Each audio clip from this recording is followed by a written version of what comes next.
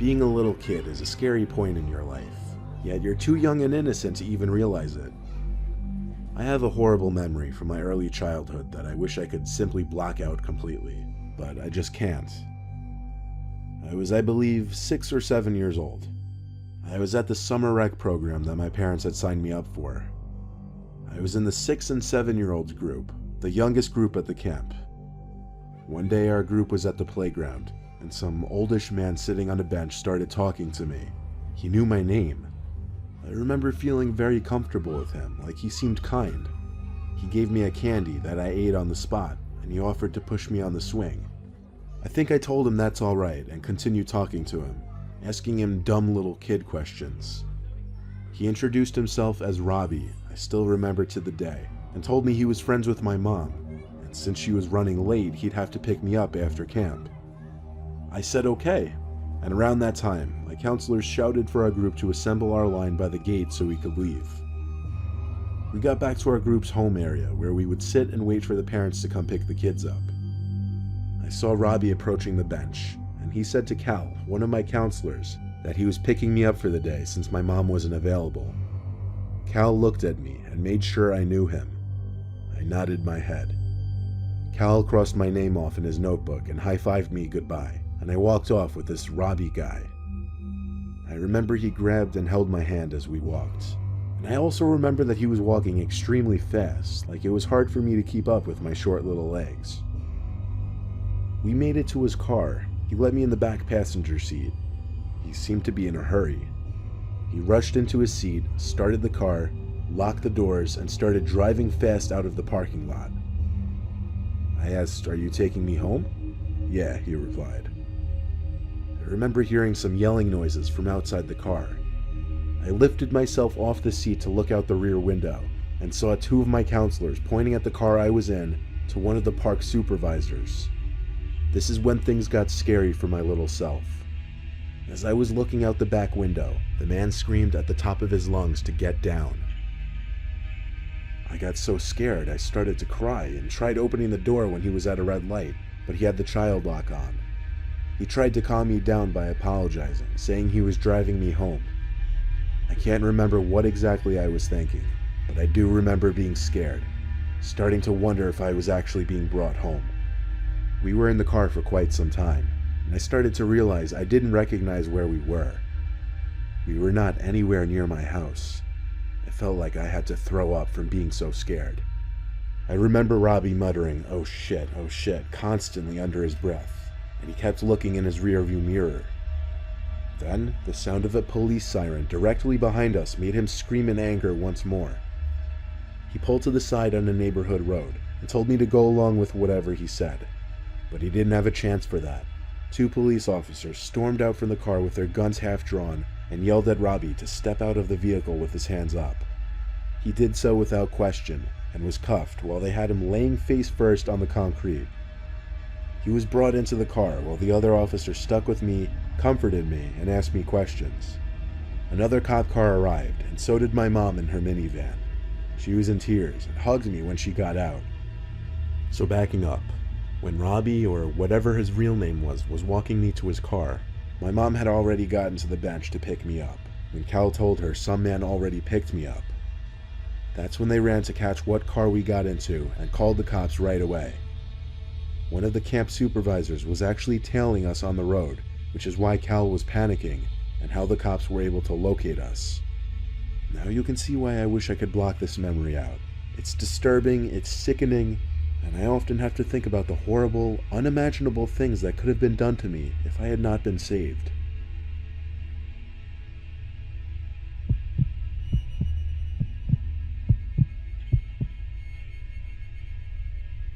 There was this one night after work where all the employees at my job clocked out a little late because we happened to be extremely busy that night.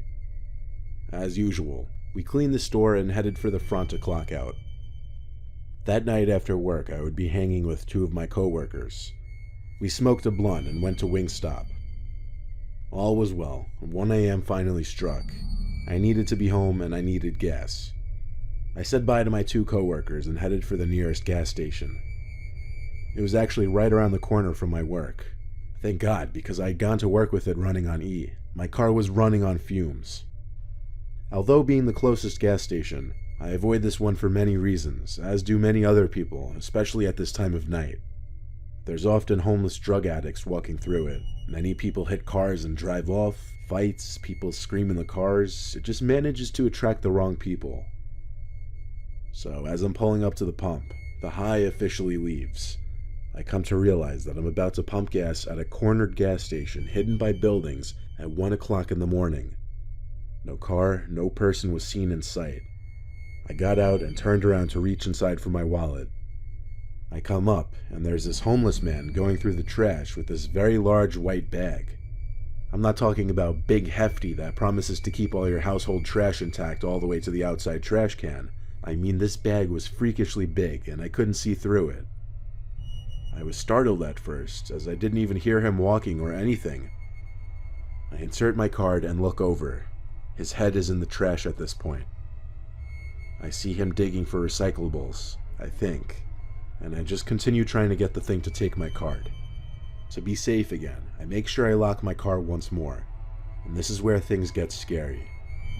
As the sound of the car goes off, this man perks his head up, almost deer-like, and makes direct eye contact. He looks to be at least 6'4", but really skinny. He had injection marks all over his body, and his skin was peeling, rashing, and he had a buzz cut.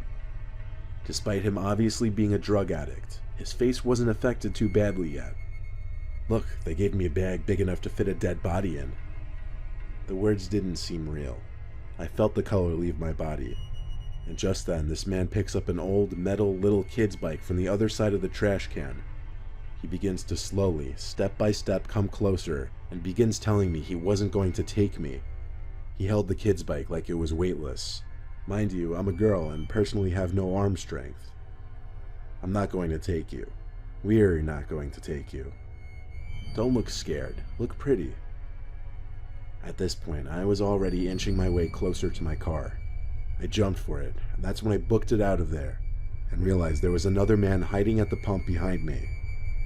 The other man was wearing a mask that covered both his mouth and nose. So much could have happened that night, and I'm glad it didn't go the other way. I'm pretty sure that man was going to come up from behind me and either make me smell something to leave me unconscious or who knows what. Please be safe out there, and always be prepared for the unexpected.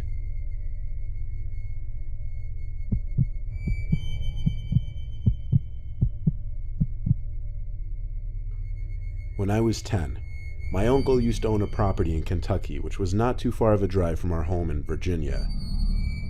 He was an avid hunter, so his place was in the middle of the woods, a perfect hunting area. He let my dad take us there when he wasn't using it, just as a nice little escape from the suburbs, because we all loved the secludedness. I would love to go on hikes in the woods by myself, because I've always been a nature freak. One time while hiking late in the day, I thought I heard footsteps around me.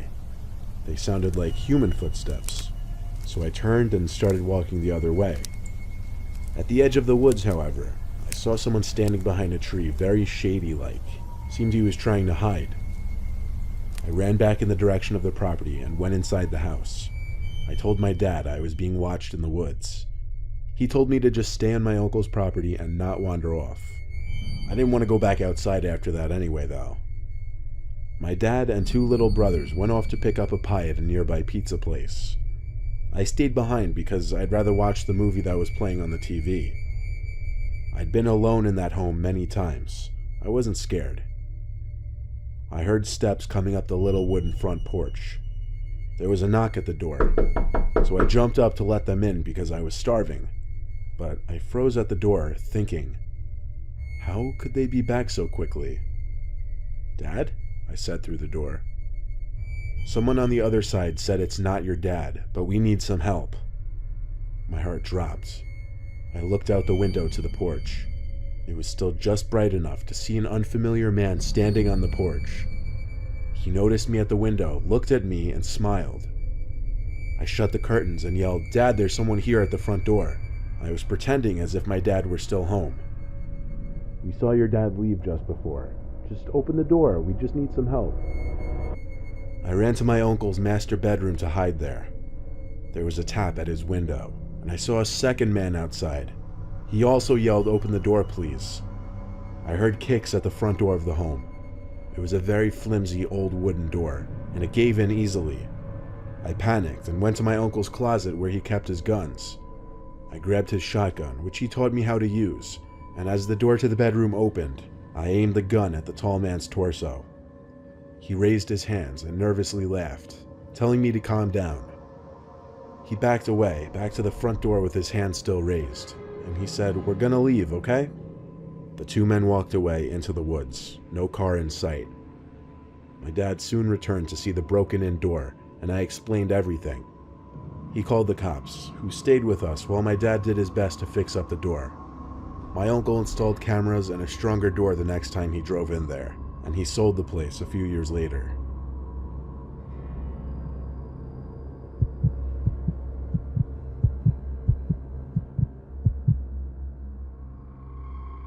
The following story takes place on one of the worst days of my life. My crazy ex-girlfriend and I had just broken up after having a screaming match in her car. She basically told me where I could shove it, and left me in the rain in some parking lot of an abandoned office supply store. It was way too late in the night to call either of my parents to pick me up, and of course my sister was in a different state, so I tried calling an Uber as I walked out of the lot towards the street. I swear, adding to my misfortune, every single Uber canceled on me, one after the other. It got to the point I wanted to cry out loud and scream. I was a 15-minute walk from home. I figured to hell with it, I'd walk it. But shortly into my walk, an SUV pulled up to me. 3 guys were inside. They seemed around 30. The guy in the back said, "Yo man, you need a ride?" I figured why not? What did I have to lose at that point? It beats walking in the rain. I hopped in the open seat in the back and thanked all of them. I gave the driver my address, and he started on his way to my house. I tried making conversation by talking about how I just broke up with my ex, tried to make light of it, but they didn't respond in the way I was hoping. The guy in the front passenger seat turned to look at me. I looked back for a second, expected him to laugh or say something, but he just looked at me with this blank, emotionless expression, his eyebrows slightly raised, mouth hanging open as if he were trying to intimidate me. I looked away, out the window, though I could still sense him looking at me through my peripheral vision. The GPS voice said turn right on the next road, but the driver turned left. Uh-oh. "Yo, I think you went the wrong way," I said to the driver. The guy sitting right next to me said, Nah, chill man." The lack of communication in this car was really adding to the building tension. I noticed we were entering quieter, if not dead streets with few houses or buildings nearby. I was scared to say what I said next, because I knew if they didn't acknowledge it or listen to it, it meant I was in a bad situation. I asked the driver to just drop me off on the side, I'd walk, and his response was just laughter. The guy in the front passenger seat joined him in laughing. The sound of the doors locking as the car was coming to a stop was the moment I knew. I knew I had to run. I flicked the freshly locked switch back up and pushed the door open. The guy sitting next to me started yelling, "Get him," as I felt his hands try to grip my arm. I got out from the car though, and I ran into the adjacent patch of trees which sat next to the parkway. I bolted across the parkway, and yes, there were still cars speeding by at this hour. I almost risked my life passing that parkway just to escape those goons. I'm not sure if they were just trying to rob me, kidnap me, or what, but I feel like if they were trying to just rob me, they could have done that anywhere and driven off. But they didn't. And that's what scares me to think about.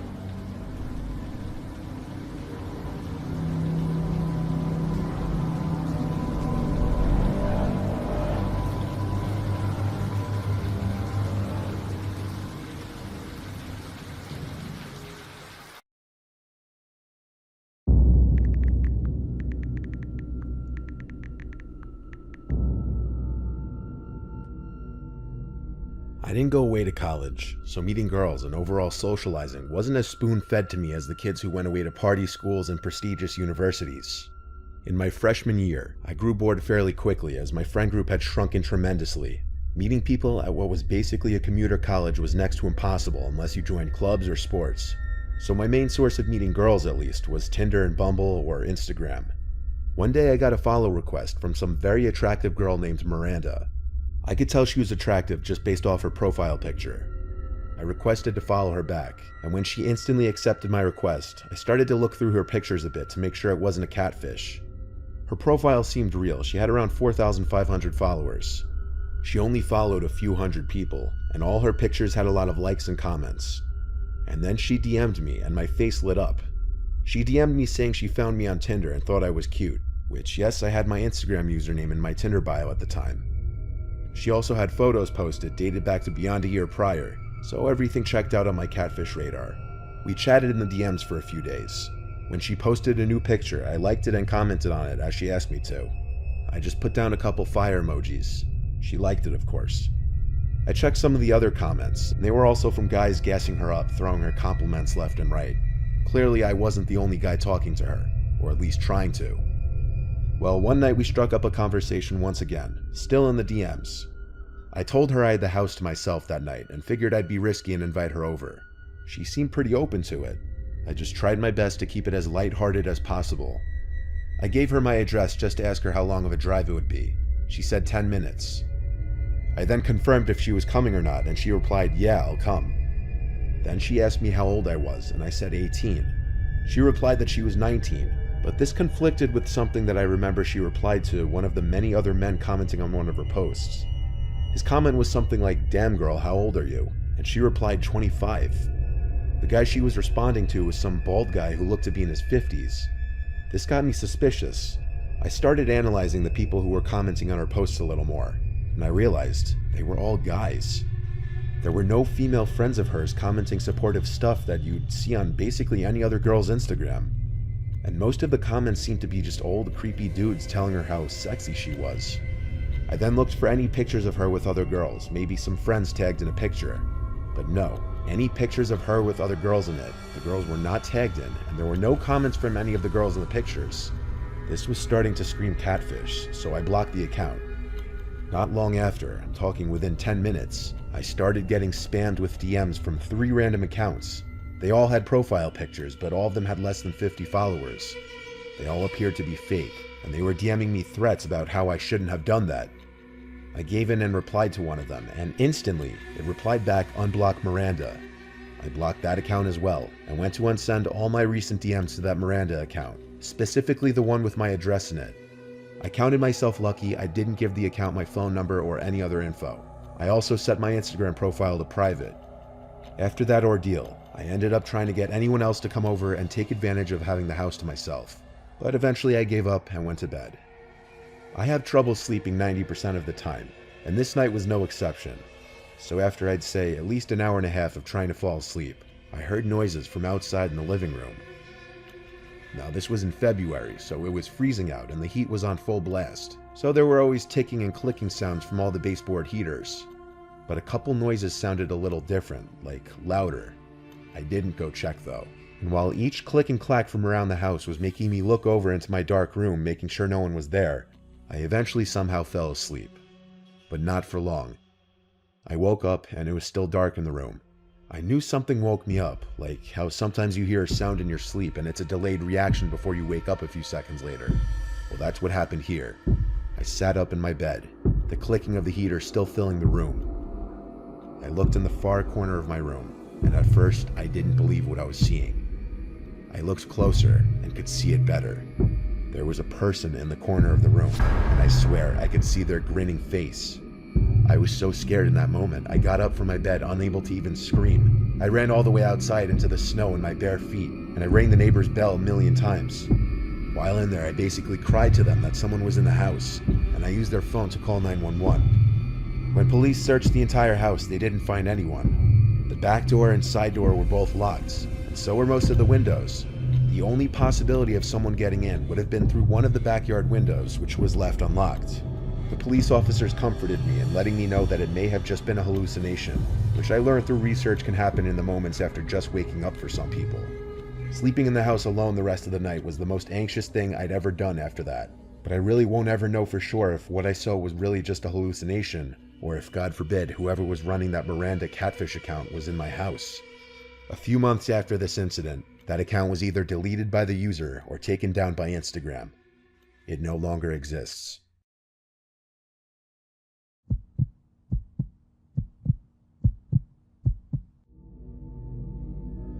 Instagram is my favorite time waster app. I spend a good chunk of my free time browsing it. I've gotten my fair share of creepy DMs. I've learned to ignore them.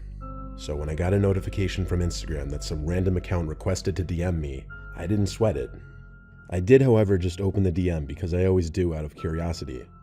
The DM was a link to another Instagram profile named Perfect Always with a Z. I pressed the link and it opened this page with a bunch of pictures of girls, like young girls, seemingly varying in ages from 13 to 20. As I continued to scroll through the account, I picked up on an unsettling fact, that all the pictures seemed to have been taken in secret. Like one girl was on a school bus, one was sitting on a park bench, one was taken from behind a bush of a girl walking on a sidewalk, one was taken of a group of girls at a college campus. Expecting to find perverted comments on the posts, all I found were positive comments like "keep up the good work" and "nice." There were also some comments with random numbers, like 500, and that's it. And every single account that commented appeared to be spam accounts, like no profile pictures and no followers. It was a weird and creepy account, so I reported it and sent a link of it to my friend Allie. Then I went about my business. I was at school when all this happened, so I couldn't give it too much attention to begin with. It wasn't until after school when I got home that Allie finally texted back saying, "OMFG, who did that? That's crazy." I replied, "I know, it's so creepy." She seemed more concerned and shocked than I was expecting her to be. She replied saying, "You need to report that to the police right away." I replied back, "Why me? It's not exactly my problem." She replied back with nothing but question marks mixed with exclamation points. So I said, "Why are you freaking out?" She said, "Why don't you care about someone posting pictures of you on their Instagram?" My heart sank. I immediately rushed to click the link again and view the profile. This time there were 2 new photos uploaded to the page. One of a girl in the passenger seat of an SUV, and one a picture of me walking home. It was taken from inside a car parked on the side of the road. I remembered seeing that car, and I remembered noticing someone sitting in it. This just seemed unreal. I called Allie at once, freaking out. I told her why I didn't understand at first, and explained how some random account DM'd me the link. Allie told me to report it to Instagram and the police. I told her I reported it to Instagram already, and told her to do the same. I stayed locked in my room talking to Allie for at least an hour, as I was home alone. The next time I refreshed that Instagram page, it said, "This page does not exist." First thought, okay, it blocked me, so I asked Allie to refresh it as well, and it said the same thing for her. We both used our Finsta accounts to confirm that it was removed, and it was. The account no longer appeared. I still don't know if it was taken down by Instagram or if the creator of the account deactivated it. I also have no idea what those numbers in the comments meant. Either way, it seemed like one big setup thing, and I'm scared to know any other details about what was going on with that Instagram page.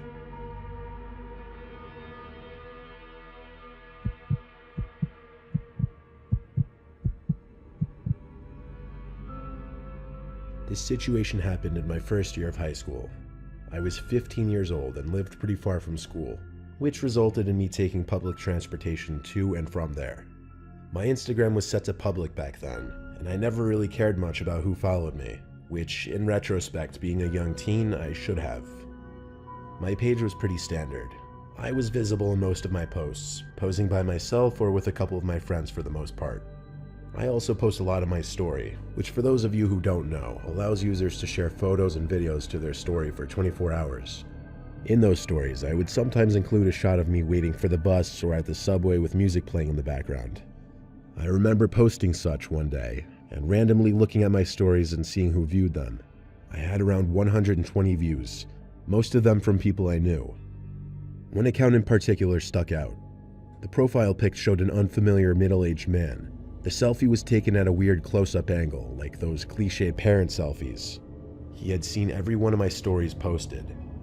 I didn't really think that much of it, and continued about my day. Hours later, when I was nearing sleep at around 2 a.m., I got notifications that that same man had requested to DM me, followed me, and liked all my posts. I had about 12 posts, so it wasn't a crazy amount of notifications. I opened his DM and it just said, "Hey," with a smiley face. I definitely found this crazy weird, so I didn't respond and checked his profile. His username was odd. Sam with a bunch of numbers. He only had one post, the weird angled selfie with 2 likes. I finally got a decent look at his face. He was pale and bald with dark tinted sports glasses. He seemed to be wearing a ripped white t-shirt. He had 5 followers and was following around 400 people, which mostly consisted of teenage girls, young women, and a few celebrities. Realizing what an actual creeper this guy was, I blocked him, plain and simple. In the morning, I got off the subway stop that's next to my school and took a seat on the bench in the middle of the platform to adjust my backpack. Upon doing this, I felt someone watching me. The platform was packed with people, so I thought maybe it was just my anxiety. I rose up and turned to find the now familiar, middle-aged creep staring at me. His eyes were a glossy blue color, sunken and droopy. He stood a good 20 feet from me, just gawking with an angered frown. I felt a strong urge to throw up and cry at the same time. My skin prickled and my whole body filled with fear. Everything I was feeling was multiplied by 1,000 as I realized he was slowly walking towards me. No one paid him any attention, no one batted an eye, and I remember breathing hard and heavily, wishing someone would pick up on what was happening. I turned and speed walked around and past people trying to lose him, though with each step I took back, he took 2 steps forward. He was getting a lot closer to me by the second. It was all happening so fast, and I honest to God didn't know whether to continue to run or attempt to draw attention to him. I ran into a woman with a seemingly friendly face on the stairs, and that's when I decided on the ladder. I told her that guy in white is following me. As I spoke, I heard my own voice quiver, and that's when I realized how afraid and panicked I actually was. She noticed the man I was referring to at the bottom of the steps, and right away she called him out. She told him to stop following me or she'd call the police. Her shouts made him freeze as others began to stop and take note of the situation. She stood protectively in front of me, waiting for his next move. I took the opportunity to snap a quick pic of his face that I would later use to report him. In my head, all I thought was, he's not going to do anything with people watching me. He can't be that stupid. And I was right. He turned around and got on the next subway train. The woman walked me to my school, and on the way, I couldn't help but wonder how that man could have possibly found me. And then I remembered. I posted a story of the subway stop I got off. That realization alone made my skin crawl and taught me a very important lesson to never reveal your specific location to your public social media. After the woman walked me to my school, I thanked her and actually gave her a hug. I don't know what I would have done if she hadn't stepped in. I wasn't brave enough to say anything to the man, so frozen in fear. But that woman was, and I'm forever grateful for her. And I hope that if anyone is ever in her position, that they will step in and use their voice to help.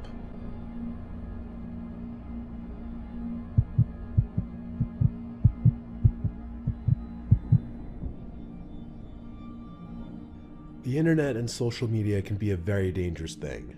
This personal experience of mine is a prime example of what I mean. I've had an Instagram account for like 7 years now. I used to post on it a lot more when I was younger. These days I really don't post at all, and I only open the app like once a day just to browse my friends' posts or whatever. Well, recently I lost my phone. I figured it was time for a new one anyway though. I did try the whole find my iPhone thing, but it said my phone was like 30 miles away. It just wasn't worth it for that old phone. Moving on, one day not too long ago, I got a DM from a kid from high school that I hadn't spoken to in years. In fact, I didn't even follow him. I peeped what he DM'd me, and it was a heads up message. He was bringing it to my attention that someone was using my pictures on a fake Instagram account. He shared the profile in question with me, so I had a look and realized he was right. There was this entire account pretending to be me, just using a different name. There were pictures I'd never even posted on Instagram before on there, pictures exclusive to my old phone. My head was spinning. I actually felt sick over this. I immediately assumed whoever found my old phone somehow bypassed the password. The account had 50 followers and it was following around 150 people. The posts all got like 5 to 10 likes. Most had no comments, but some had basic comments like a flame emoji or whatever. This account was literally pretending to be me. It had a story posted, so I went to check that, and I felt even more sick to my stomach. It was a boomerang panning from my house to my car over and over, as if they were showing off both. A boomerang is basically just a looping 2-second video that goes back and forth from one point to another. This meant whoever was doing this knew where I lived and had any other information I may have still had on that phone. The story was posted only a few hours ago. I immediately thought to go to find my iPhone settings and turn on lost mode. I regretted not doing that the second I lost that phone now. When I tracked my old phone one last time, I was in for another horrible surprise. It said the location of my old phone was right outside our house somewhere. There's a lot of space between houses in our gated community, so there was no mistaking that person was still out there on the property somewhere. I turned on lost mode on the old phone, then ran downstairs to get my roommate Corey's attention. It seemed he was already occupied, though, by his husky barking at something in the backyard. Corey was standing by the door watching his dog. I explained in as few words as possible because I felt the situation was dire. We stepped out into the yard together to call his dog in. He was out in the grass barking rather viciously at someone or something out of sight. The dog was barely visible because it was so dark out. We went together to grab the dog by the collar, and as we got hold of him, we saw someone in the bushes run away into the patch of trees that separated our house from the next house. It was like a jump scare moment in a horror movie. That dark figure I saw run into the trees had to be the stalker pretending to be me on Instagram. I just knew it. We brought the dog inside and locked the door.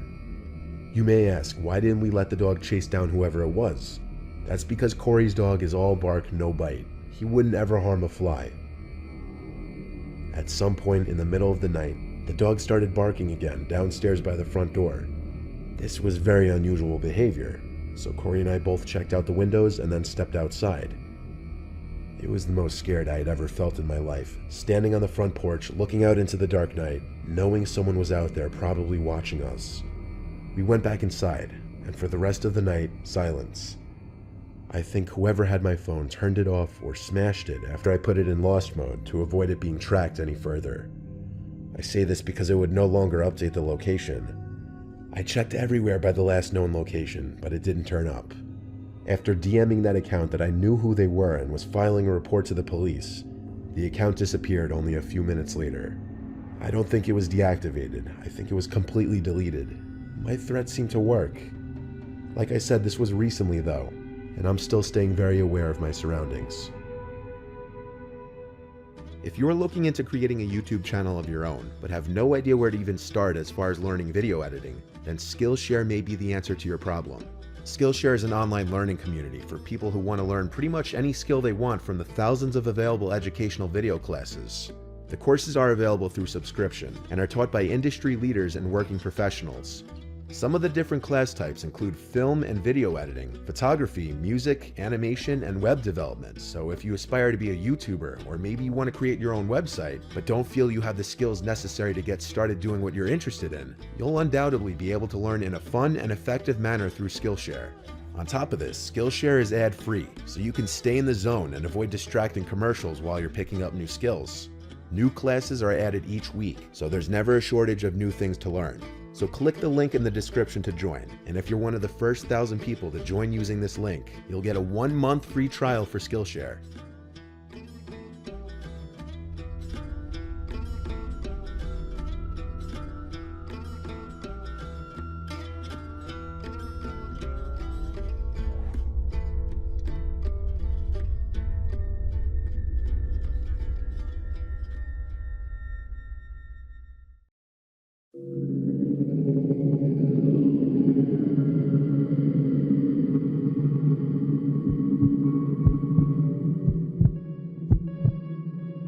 Spring break 2016. 3 friends and I were a little too late to book a worthwhile spring break trip like in Cancun or Miami or something like that, so we did what we thought was the next best thing. We Airbnb'd a beach house in Georgia for a good price last minute. The landlord left the key hidden in a plant on the front stoop. As soon as I unlocked the door and we stepped into the home, we could all agree there was a funky smell in the house. It wasn't necessarily a bad smell. It was just weird. The house was big though. It had a big first floor and huge second floor with 4 bedrooms. We all had claim to our own room. We got there early in the day, so the sun was still out and strong. The 3 others, who I guess I'll introduce now, Todd, Nate, and Michael, were outside hanging on the beach. I went inside to look for a volleyball because the landlord said there were a bunch of sports equipment in one of the upstairs closets. There was only one closet upstairs though, so I checked it, and inside of it were things like badminton rackets, baseball gloves, frisbees, and a volleyball, exactly where the woman had described. When I shut the closet door, however, I realized the door to my bedroom was open. I had 100% closed it not even 15 minutes before. I went outside to ask my friends which of them went in my room. I didn't make a big deal about it, but I had to ask because I found that to be a little annoying. They all claimed they didn't go in my room, so I moved past it. I wasn't gonna let it bother me too much. When the sun went down, we all got dressed to go to nearby clubs, which were supposed to be crowded due to spring break. I split off a bunch of times to get drinks from the bartender that I found cute, thinking somehow I'd have a chance with her. Of course, I was just acting like a drunk idiot. I guess I'd been mixing my drinks a little too much because at some point I started feeling really sick. The house was walking distance from the club I was in, so I decided I'd walk to the house and see the rest of them tomorrow. When I got back to the front door, I put the key in the mailbox as I told my friends I'd do if I left early. I made sure to lock the door behind me, and if any of my friends would come back, I'd assume they'd remember what I said. I went straight to the bathroom upstairs where I sat by the toilet waiting to puke. My head was spinning, but I just couldn't sum up the urge to finally puke. As I was sitting on the bathroom floor, I heard something outside, like something being dropped on the floor in one of the nearby bedrooms. I stood up and peeked outside. I stepped into the center hallway and noticed that the door to the room that Todd had claimed was cracked open. There was a small nightlight on in there, and as I walked closer to the door, I noticed someone sitting on the bed. They were just sitting on the edge of the bed facing a wall. Was it Todd? I honestly couldn't tell at that point. I was only peeking through a tiny crack in the door. It really didn't look like Todd though. And how would he have gotten in before me without the key? In a split second, my heart started racing twice as fast as I was looking at someone who I started to believe wasn't Todd. I started backing away slowly, and of course, there was the slightest crack in the wood floor. The person sitting on the bed clicked their head to the left to face the door, and even through that tiny crack, I felt as if he was looking at me. It wasn't Todd. It was some random man who looked to be about 40. I ran to the bathroom and locked the door, not trying to be quiet anymore. I tried calling my friend Todd, and as it was ringing, I saw the doorknob to the bathroom door pressed down slightly. The man on the other end was trying to open the door, but of course I locked it. I heard footsteps walking away until they faded away completely. Todd didn't pick up the phone, so I called the landlord. She didn't pick up either, so I finally called 911. I asked them to send a police officer because there was someone who wasn't supposed to be in the house. A police car came to the house within a few minutes, and I ran to the front door to answer it, asking the officer to look around the house with me. It wasn't a huge house overall. The first floor was a quick search, under the couches, in the closets, in the cabinets. Then we went upstairs, checking all the bedrooms, under the beds, and those closets. It seemed clear. He made me fill out some report form and he was on his way. I still locked myself in the bathroom until my friends rang the bell. With all of them back, I finally felt safe, and when I told them what happened, they were all in shock. The next day, I called the landlord and told her, and she sounded very distraught after I described the man. She sounded confident that her crazy ex-boyfriend had somehow broken into the house and was expecting to find her there. It turned out the room Todd had claimed used to be the bedroom she and her ex would share. She offered to refund me and let us go home if we didn't feel safe. Surprisingly, we agreed to stay the full week though, and actually nothing happened for the rest of the week. I feel like maybe the man figured that she had moved out, but I do wonder how things would have played out if she was home.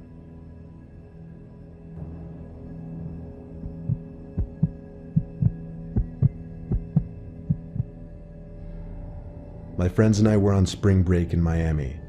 Late at night after hitting the clubs, we were walking back to the hotel. I guess we left super late because I don't remember seeing any people walking around anywhere besides the three of us. Then, a black car with tinted windows and blasting music came driving down the street. It slowed down when it came closer to us, and when we passed it, it stopped on the side of the road. I told my friends, don't look back, just keep walking. We came to an alleyway that we could cut across to get to our hotel, so we took it. As the three of us were halfway down the alleyway, we literally saw shadows of people behind us on the ground, exposed by an overhead alleyway light. We turned, and there were 3 guys walking behind us. I whispered at my friends to pick up the pace. We all knew it without saying it that those guys were most likely the ones in that black car. My 2 friends were wearing heels, so trying to run wouldn't exactly work. One of the guys called out to us to stop. That only made us go even faster. The next thing we knew, one of them was grabbing my shoulder and forcing me to stop. My friend Gina screamed so loud it could probably be heard for a mile. I screamed in a panic too, as I hit the guy with my bag repeatedly. A couple other guys came in response to the commotion from the opposite end of the alleyway, and told the 3 guys to back off. The 3 seemed to realize the fight wasn't worth it and walked away. I'd never been so happy to be white-knighted in my life. The 2 guys who saved us tried escorting us back to our hotel, but we were close enough now, and we wanted nothing to do with guys we didn't know at that point. We made it safely back and went home the next morning.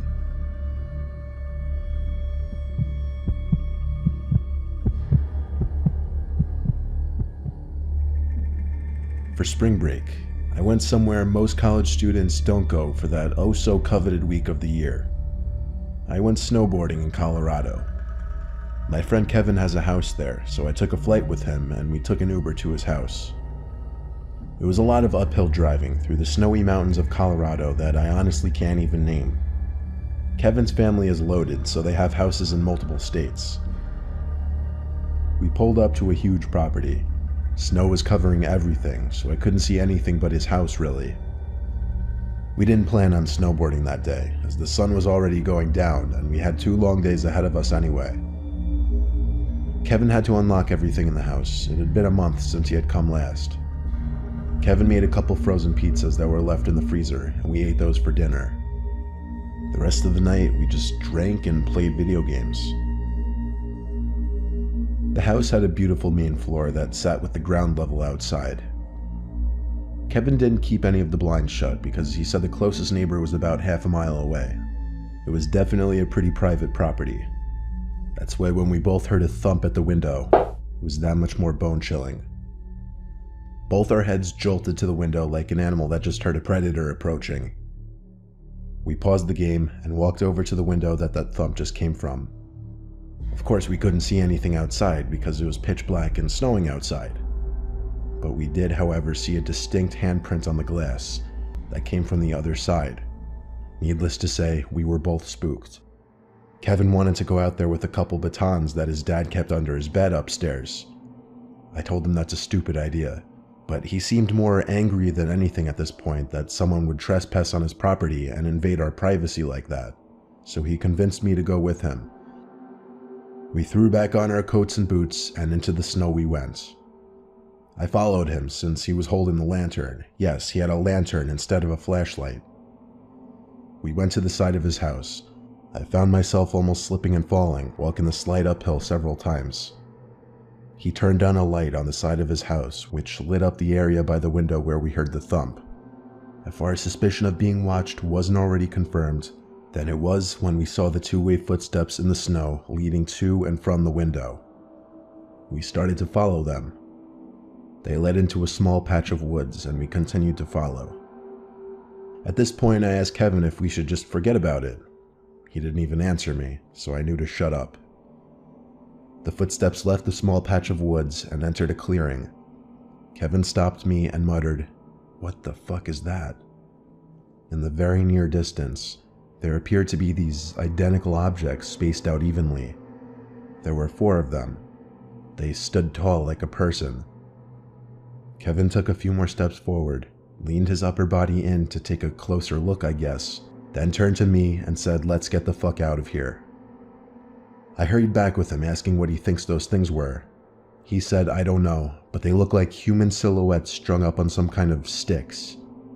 The words that came out of his mouth shook me. I never felt more relieved than when we got back to his house. This time he shut every blind in the house and double-checked all the doors.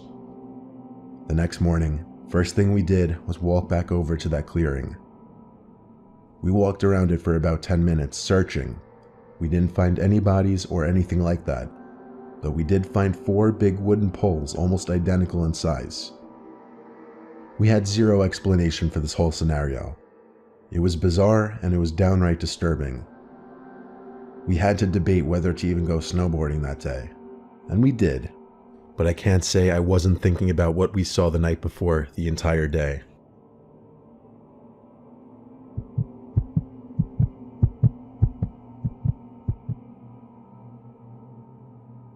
Last year I went to Miami for spring break. A few days before I went, I had a horrible dream. I was playing video games in my basement when I heard a noise come from a closet.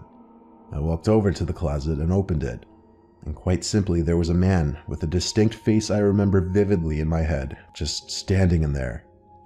It was like my brain playing a jump scare on me in my dream, because I woke up with my heart racing. Well, fast forward our first day on spring break in Miami. We were on South Beach and there were thousands of people. In fact, you could hardly walk. I was with my friends, of course, who were probably having more fun than me since I'm not the biggest fan of crowds. All I saw around me besides my friends were unfamiliar faces, until I saw this one guy, not dancing, not moving, just standing behind a couple people, but looking at me. I made eye contact with him for maybe 3 seconds before looking away and moving closer to my friends. I told one of my friends that some older man was just staring at me like a creep. When we looked at where he was standing, he was gone. The 5 of us migrated closer to the water and music, where the crowd got even thicker and the people seemed to get drunker. I was looking around when once again, I saw that man blending in with the crowd, but just looking at me. I looked at him for a few seconds again. I grabbed my friend Trish and pointed at the man and said, "That guy keeps looking at me." She said just ignore it, and she went back to dancing. I started getting this sickly feeling in my stomach about it, so I ran through the crowd and looked back every few seconds. I knew I'd seen that man's face before, but I couldn't put my finger on where just yet. I made it through the crowd and got back to the hotel room, where I sat on the bed with my hand on my head, gathering my thoughts. Then it hit me, and I felt like throwing up when I realized it. It was the man from my dream, the man who was in the closet. I texted my friend Trish and waited a few minutes for her to answer. She said she didn't see who I was pointing at earlier. She just thought I should ignore whoever it was. I went back out there and didn't see the man again, but I swear this is something that actually happened to me, and I still don't know how to explain it. I got plenty of sleep. I don't think I could have hallucinated seeing that man. But how could I see a man who had literally been in a dream I had a couple nights before? It is easily the scariest and most unreal thing that's ever happened to me in my life.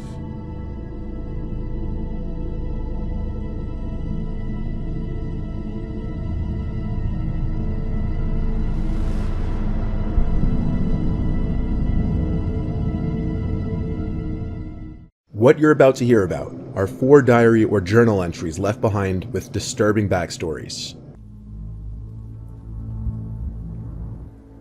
It was a typical Wednesday night at home for 9-year-old Elizabeth Olton and her family when there was a knock at the door, and it was 6-year-old Emma Bustamante who lived across the woods looking for Elizabeth to come play.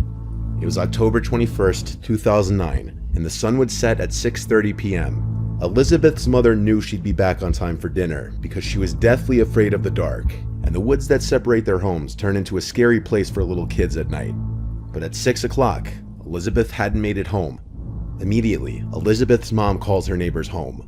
They tell her Elizabeth is not there. Elizabeth had her cell phone with her, yet she hadn't been answering any of her mom's nonstop calls, which was a huge red flag.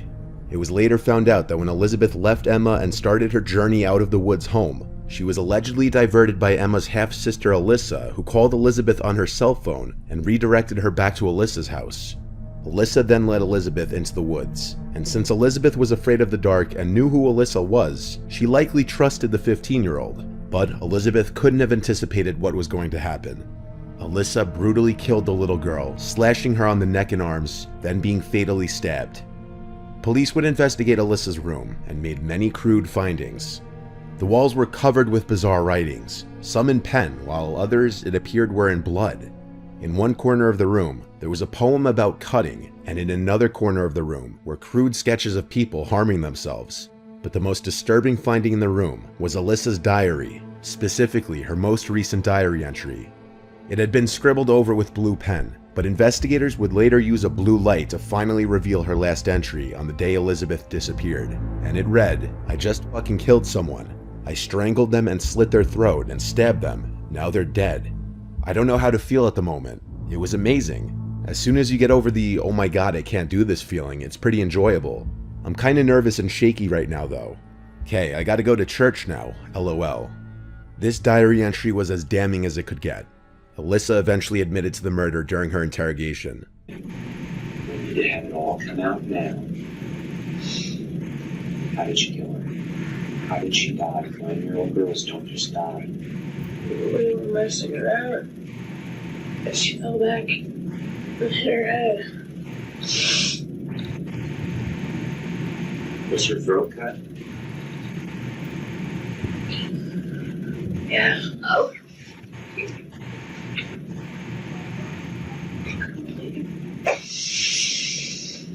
Grandma? Oh my god. The diary entry truly painted the terrifying picture of a ruthless, young murderer that she was. She had been sentenced to life in prison without the possibility of parole. Elizabeth's body was found in a shallow grave, one of two that Alyssa admitted to digging a week before the murder, giving rise to the speculation that her twin brothers were the original intended victims. The diary entry was presented as evidence that she should get life in prison regardless of her young age. Believe it or not, there was a possibility that she could only get 10 years in prison, but the diary entry was the icing on the cake that solidified her fate. Both Dylan Klebold and Eric Harris had rather chilling diary entries. Dylan and Eric killed 13 students and 1 teacher, along with injuring another 20. The two's diary entries provided the world with a glimpse into their minds before committing a mass murder.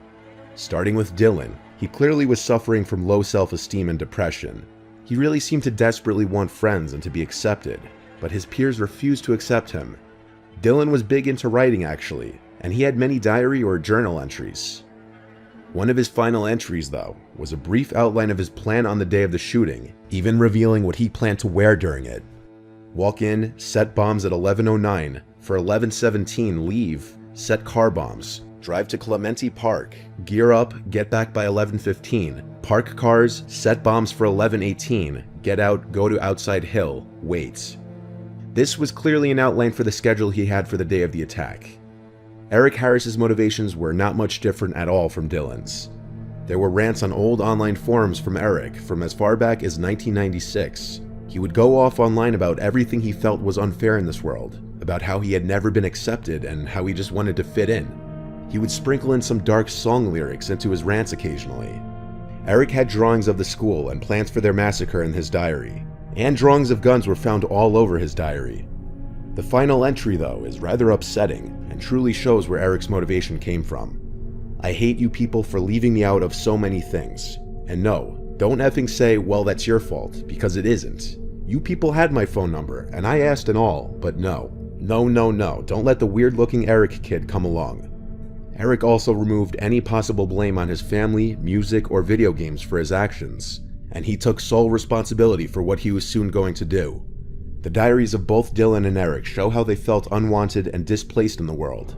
They also show the negative effects that loneliness, social rejection, and untreated mental illness can lead to. What you're about to hear may sound like a diary entry written by Charles Manson or some other serial killer. It actually appeared in a diary kept by a young girl named Pearl Moen.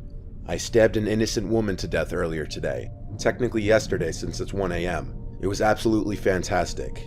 Murder gives me a high unlike any other. It feels like this crisp unreality flashing and sparkling, adrenaline and shock, fight or flight mode. How do I even go about describing it? The whole thing was unreal. I'm so proud of myself. I stabbed her like 20 times. Maybe more, I wasn't counting. She screamed and grabbed at me, saying what the fuck. Help, leave. For now, I should explain why. Other than the fact that I'm a homicidal psychopath, I have a deep hatred towards people right now. Yesterday I lost my other gold ring I've worn all my life on a chain around my neck, as it was ripped off by a girl I was murdering. Fate is weird. She was mistaken about one thing though. The woman she stabbed did not die. Pearl Moen was 17 years old when she attacked a random nurse and stabbed her 21 times. A complete stranger to her, mind you. Pearl had been hiding behind the bushes in a park where the victim and her date were wrapping up their evening. When the woman's date left to use the bathroom, Pearl attacked, eventually leaving the woman she thought was dead. She then took to her diary to write about how thrilling and fun the experience was for her. While her victim survived the horrific attack, Pearl remained on the run for 3 months before law enforcement finally caught up with her after a neighborhood association handed out flyers with a sketch of Pearl, and eventually Pearl's own mother would call the police and report that she believed her daughter matched the description of the suspect seen in the flyers. When her bedroom was searched and officers found her diary, there was no question that it was she who committed the brutal and vicious attack. Pearl's victim told her in court that she was glad she stabbed her rather than a child, an elderly person, or someone who could not defend themselves. The victim said she was able to save herself because of her medical training. The teenager described herself as a homicidal maniac in her diary, and she definitely proved that to be true. Pearl took a plea deal and is currently serving a 15-year sentence for attempted murder. In 2018, an unnamed woman shared disturbing excerpts from a diary she claimed was kept by her obsessive male colleague for a whole year. In the journal, her coworker apparently noted everything she had worn to work and told her how they'd spend their lives together. One of the entries even ends with the message, "I'm coming for you, my love, coming for us." The woman, who wished to remain anonymous, revealed she worked alongside the man for 3 years, but for the longest time, she never had any idea her coworker was interested in her. It wasn't until the woman left the firm to start a new job that she claims he was arrested for camping outside her apartment for 3 days. Her address was given to him by a worker in the HR department, resulting in him camping outside of her apartment for days. That employee was fired after word got out. After getting the woman's address, the obsessed coworker left work at lunchtime, bought a bunch of things he thought would win the woman over, and came to her apartment, where he camped outside for days until a resident reported him and police made him leave the premises. The woman wasn't there. She was flying to another city to rent an apartment for her new job. The man had also sent her his diary entries, which are pretty disturbing. They read as follows. February 23rd, 2016. Wearing brown wrap dress with silver buckle on belt. 3-inch heels also brown. Hair up, little too much mascara. You and blank were talking about that dumb show, Pretty Little Liars. I tried to get into it, for you.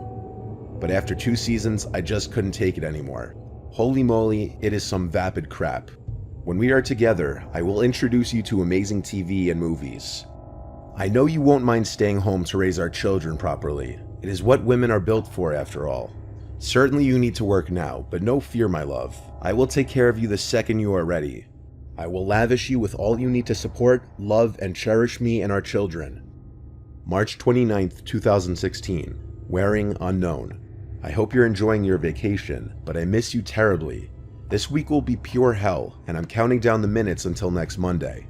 Honestly, I thought of going with you. I'm sure if you saw me there in the resort, your heart would have been bursting with love, but maybe not. I'm sorry for doubting you, but on that tiny chance that you weren't super happy to have me there, parentheses, I can't be part of your friend's wedding, right? I couldn't put you through that. Sometimes it seems like you're close to acknowledging our true love. Other times, it frustrates me. I'm sorry, but it does. I don't want to be mad, so I wait. But not forever, silly. Heck, this could be for the best. Seeing holy matrimony could be the push you need. I hope so, because I love you, and you love me, soon. November 23rd, 2016. Wearing Who the Hell Knows. How can you do this? How? How can you abandon our one true love? How can you abandon our life together? How can you doom our future generations to nothingness? How? I am bereft without you, adrift at sea. I can't be without you. I won't be without you. I will follow you to the ends of the universe. Know that. I will find you and I will help you understand. For us. To complete the truly most important relationship ever. I see I need to take control. I wanted to wait for you, but I see that like other women, you need your man to take charge. No more waiting. I will show you what you have been too blind to see with your own eyes. What has been sitting patiently, listening, watching, documenting you for posterity. After she shared these chilling diary entries with Imager and Reddit, the woman said she was able to finally move on with her life after moving to another city and undergoing counseling. In her Reddit post, she wrote, "I received these journals and pen, flowers, candy, and a huge stuffed bear from my former cubicle neighbor at a job I worked at for 3 years. As you'll see, the guy is freaking nuts. Our cubicles were next to each other the whole time I worked at this firm. We were kind of friendly the first 6 months I was there. Then he asked me on a date. I very politely declined, very firm that I don't date coworkers and whatnot. After that, besides for a friendly hello, he said almost nothing to me. We were on different teams, so it wasn't a big deal to me, but after I turned him down, he started keeping this journal." Referring to the first entry, she added, "This entry also takes a turn into the crazy end. Up until now, he called me pet names and talked as if we were currently dating. This is the first time that he really reveals that he's planned the rest of our lives out for us. The last 9 months of the journals get really bad, which are the entries you just heard." According to the woman, the man is currently in jail serving a 2 to 5 year sentence for an attempted kidnapping.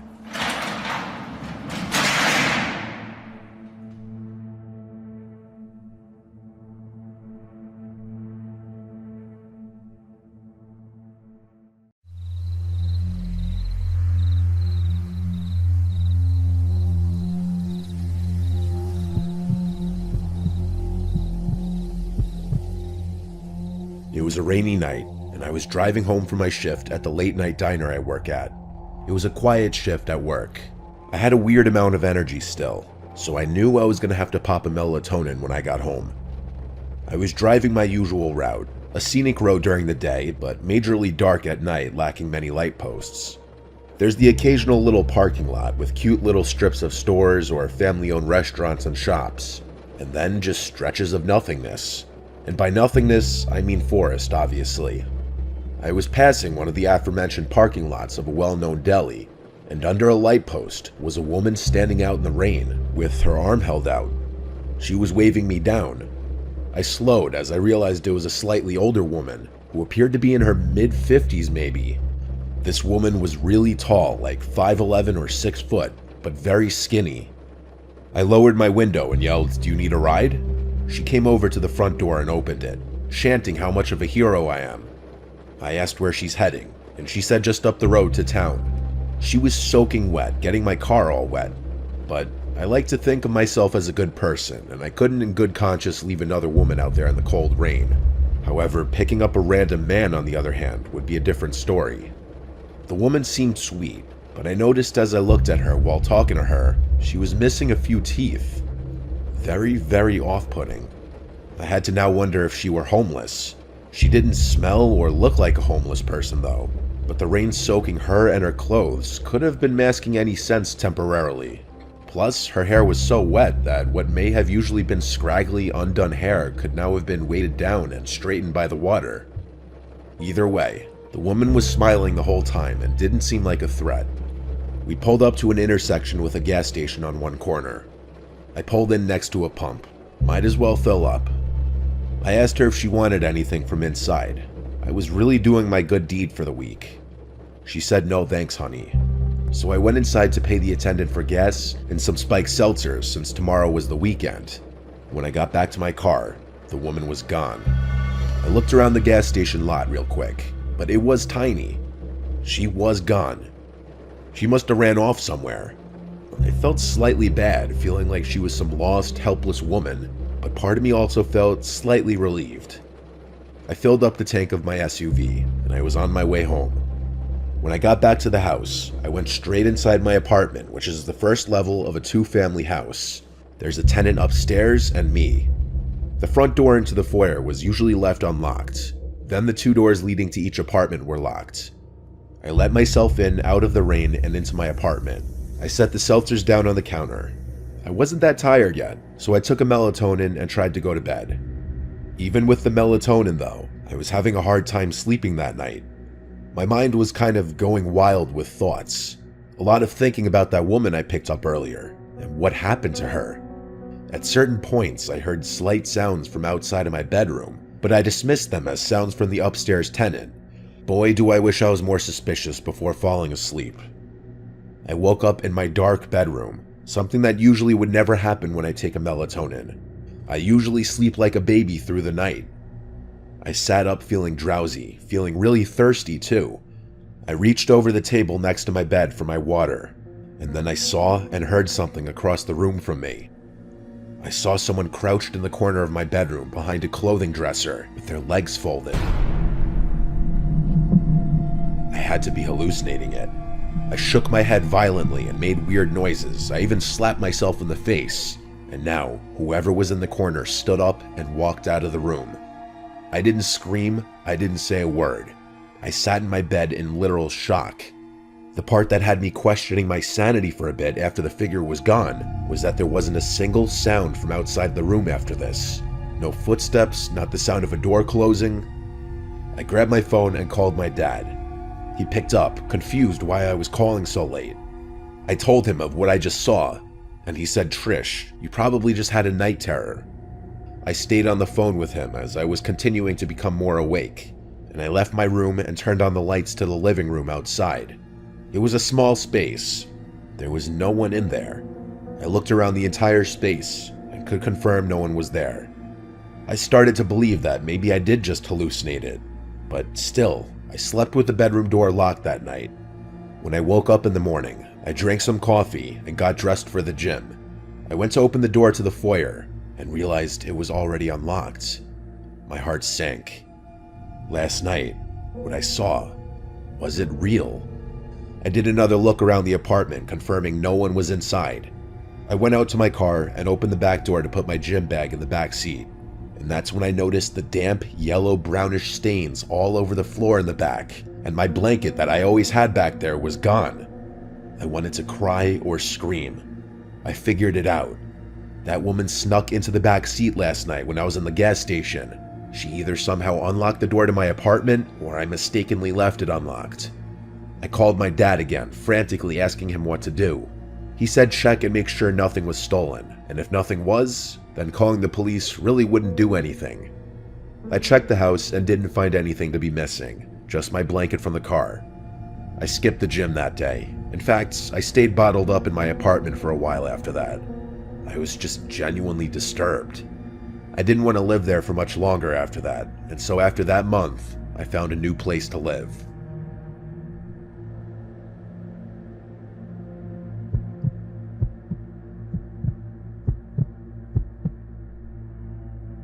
This happened a few months ago, and I don't know why I agreed, but I decided to go with my friend Michael to a house party he was attending during our first year of high school. Even though I wasn't even invited, Michael was able to pull some strings and I accepted the invitation. Knowing that I wouldn't be able to drive, I made the choice to go with Michael. When we arrived at the home late at night, Michael told me to leave my phone in the car. He explained that maybe I could lose it or someone I don't know could try and take it from me while I'm not looking. At first, I was confused. I simply nodded, and we got out of the car. I went with Michael into the home or backyard where the party was taking place. I glanced around the backyard and saw people engaging in various activities such as smoking, drinking, and possibly even doing drugs in small groups. Michael had encouraged me to go mingle and say hello to a few people. After a few hours, I realized I had way too much to drink because my vision was completely foggy. After getting closer to the house, I leaned against the wall to support myself. As I did so, I noticed the time on my watch indicated that it was either midnight or 1 in the morning. I knew it was time to leave, so I set out to find Michael, and despite my overwhelming need to collapse, I scanned the yard for him, but I was unable to locate him or see him. When I asked a few others if they'd seen Michael, they all said they had not. I decided to call Mike to find out where he was. So I reached inside my pocket to feel for my phone, but it wasn't there, and I cursed myself in the back of my mind because I realized that I had left my phone in Michael's car. It disappeared with him. I realized there was only one way to get home, which was walking, because I remembered my house wasn't too far from this house, but the night was chilly because it was fall. I thought about just asking someone else to take me home, but I didn't know anyone else that could help. So I stuck with my idea of walking home in the darkness by myself. I then got to the road and started stumbling down the street, and I knew I had too many drinks because I felt lightheaded and dizzy. A few minutes later, I made it to the main area of the street and kept walking. I lazily started thinking about a bunch of different things, like why did Michael decide to leave me alone at the party? or why I decided to listen to Michael's idiotic idea of leaving my phone in his car so I couldn't call him or anyone else. I started cursing myself for being so careless with my drinking and even getting drunk, knowing I shouldn't have done that. I stopped walking on the side of the road because I was getting tired, and I crossed my arms over my chest tightly to keep myself warm. Then I remembered something I could do, which was hitchhiking, and I then held out my arm and stuck out my thumb, hoping someone else could see me. I watched as a couple cars drove past me. They wouldn't stop, and as minutes ticked by, I started feeling uneasy, thinking I would have to start walking again. It was past 1 in the morning, and there were a few cars driving past me, but no one was stopping because they either didn't notice me or didn't care. I hesitated and thought about walking home again, but I realized that in my drunken state, it would be too daunting. I was still holding out my thumb when a gray truck pulled up and stopped in front of me, and I smiled as I stumbled towards the vehicle. The window rolled down, and an older-looking man with a beard asked me if I needed a ride. I told him yes, and then told him where my house was before getting into the truck, feeling grateful for the ride. As we started driving down the road, the man started trying to make small talk with me, asking what happened to me. However, I was too disoriented to have an actual conversation with him, and the only things I could manage to say were low mumbles or just murmurs and groans. As we turned the corner to my street away from the party, I started feeling uneasy. For some reason, I couldn't shake the feeling that something was strange about this man.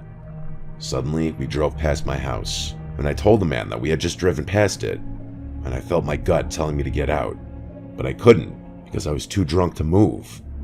I was about to tell the man to let me out before we got too far away from my house, when suddenly the man turned to me, and I noticed he had a sinister look on his face. "You know you shouldn't be drunk while you're hitchhiking because you'd make a very easy target," the man said, smirking darkly. The man reached over and started rubbing my leg, and I didn't know what he was trying to do, but I knew it probably wasn't anything good. But before he could do anything else to me, we both heard a loud siren behind the car, and then a flashing red and blue light flooded the night. I realized it was the police, and I jumped for joy inside. The man panicked and stopped, unlocking the doors, which allowed me to jump out of the car. I ran as fast as I could, and the police officer rushed over to me, and I told him the entire story about what happened to me. Unfortunately, nothing illegal happened per se at that point. The police officer told me that he was looking for someone in a gray truck who had apparently stolen something from a store. I'm not sure if it was the man who picked me up or someone else, but I was just glad the police officer stopped the car. A cop gave me a ride home, and I decided from there on I wouldn't get so drunk that I couldn't think straight. I now know the importance of being responsible and staying aware of my surroundings, even when having a good time.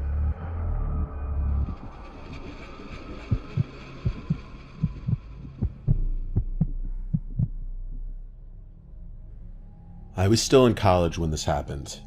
I went to a big party school in upstate New York. I wasn't in a sorority, but I attended a lot of the frat parties still. I had a heavy drinking phase in college, unfortunately, but I guess it's good that I got it out of my system. There was an upcoming frat party that my friends Deanna and Kayla wanted to go to. I was not one to ever say no to a party unless I was already deathly hungover, and even then I'd sometimes be known to still go out. I was living in a house off campus with 3 other girls. We were not a sorority house or team house or anything like that, just 4 friends renting a house together. I believe it was a Kappa Sigma party that we were going to. The house was about 20 minutes away from campus. We pre-gamed pretty heavily at our house, and then we called an Uber, which we all split. On the Uber ride there, we pre-gamed some more, which was a recipe for disaster. By the time we showed up to the party, I was borderline blacked out. I just barely remember the layout of that house. I'd never been to a Kappa party besides that night. It's weird, I have short spans of memory from that night. I vaguely remember the outside, that there were a bunch of frat guys standing out front of the house, and then I remember the DJ in the living room and the 2 beer pong tables in the kitchen. I was later told that I played beer pong with some random frat guy and ended up talking to him in a corner for a big chunk of the night, but after that, nobody knows where I went. I couldn't even tell you the last thing I remember before waking up sleeping on the grass on the side of the road in a daze. My head was throbbing. I had to still be somewhat intoxicated. It was pitch black outside. I was laying by a bunch of trees, like a wooded area. Apart from the university, there wasn't much up there besides woods and the occasional little town. There were a couple light posts further down the road, so I wasn't just laying in complete darkness. I patted down my pockets looking for my phone, and I had a meltdown when I realized my pockets were empty. I was also missing my crossbody bag. I had absolutely nothing on me. I started to freak out. I couldn't even call for help, let alone check the time or where I was. I looked around the immediate area by where I was sleeping. Nothing. My white shirt was stained with dirt, but that was the least of my worries. I started walking down the road closer to the light posts. I was starting to realize there were no buildings in sight. I was on some completely random back road. I leaned on the light pole for a few minutes, wondering what to do. I decided I'd wait for someone to pass by and ask for help. It took a long time though, at least 15 minutes, before I noticed headlights down the road. I stepped out onto the road, waving my arms and jumping, trying to ensure I got their attention. The car slowed to a stop on the side of the road. I approached the car, and the guy inside rolled down the window. Once he asked me if I was alright, I told him I was stranded without a phone and needed a ride home. He told me to get in, and I did, making sure to let him know how much I appreciated it. He of course asked me about my predicament, how I found myself stranded on the side of the road. I told him I was at a party, and the next thing I remembered was waking up on the side of the road. In hindsight, I should not have said any of that. I should have been as vague as possible, not let this guy know that I got completely trashed and was vulnerable.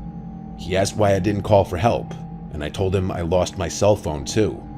The guy looked at me like I was a moron. I looked back at him for a second, and this was the first time I really analyzed his features. He was like 35. He wasn't the best looking guy. He had a thin goatee and a big nose.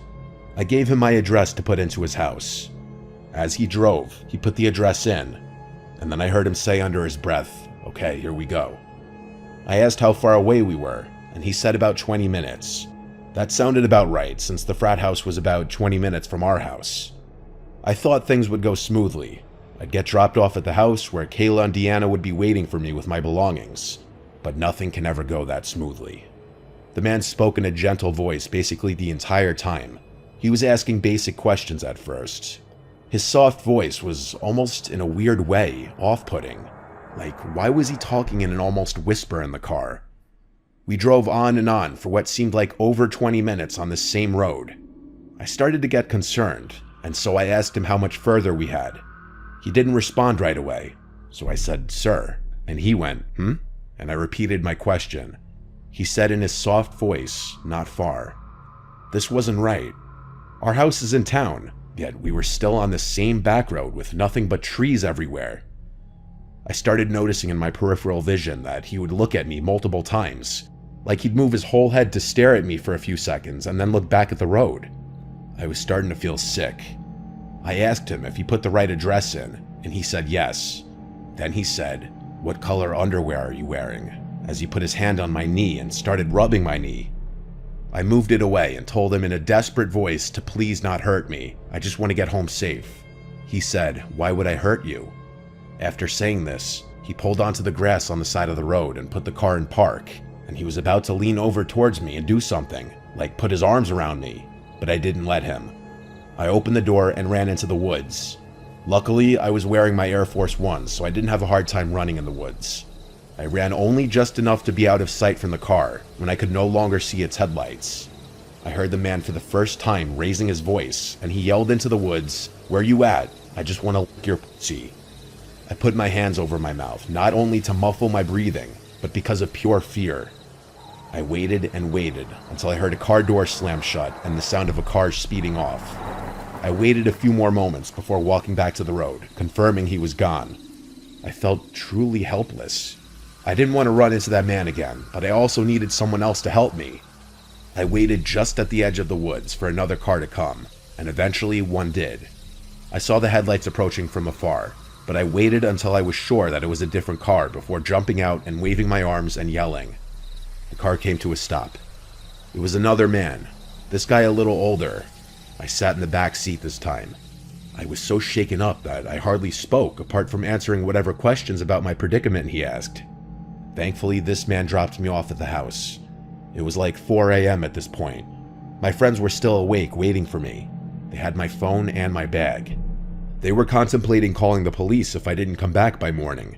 No one had any clue who I left with or how I ended up on the side of the road.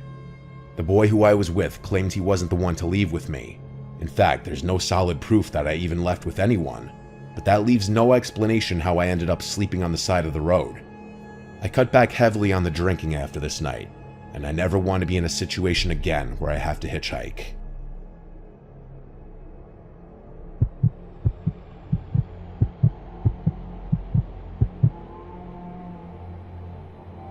Out of the dark forest, I was hitchhiking from Leipzig, Germany to Paris. He was a French man, a somewhat dirty and unshaven driver, small and shabby. He agreed to give me a ride in his car, a ride with him to Paris where I needed to pick up my paintings from an exhibition I had there. It was October. I was 29 years old and he seemed about the same age. He spoke broken English. I spoke no French at all. I really didn't have a clue who this guy was. The day was mild, sunny, and blue. It was a warm and comfortable French day, a great day to hitchhike. It was around 4:30 p.m. when I met him at a gas station somewhere in France. I hopped into his little old car, happy to have scored a ride. We drove off to Paris on the main highway. After some small talk, mainly about where I'm from, he reached over my lap and opened the glove compartment. He pulled out what looked like a bunch of passports. They were passports. He handed me all four. The first pretty girl was his girlfriend who died falling off the back of his motorcycle, he said. The second, his girlfriend who died in a car crash, he told me. The third girlfriend died from a brain tumor, and the fourth fell off of a horse. He said, "I'm such an unlucky man." I agreed he was unlucky. The uneasiness started then, and only grew as the miles rolled on. He was in possession of 4 young women's passports. Soon after showing me the passports, the man said he wanted to take a shortcut to Paris. It wasn't really a question to me. Excellent, I thought. Get me out of here ASAP. I assumed we would cut through some charming French villages on secondary roads, past houses and farms. But no. Instead, we turned off onto an implausible dirt road off the main highway. Uh-oh, I thought. Not good. But I kept silent. Why we keep quiet is a mystery, perhaps because of our dumb manners. At first, the road was out in the open, through a field. We rolled over the typically vivid green French hillside until we finally reached the oncoming heavy woods. The road narrowed. It grew instantly darker as we entered the forest road and drove in. The interior of the forest was creepy. The woods looked like the perfect place to hide something. I still found the woods beautiful and dreadful. It was at this point that my French driver shouted in broken English, "I don't want to speak English anymore." This was definitely not a request. Then silence. Uncomfortable silence in the darkening forest. I started to feel a small trickle of adrenaline in my body. My fight or flight instinct was warming up. Communication had now officially ended. Just silence. I pondered this because I knew I would surely have questions as we would get deeper and deeper into the thickening woods. I knew, though, that I wouldn't ask anything. Nothing. It was now 5 p.m. and the sun was fading fast. The woods grew darker. The driver seemed so tense, and I could tell he was in deep thought. I noticed his lips moving almost imperceptibly. It was rigid, snake-like. I myself had moved my hand to the car door handle, a movement I'm sure could not have been missed. The car was slowing down. I did not say a word. Was I going to die now? Did he have a gun? I looked. All these questions ran through my head. My life was now surreal. This was not my plan. Maybe I communicated with my captor in some secret way. Maybe I gave off some kind of male pheromones perceptible only to men facing off. I possessed my own rage issues, and I was not going down without a fight. That I knew. There would be no begging or cries of mercy from me. Not to this fucker. I also had my own secret storeroom of crazy. I was big and strong at that time. Road tough through my travels, and there's no substitute for my nothing-to-lose stare. That is all I gave him. Something very primitive transpired between us then, I think. Rather quickly, in a matter of seconds. It's a sort of inner calculus as to whether one can overcome, stop, or kill the other guy or not, and all its peripheral considerations, not the least blood, gore, strength, and alas, dying. I don't think these calculations are the same when the victim is small and scared, begging and weak. I think between those two uneven people it just becomes bloodlust, power, panic, scratching, and doom. 5:12 p.m. The car was now moving really, really, really slow. I entered a very strange and new place in myself. I was transformed with very little preparation, transformed into a potential killer myself.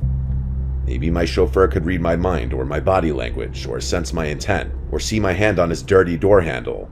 It was the moment of truth. And then we suddenly started to speed up. Thank God, out of those woods. Odd how these memories have come back to me as I write this.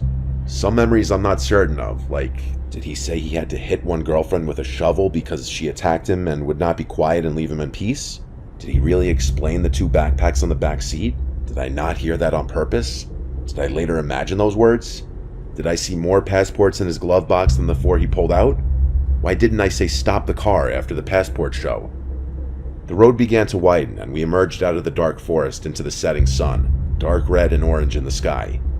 I could hear and then see the highway now. I saw tiny houses across the highway. I had no idea where exactly I was. The Frenchman asked me if I wanted to spend the night at his house. We could eat dinner together. A quick film of his filthy torture chamber basement ran through my head.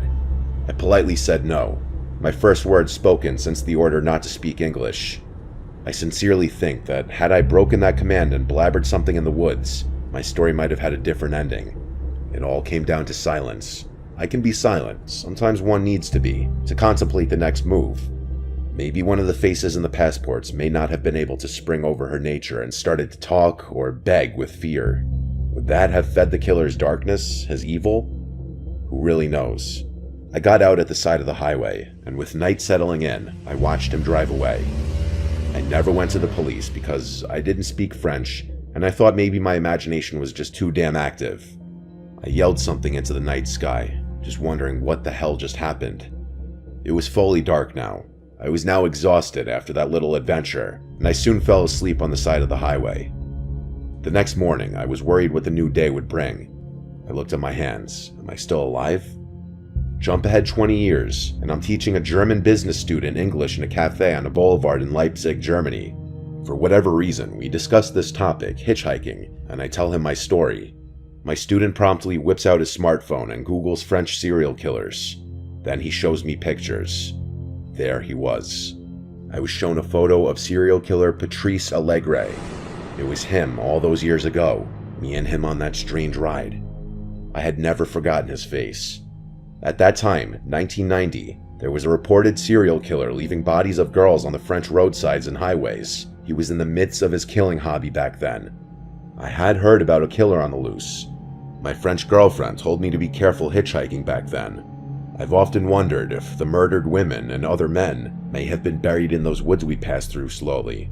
I now wish I had gone to the police, and have since subsequently tried. He's in jail, and they're not interested. Maybe I could have helped stop more murders back then.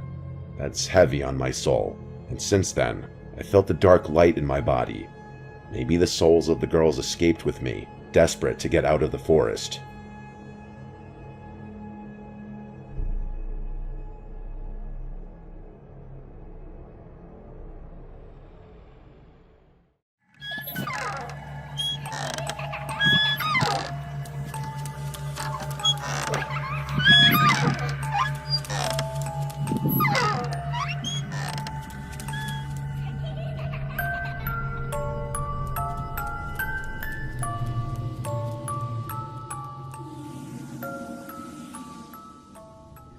When I was 17 in my last year of high school, I was finally starting to hit things off with a girl I liked. I'll call her Lynn. Lynn was a big pot smoker. At the time it really wasn't my thing, but I went along with it just because. I live a couple blocks from her, so I always walked before I got a car. Across the street from her house is a park. Commonly at night she'd instant message me on AOL to come hang out at the park. Sometimes we'd just sit on the playground at night and talk for hours. Sometimes she'd convince me to smoke with her. It was always such a private place to hang out and talk, especially at night. A line of thick trees surrounded the playground as well, creating a wall of sorts. Well, one night we both snuck out around 12 and met at the playground in the park. We talked for a while. Then Lynn perked up, playfully hit me on the shoulder, and said we should play hide and seek. It may sound immature for a couple seniors in high school to play hide and seek, but it just seemed like it would be fun. She told me to go to the trees and count to 30. When I was done, my first instinct was of course to check the playground, and if she wasn't there, I'd move on to the picnic bench area. We always had flashlights on us when we went to the park, because this was before everyone had phones with flashlights in their pockets. I stepped from the grass onto the wood fiber mulch surrounding the playground. I aimed my flashlight up to the playground, because I guess I was too lazy to go up there if I didn't have to. You know those big plastic circular things with a bunch of tiny holes in it that a lot of playgrounds have? Maybe not, but there was one of those things up at the highest level of the playground, and through a bunch of holes, I could see what appeared to be skin and a jacket, but what stood out the most was her eye peering through one of the holes. Instead of going up there right away, I decided it would be fun to kind of mess with her. I waved the flashlight around the playground, pretending like I didn't see her. I was going to walk to the picnic area, turn on the flashlight, walk around to the trees, back to the playground, sneak up on her, and scare the living daylight out of her. Don't ask me why, I just wanted to. I walked to the picnic area, shut off the flashlight, and snuck back over to the playground. I was careful not to make noise as I crept through the wood chips that the playground sat on.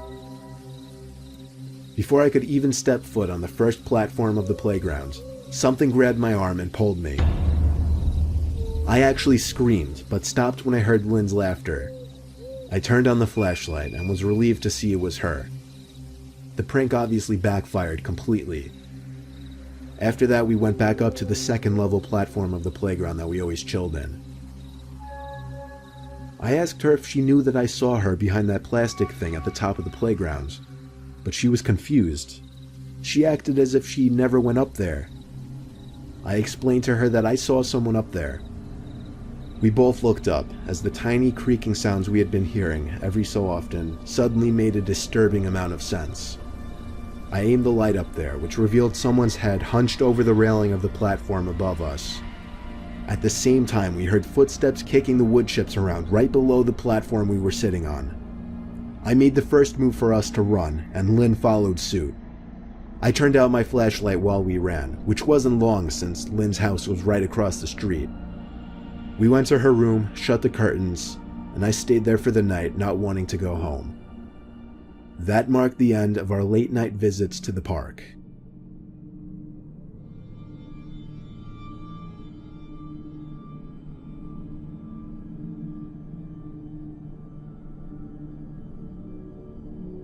Do you have any memories from when you were a little kid that just make you uncomfortable to think about? Especially since you were so young at the time that you didn't know any better? Well, this is mine. My mom used to take me to this really big playground in my town. And when I say really big, I'm not exaggerating. It was probably the biggest playground you'd ever see. If only I knew the name of it. The playground was entirely wooden, and every Saturday and Sunday there would be at least 50 kids playing across it, with the parents all tucked away in the shaded area reading their magazines and whatnot. One typical busy day at the playground, I was running along a big open platform when an older woman stopped me and said hi. She kept going on and on about how cute I was, and how she loved my blonde hair. It started to seem like she knew me based off the way she was talking to me. And then she told me that my mom left and that she told her to take me home. Keep in mind I was only 6, so I believed her. The woman took me to the parking lot, to an old station wagon where a man, I now presume to be her husband, was sitting in the driver's seat. He acted all friendly to me as the woman motioned me into the back seat, but I remember him yelling and lecturing at her about something. The man drove very aggressively and quickly as he was leaving the parking lot. We came to the light at the exit of the park. It was red. Just then, a car pulled up behind us and laid on the horn. I looked behind us, and it was my mom's car. The man blew through the red light, which even I picked up on, and started flooring it down the streets. I started to cry and scream as I realized my mom didn't know these people. Not long after, the man pulled the car over and yelled at the top of his lungs at me to get out of the car. I opened the door, still crying my eyes out in fear. My mom pulled up next to me, ran out of the car, and hugged me. In the heat of the moment, she didn't get the tag number, nor was she able to call the police since this was 2001 and there were no cell phones. I really wish I didn't remember this day so clearly. I would have rather it just been one of those memories that the brain chooses to repress.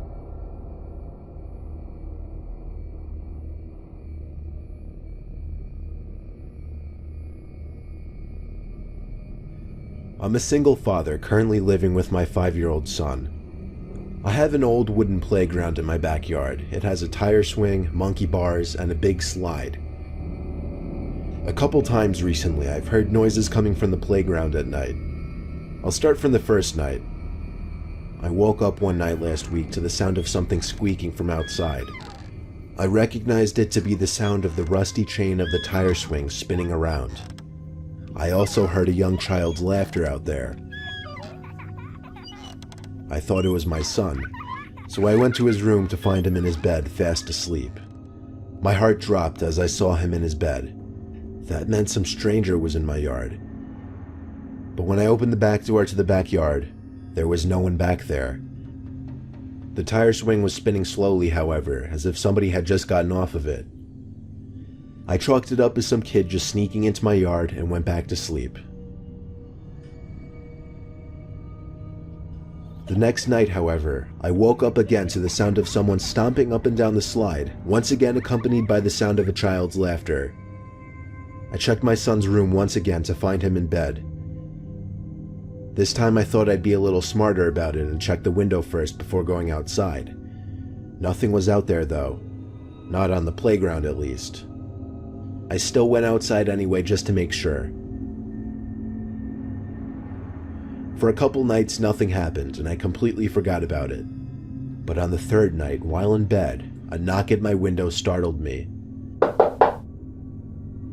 I sat up in shock for a good minute, afraid to look outside, but eventually I was brave enough to do so. I looked out the foggy window. Through the smudge, I could see both the swings on the swing set swinging lightly, accompanied with the laughter of a child again. I ran as fast as I could down those stairs and out the back door, but instead of finding a couple of deviant little kids back there, instead I saw some towering figure looming at the top of my playground, surely looking at me. My courage turned to pure cowardice as I turned to run back inside, lock the door, and dial 911. The wait for an officer to arrive was the longest 20 minutes I'd ever experienced. By the time they got there, though, the figure on the playground was gone. They took down what little information I could give them and left. I wish I could say that was the last occurrence, but just last night, there was another knock at my window. I simply ignored it this time, though. I'm dreading going to sleep tonight. I think I'm gonna install security cameras on my house soon. Either way, I'll give an update on what happens.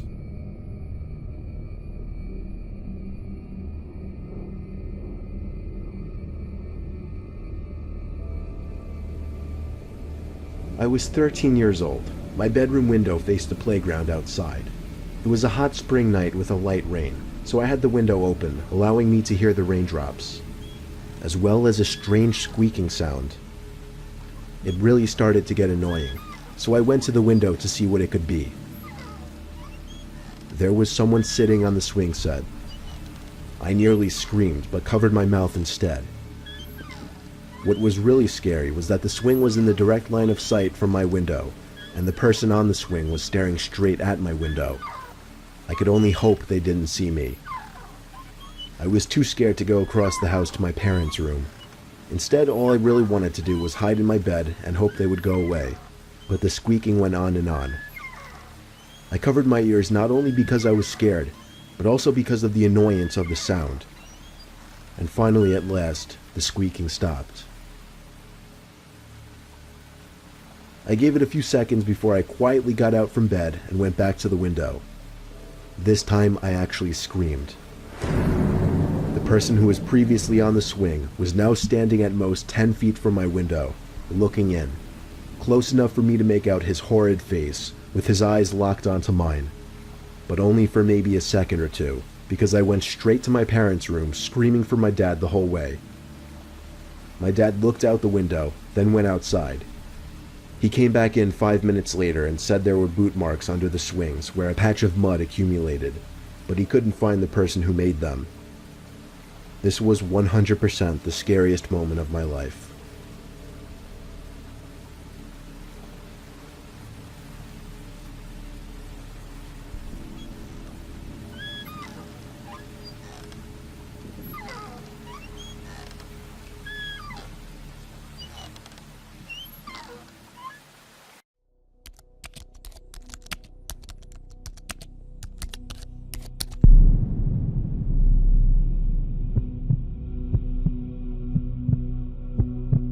I matched with this woman on Bumble last spring, and to this day, I still don't know who I actually met that night. Her name on the app was Rachel. She looked normal in her pictures, nothing crazy or overly edited, just a cute brunette who worked in marketing and liked hiking. We talked for a few days, and she seemed down to earth. No weird messages or vibes.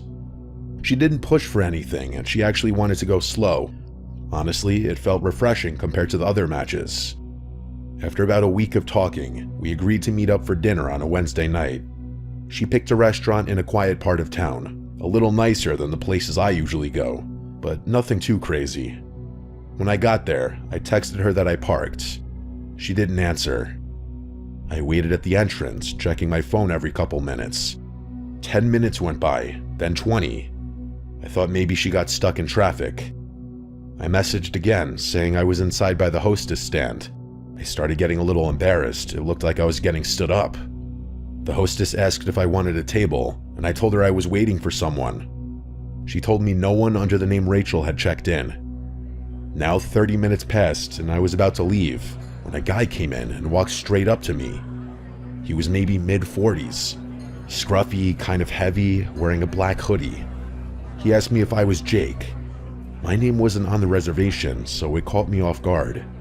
I told him yes, and he said he was Rachel's brother.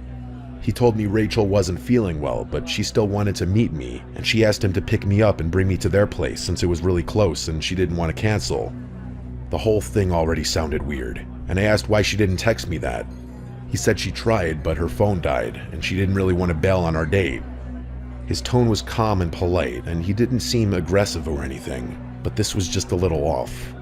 I asked where she lived, and he said just a few blocks over, and that driving would be easier because the sidewalks were icy. I stood there debating it.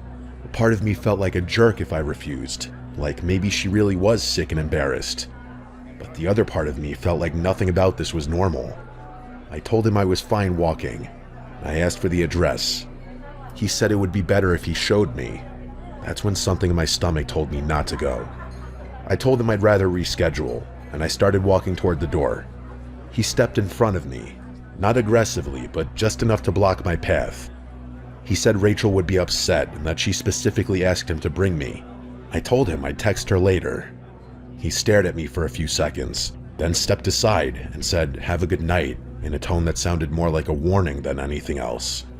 I left the restaurant fast and got into my car. I locked the doors immediately. As I pulled out of the parking space, I saw him standing outside the restaurant watching me.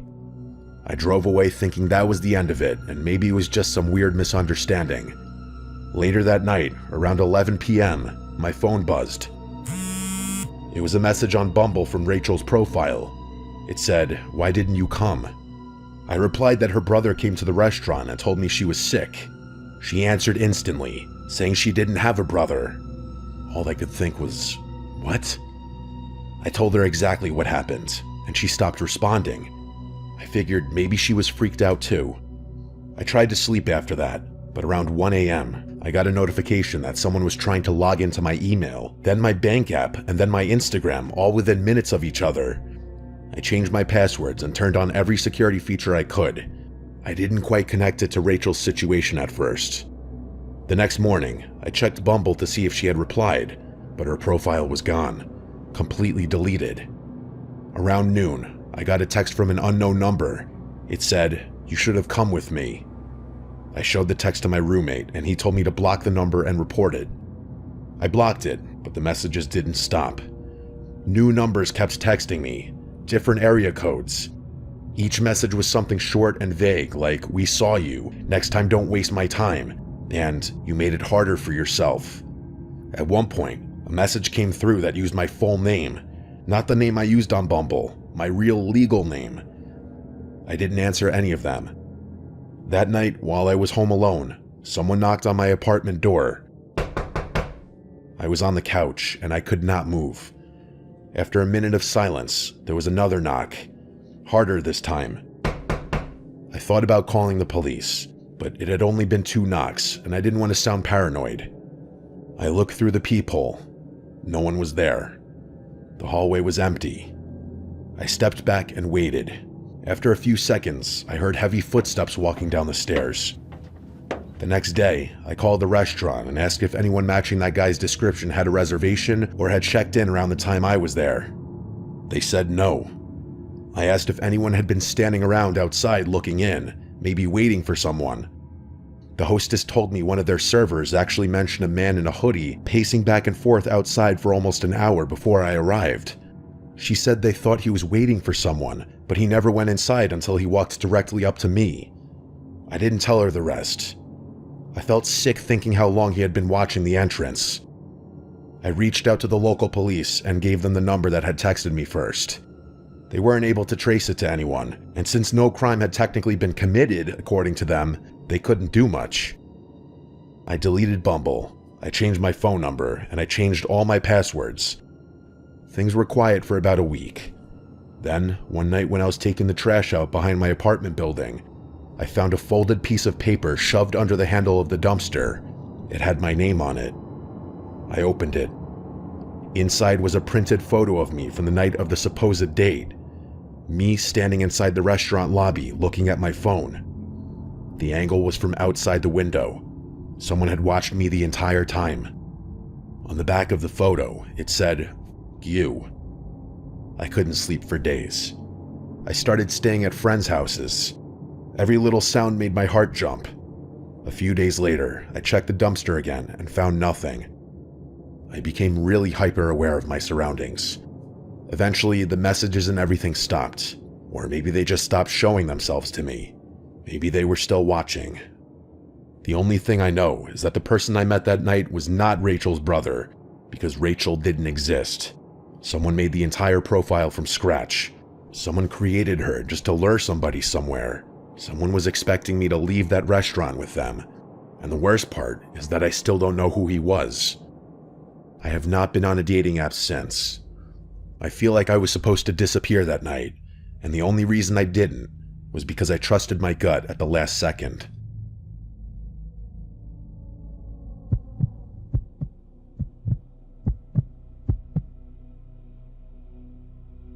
After turning 30 years old back in January, I started getting sick of being single. I hadn't been in a real relationship in several years, and I wanted to get back out there. I had always resisted online dating, but I eventually decided to bite the bullet and download the dating app Hinge. After a few days of using the app, I did end up with several matches, but none of them ever amounted to anything. One Monday night, I was chilling at home watching hockey when I got a phone notification from Hinge, saying that I had matched with a girl named Rebecca. Her profile looked legit. She had a photo of herself at her job, a short video of her and her friends at a bar shooting darts, a picture of her at an outdoor concert, and a regular selfie of just her face. I thought she was very attractive, so I messaged her. Before long, we were having a nice conversation about our respective jobs and hobbies. She seemed cool and normal, so I asked her if she wanted to meet at a local arcade bar that Friday. She took a while to respond, something like 4 hours. At about 1 a.m., she finally got back to me and agreed to the date. After our plans were set, I didn't hear from her at all for 4 days, until literally 30 minutes before our date. She sent a text that just said, "On my way," at our agreed upon time. I pulled up to the bar and was immediately surprised by how slow the place looked. This was a Friday at 8 p.m., and this bar only had 2 cars in their parking lot. I pulled into a spot right by the front sign of the bar. Mere seconds after I put my car in park, I got a text from Rebecca saying that she was having car trouble and that she was parking on the other side of the bar. This immediately struck me as super suspicious, since the other side of the bar was nothing but a few dumpsters and a fence that separated the bar from the woods. It didn't make any sense how she would even end up back there. I tried calling her, but after one ring it went to voicemail. I hung up and immediately received another text from her that said, "Please just come around back and help with my car." Alarms were going off in my head, but I wasn't immediately sure what to do. I sent her a text that just said, "This doesn't feel right, I'm leaving." I know that sounds a little dumb in retrospect, but I was seriously unsure of how to handle the situation. After sending her the text, I put my car in reverse and started leaving the parking lot. As soon as I was about to turn off the lot, two men in ski masks came running out from behind the bar straight towards my car. They didn't appear to be holding any kind of weapon, but I was definitely not going to wait around any longer to find out. I sped off all the way back to my apartment. Once I got back home, I noticed that there was a big dent on the top of my car's trunk, as if one of the guys had thrown a large rock at my car as I was speeding off. I didn't even notice a heavy object hitting my car, that's how scared I was in the moment. I called the police and told them the whole story, but at the end of the day, there wasn't much they could really do. They said they would keep me posted if any leads came up, whatever that means, but I haven't heard back from them. Weirdly, this didn't totally scare me off dating apps, since I figured the odds of that happening again are very slim. Still, I'm much more careful about meeting people off of them, and I make sure to call or FaceTime women before meeting them.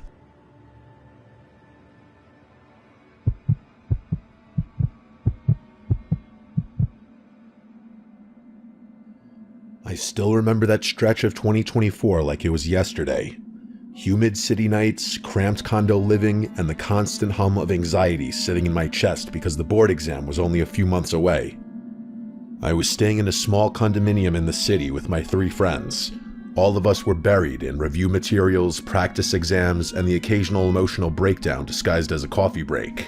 And like every other stressed out 20-something stuck between obligation and burnout, I thought it would be a great idea to distract myself with someone new. That's when I met him. Let's call him Michael. I don't know if it was the boredom, the loneliness, or just the fact that I was tired of thinking about formulas, but I found him attractive right away. He was charming in the beginning.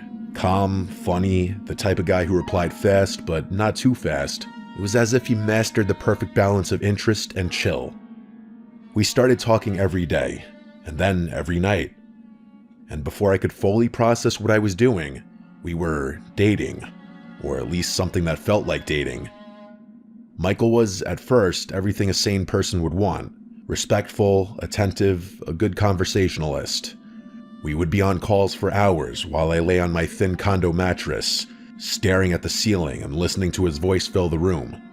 The only weird thing was that he never showed his face during our calls. He claimed his phone had been stolen and the laptop he was using didn't have a functioning camera. I didn't question it at first, but slowly, little red flags began popping up like notifications I kept swiping away. The biggest one? The way his tone changed whenever the topic got even remotely intimate. Out of nowhere, this man would ask me for explicit selfies every single time. I shut it down firmly every time.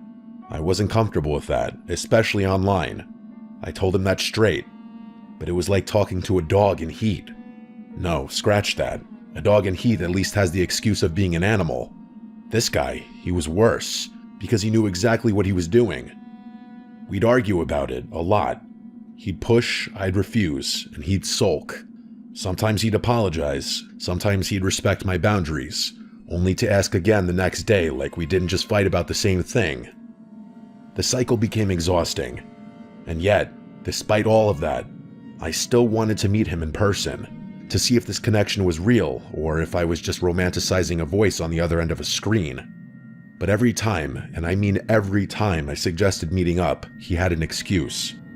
He had errands, he was busy, he didn't feel well, his schedule was full, he wasn't in the city, he had a family thing, he had an emergency, or the classic, soon. It was always soon. But soon never came, and somewhere between the late-night calls, the excuses, the constant sexual pressure, and the growing pit in my stomach, something in me began to shift.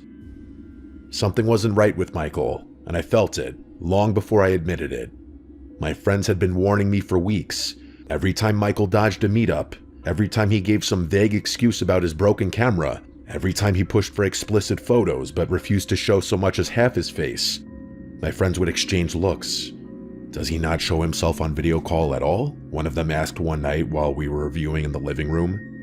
Not even a quick flash of his face? Another added. I shrugged. His phone got stolen, I reminded them for maybe the 10th time that month, and his laptop camera is broken. They stared at me like I had just announced I believed in unicorns.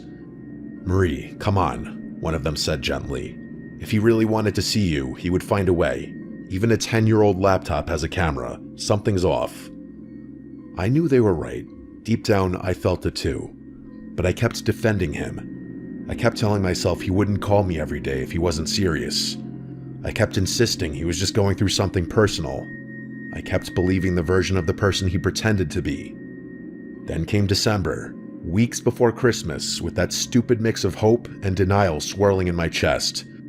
I finally told him, come over, meet my family, spend Christmas with us. He sounded thrilled.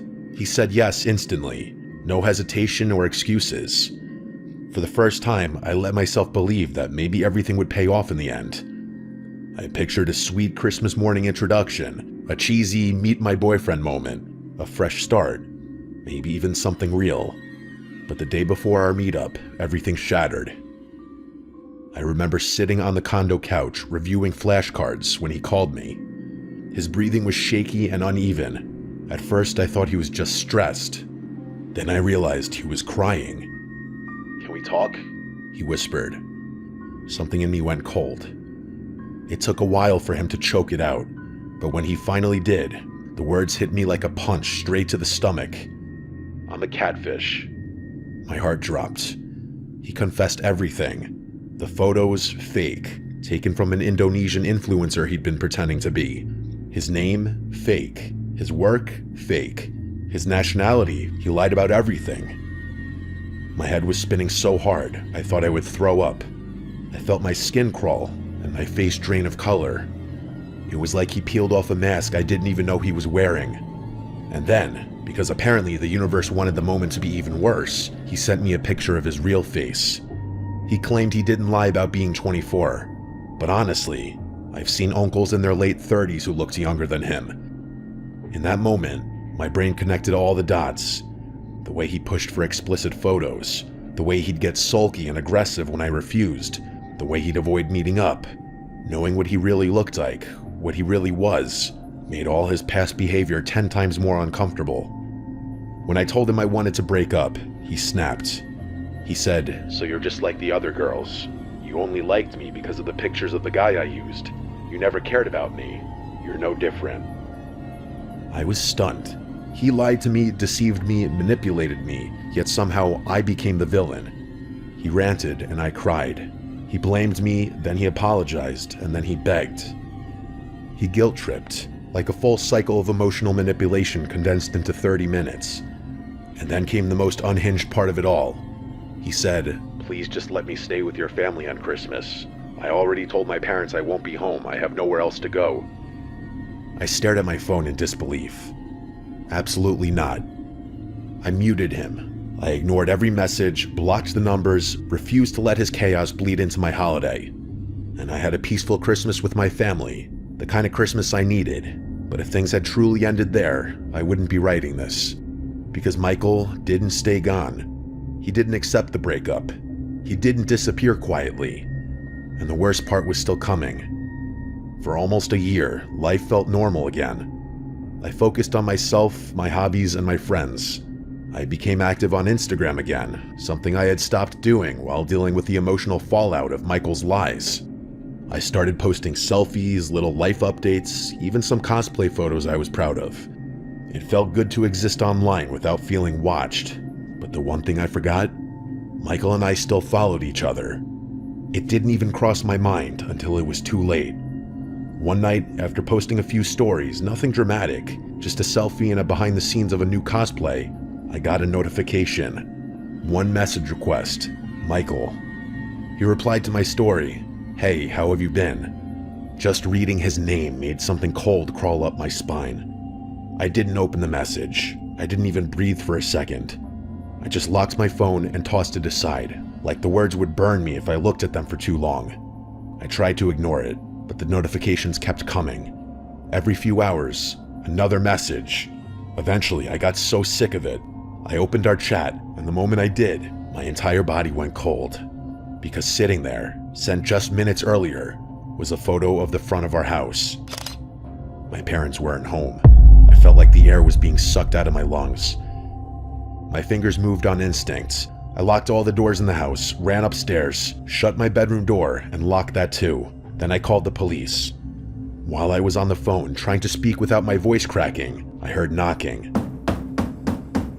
Pounding. He was outside, and yelling my name. He yelled, "Please just open the door. We can talk." His voice was desperate and unhinged, a tone I had never heard before. I held my phone so tightly I thought it might crack. I crouched beside my bed, trying not to make a sound while the dispatcher kept me calm, step by step. "We're on the way. Don't come out. Stay on the line." It felt like hours, even though it was probably just minutes. Thankfully, we lived close to a police station. I heard footsteps outside, an officer shouting, and then finally, silence. They arrested him. When they came to the door to check on me, I finally unlocked it, still shaking. The officer who talked to me had a serious look on his face. The officer told me he was holding a knife. I had to grip the doorframe to stay upright. He came to my house with a knife. I didn't know if he meant to threaten me, or hurt himself, but none of the possibilities made me feel any better. They were all terrifying. Because of that, I had no choice but to tell my parents everything, every lie he told, and every red flag I ignored. They scolded me, of course, for trusting someone online and for hiding it from them, but underneath the worry and anger, they were relieved that I was alive. My mom hugged me like I came home from war. Thinking back on the words, "he was holding a knife," still give me the chills.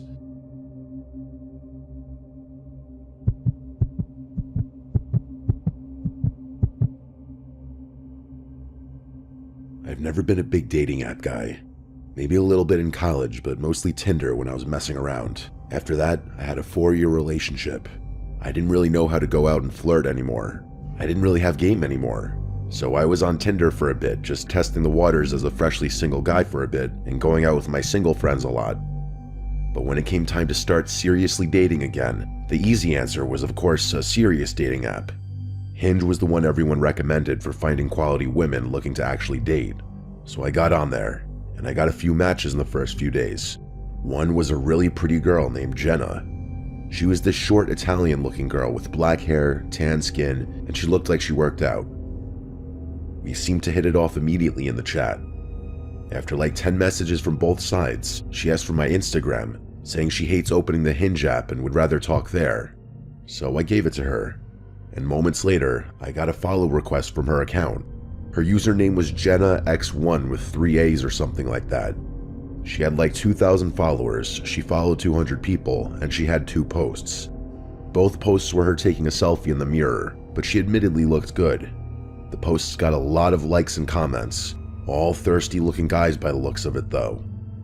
She had a story up, and I clicked on it, and it was her at the gym taking a mirror selfie. Also looked good. She DM'd me right away, and we took the conversation from there. We continued talking about the same stuff we left off at, the gym, traveling, and we found that we related pretty well, and surprisingly, we agreed to meet for a spontaneous drink at a bar in town that night.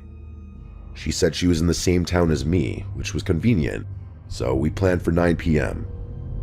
I knew the bar we were going to quite well, and I kinda knew the bartenders, so I decided to go a little early. The bar was slightly busy, but there were open bar stools at the bar, so I sat at one, seated away from people. It was like 8:50. The usual bartender came over and greeted me, and she gave me an espresso martini. I casually took some sips and DM'd Jenna that I was there, but that she can take her time. Then I went through her profile a little more. I went to her tagged pictures. There were none. I went through the comments again, and there truly was not a single comment from a female. It was all dudes. I hoped that wasn't a red flag that she got around.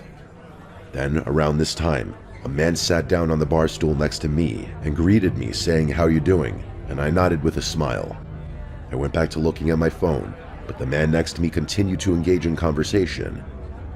He asked if I come to this bar often because he recognized me. This is when I took a closer look at him.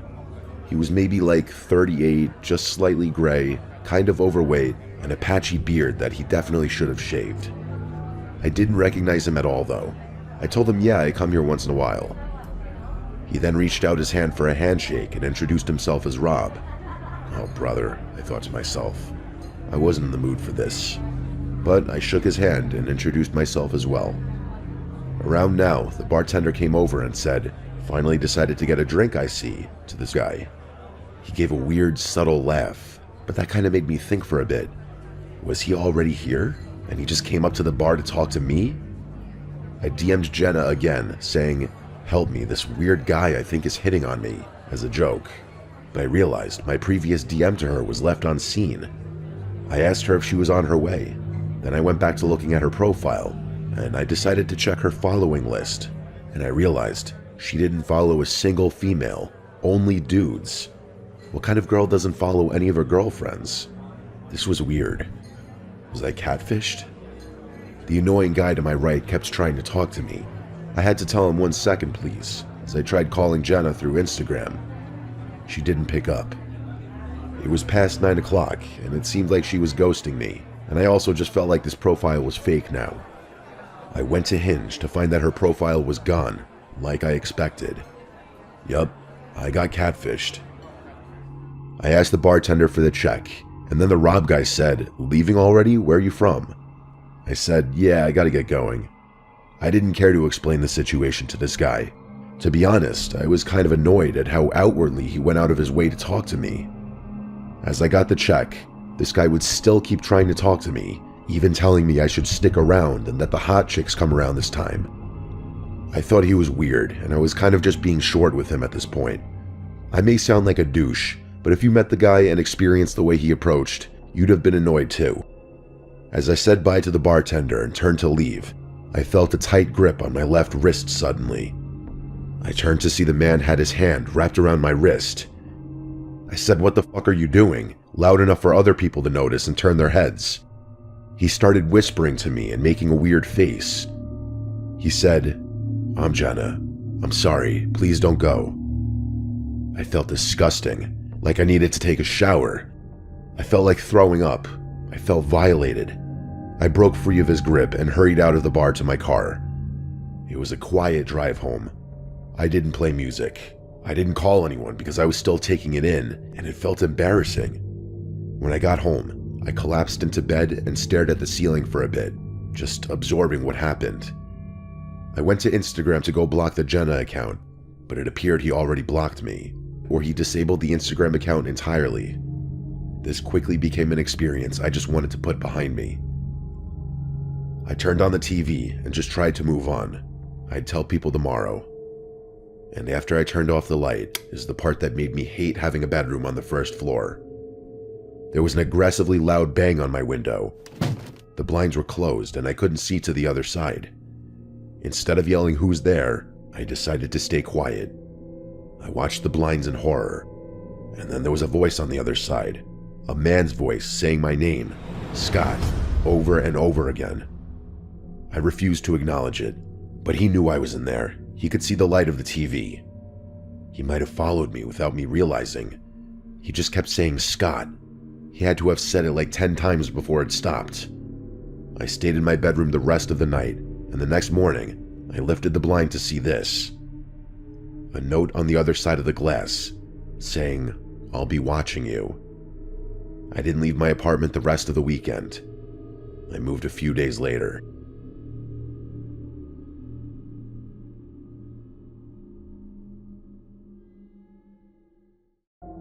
Deja vu is that weird, fleeting feeling that you've lived through a moment before. We've all experienced it. Most people brush it off as a brain glitch or a coincidence, but sometimes it feels wrong, like reality is repeating itself in ways it shouldn't. These are 4 allegedly true stories of deja vu that didn't fade away, but rather they spiraled into something terrifying.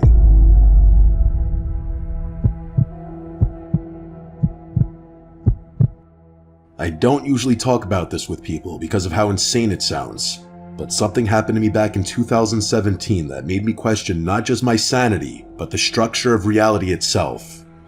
I was living in a pretty dingy apartment complex in central New Jersey, a 3-story brick building that probably hadn't been renovated since the late 80s. The kind of place where the hallway lights buzzed faintly and every door had chipped paint and mismatched locks. I lived there with my roommate Nick, who worked security night shifts for a warehouse just outside of town. Most nights I had the place to myself. It was a Thursday night in early February when I came home a little later than usual. I remember walking up the stairs and getting hit with a smell I hadn't smelled in years. Burned rubber mixed with some kind of citrus cleaner. That smell triggered something in me. This strange and sudden memory that felt like it belonged to someone else. As I walked down the hallway, the feeling of deja vu hit me like a sledgehammer. Not just a flash of familiarity, but an overwhelming sensation that I had lived this exact moment before, in precise, granular detail. I stopped about 5 feet from my door and froze. I knew what was going to happen next. The light above me would flicker twice. A woman from downstairs would yell something muffled and then laugh. Then, at the far end of the hallway, something heavy would fall. A dull, metallic thud. And it happened in that exact order, exactly as I knew it would. I remember standing there, not even scared yet, just confused.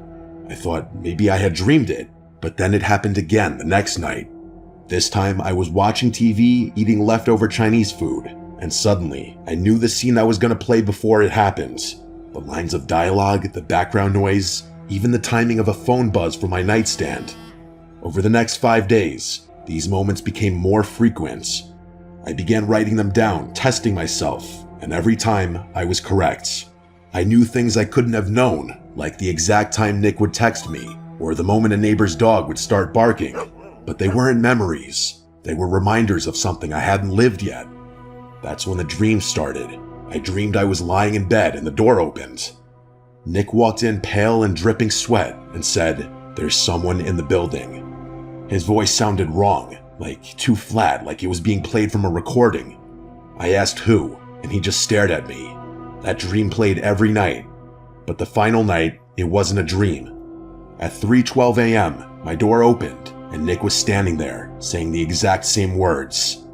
I followed him into the hallway with a bat in hand. He pointed toward the stairwell. There was no one, but something felt off. The shadows didn't move the way they should. We called the police. Nothing. I told Nick about the dreams, and he just stared at me and said, "I've been having them too." Neither of us said anything else. The deja vu ended that night, but ever since then, I sometimes catch the flicker of something. A memory, a sense, a noise, and I wonder if I'm about to remember something before it happens again. Because if that door opens again and I hear those words, I don't know if I'll be able to follow this time. I've started to question if what we think of as a memory is really just our brain accessing timelines stacked atop one another, like layers of old wallpaper, each layer faintly bleeding into the next. Sometimes I think the hallway itself is some kind of weak point, a seam between two versions of reality.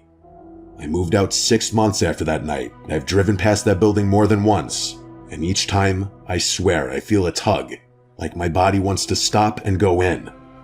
Part of me still believes there's something waiting at the end of that hallway, not a person or a ghost, just a decision I haven't made in this version of my life, and every time I think about it, I feel like I'm closer to making it.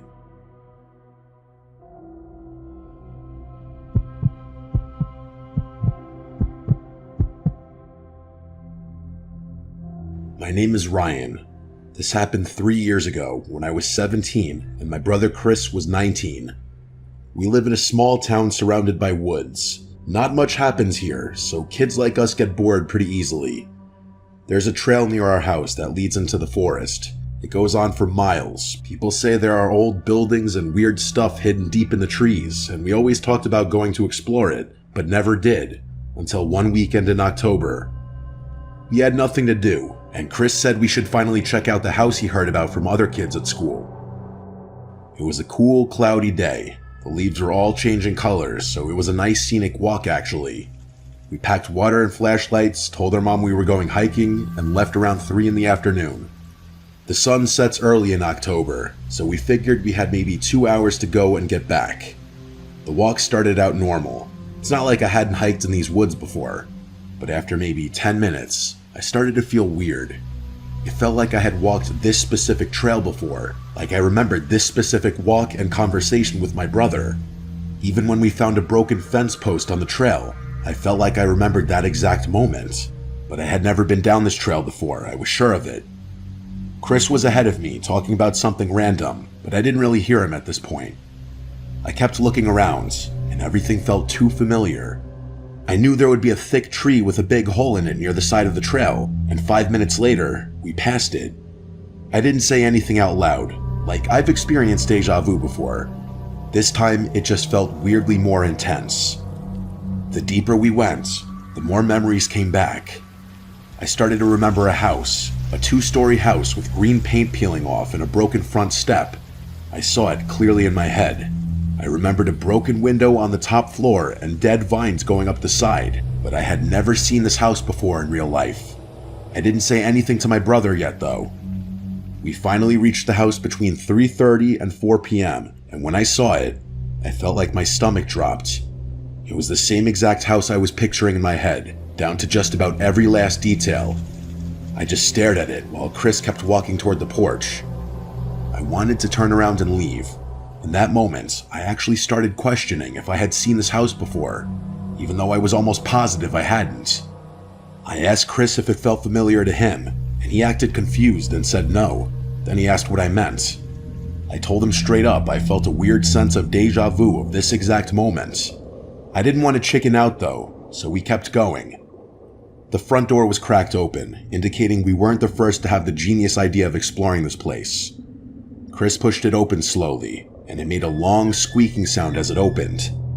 Inside, it smelled like what you'd expect a long abandoned house to smell like, and the silence in there was almost deafening, like it felt heavy on my ears.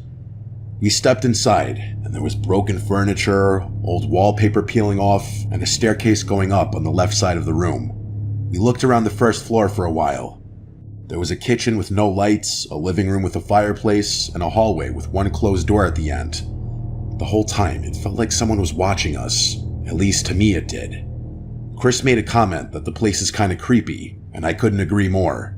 Then I said something without thinking. I said, I remember being here before. Chris stopped walking and just turned to me and said, what do you mean? I didn't even mean to say it. The words just came out on their own. I repeated myself. I said, I remember this place, the kitchen, that hallway, even the fireplace, and I remember a woman upstairs. Chris's response was one you would expect, an automatic assumption that I was trying to add to the creepy atmosphere and freak him out. I told him straight up, I'm not trying to scare you, I just have a weird memory of being here and someone being upstairs. I could tell it did creep him out a bit, but I mean, in a setting like this, it isn't hard to freak people out. We stood there for a second, then we heard a noise, a soft creak, like a floorboard being stepped on. It came from upstairs. Chris looked at me, and I looked at him. We didn't say anything for a few seconds. He dared me to go upstairs and check it out. I said absolutely not, and advised we get out of there. He somehow convinced me to play rock, paper, scissors to see who would go up there and check out the upstairs. I lost, but I still refused to go up there. Chris still would rather go up there than to leave the house right then. As he walked up the stairs, each step creaked.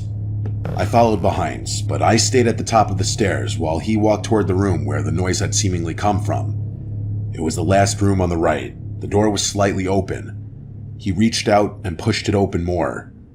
I couldn't see what was inside from where I was standing, but Chris saw something in there. He froze, and then out of nowhere, he screamed and almost shoved me down the stairs. He yelled, "Run," and we flew down the stairs and out the front door. We didn't stop running, not even when we reached the trail again. We kept going until we were completely out of breath. When we finally stopped, we were bent over, trying to breathe. My heart was beating so bad I could barely hear. "What did you see?" I asked. Chris looked at me and said, there was a woman in there staring out the window like a statue. When I asked him what she looked like, he said all he really noticed was her hair, which was shoulder length and grayish blonde. He kept asking me how the hell I knew there would be a woman up there. I accused him of lying to prank me, that he probably thought I was trying to scare him, so he flipped the script on me, but he never caved. He never told me he was kidding. He insisted for days, weeks, months, even years later today, that he wasn't kidding. and he saw that woman in there. Part of me knows there's a possibility he did flip what he thought was a prank back on me, but deep down, I believe him. We both heard that sound from upstairs. It came from someone or something alive. My deja vu or premonitions or whatever you want to call it were also way too specific to be coincidental. I'm glad I wasn't the only one to look into that room. This experience changed my definition of the term deja vu.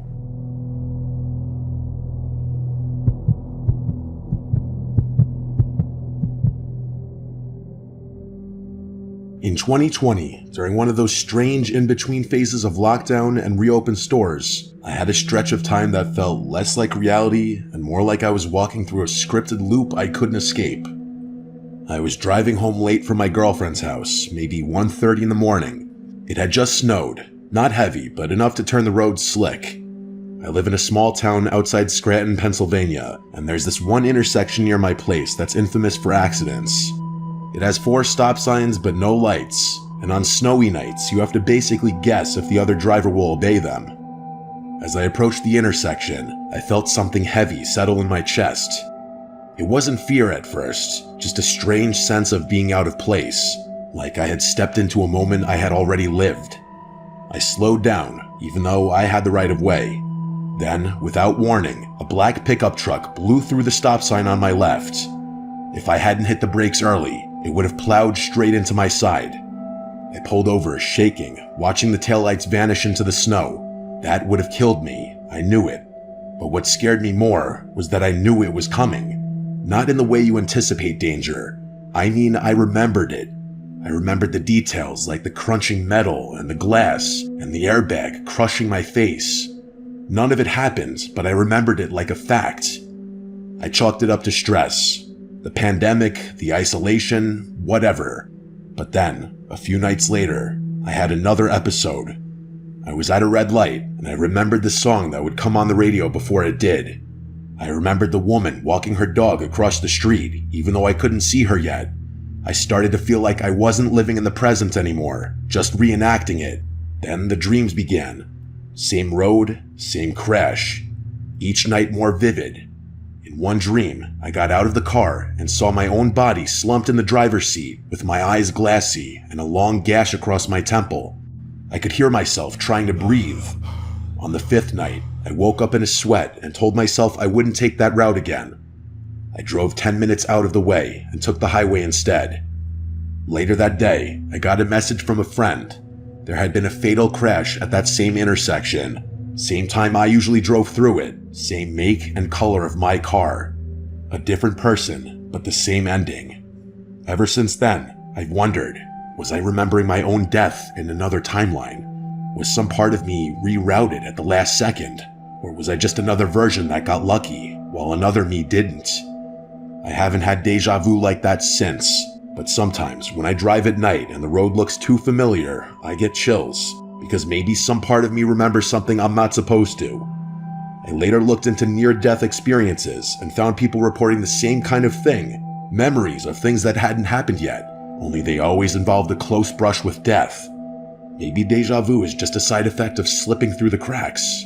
Maybe time isn't a line at all, but a constantly reloading loop, and occasionally something inside us remembers what happened before the reset. If that's true, then every time we avoid disaster, it might not be because of luck. It might be because we've already lived through it, and some part of us is trying desperately to keep it from happening again.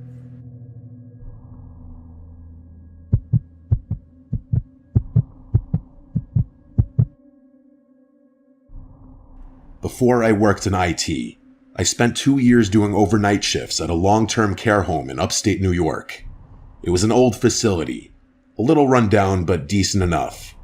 We had a few residents with Alzheimer's or advanced dementia, but most were stable, just elderly and needing care.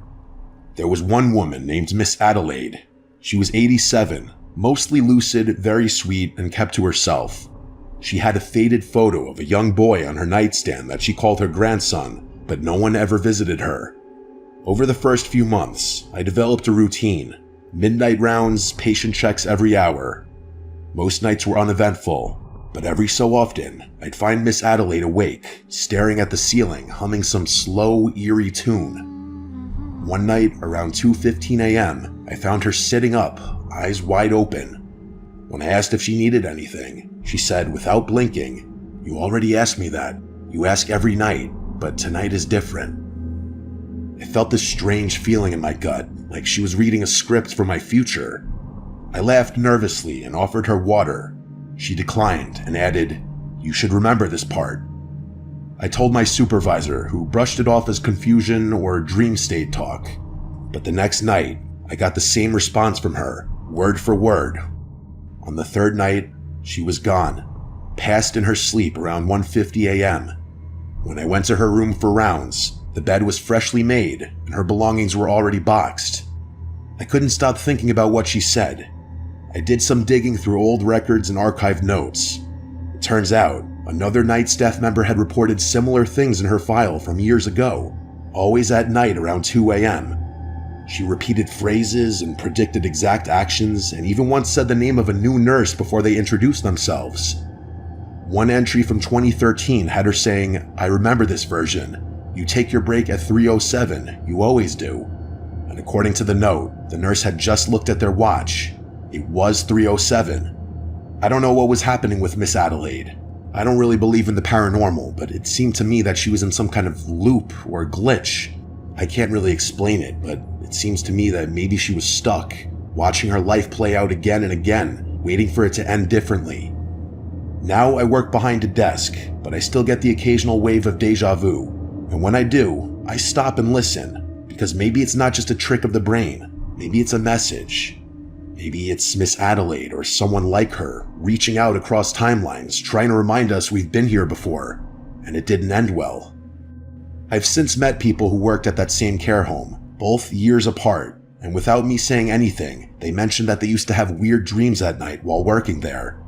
One even said a patient warned her she'd be fired soon, and then she was let go a week later due to downsizing.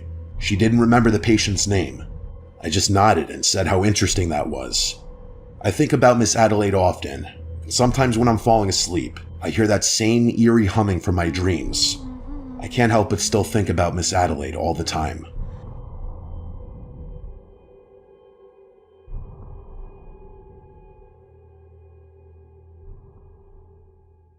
On the 21st of April 2016, a Reddit user made a thread in the Black Ops subreddit asking, why would there be 30-ish Wi-Fi networks seemingly emanating from under a concrete pad? The user went on to state that he had recently lived on a semi-urban farm property for a few months in Hawaii. He had noticed a few unusual things that he didn't decide to reveal. However, one thing that stood out the most was the fact that there were about 25 to 30 low-strength Wi-Fi networks somewhere in the neighborhood. In hindsight, it may seem normal to have a number of networks that are available, but what made the situation weird was that it was all exactly the same strength peaking at the same point location, and it seemed to be originating from underneath a concrete pad, which was made to simply cover gravel and dirt. The user then had the idea to utilize a Wi-Fi analyzer just to be sure that it wasn't some sort of coincidence where maybe numerous neighborhood networks somehow happen to have similar signal strength based on the distances they were from their sources. He also stated that he walked in circles while operating the Wi-Fi analyzer, and as he walked further from the point location on the concrete pad, the weaker the signal became.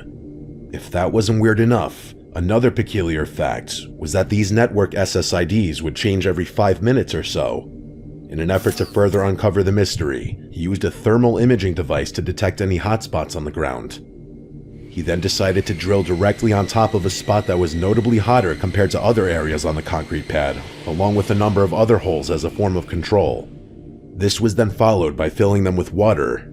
To his surprise, only the hole that was directly on top of the hotspot drained the water, and the others overflowed. Later on that same day, he was asked by other Redditors if there were any indications of a power source nearby. He answered by reporting that there were power lines, however they were disconnected from the city's main grid, and that there was a very wealthy neighbor who owns a steel frame building where the power cables go. He also states that the whole mountain area was being used by the military during World War II. This being the case, there are no reported military bases in the mentioned position, according to the militarybases.com website, though the user had mentioned that he had no doubt there are underground facilities there. While in the same comment thread, he asked 2 other Redditors for their opinion on the heat signatures. One of them replied by asking for photos of the surrounding area. The user then provided photos that sparked even more suspicion. These included a multi-breaker setup where the lower conduit runs under asphalt and toward the peak signal point location, with a corresponding hotspot, the hole that fills up with water, and a bucket found on the property, which he said reminded him of the hydroxide body disposal scene from the TV show Breaking Bad. The user was also asked if there was any way to measure the thickness of the concrete pad, because if the heat was coming from below, you would expect it to dissipate, not stay as focused as it seemed. In response, the user posted a photo showing that the concrete pad was about 2 times the thickness of the surrounding area. He also stated that it was extremely hard and seemed to have river rocks mixed in, whereas the surrounding area didn't and was easy to drill through with a hammer drill and masonry bit. As the user tried his best to drill into the pad, he managed to get to approximately 2 feet away from the hotspot location. According to him, the heat was unbearable there. He compared it to the inside of a composting bin, but there were no signs of microbial activity. He also noted that the soil was red volcanic dirt, which shouldn't have any biological activity anyway. Unfortunately, this is where the comment chain ends. However, there were other developments to this mysterious story. The user was then met with another question. He was asked if he could connect to any of the access points or gain control of the devices so he could identify a manufacturer. He was also asked whether the power meter was moving significantly, which would indicate it was powering multiple devices, and if there were any heat vents nearby. He replied that it was possible, however he couldn't crack the passwords. He didn't mention anything about the power meter, but he did send a picture of the general area where he suspected the heat vents could be hiding. In the same thread, it was also noted that the building seen in the picture had been partially built by questionable contractors. It was also mentioned that large liquid tanks had been removed from the ground there, meaning there had to be a lot of underground space available. At the same time, a nearby municipal storm drain was recently removed, and a newer, significantly bigger one was built directly opposite the property line, which he believed could serve as an entrance to an underground area of some sort. Additionally, there were 2 important factors the user shared. Firstly, he said that on multiple occasions he saw a truck making late-night trips to move a lot of busted-up, new-looking concrete from the trash bins of the neighbors. Secondly, and arguably the most important detail, he connected his old boss's account to an eBay seller going by the name of Cheesy Bay, which had extremely suspicious reviews and feedback. In a twist of events, the feedback and reviews were then set to private, which implied that the owner found out about his discovery. When asked about this, the user stated that he was in a, quote, pretty good spot, and that they wouldn't get him easily. So this is where the threads end, but the mystery continues on. The mentioned eBay account was known to sell strange items such as faulty hard drives and other faulty electronics. Other than people looking to restore broken devices, who would actually think to buy faulty hard drives? This story takes an even crazier dive because that eBay account is where everything got linked to Pizzagate, a conspiracy theory that went viral during the 2016 United States presidential election cycle. The theory claimed that the New York City Police Department had discovered a pedophilia ring linked to members of the Democratic Party while searching through Anthony Weiner's emails. In the end, there is no real ending to this mystery. It was later reported that the original user allegedly had mental issues. This is supported by the fact that the user's old boss had actually commented and provided details about him, including the fact that he ripped off his ceiling fan because he believed he was being watched. He also claimed that there were no real connections as to why the user would suddenly intrude and link his boss's account to the eBay seller. Of course, the boss could be lying, because nearly everything discussed in the story had some form of evidence attached to it.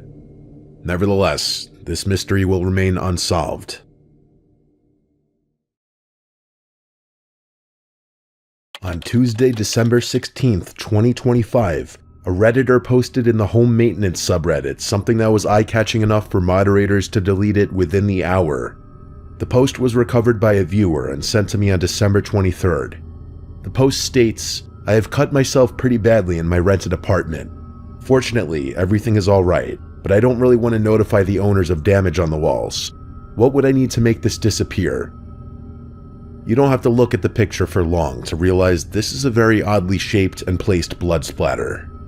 The original poster was very vague about how exactly he cut himself. It would have had to have been a pretty graphic accidental slice of a knife to lead to a blood splatter like that on the wall. There is a noticeable chip in the wall right in the center of the thickest part of the blood splatter, which would imply the blood wasn't sprayed on the wall, but rather the blood on the wall was the result of something hitting the wall. What makes this post more unsettling and suspicious is that the user is known to post in the alcoholism subreddit, stating he gets drunk on average 5 days a week. But according to one of his other posts that was made just a month before this one, his girlfriend had cheated on him and left him due to his drinking, and she left him right before the ring he ordered had arrived. The viewer who sent this to me reported this in the RBI subreddit, which stands for Reddit Bureau of Investigation, which led to the poster blocking him, even though he never directly contacted him. So, I'm sure I don't have to explain where I'm going with this, but whether this could have been a deleted post that was in reality a man secretly trying to cover up something horrible that happened in his apartment involving his cheating ex-girlfriend, or simply just a very unfortunate coincidence, for now remains a mystery.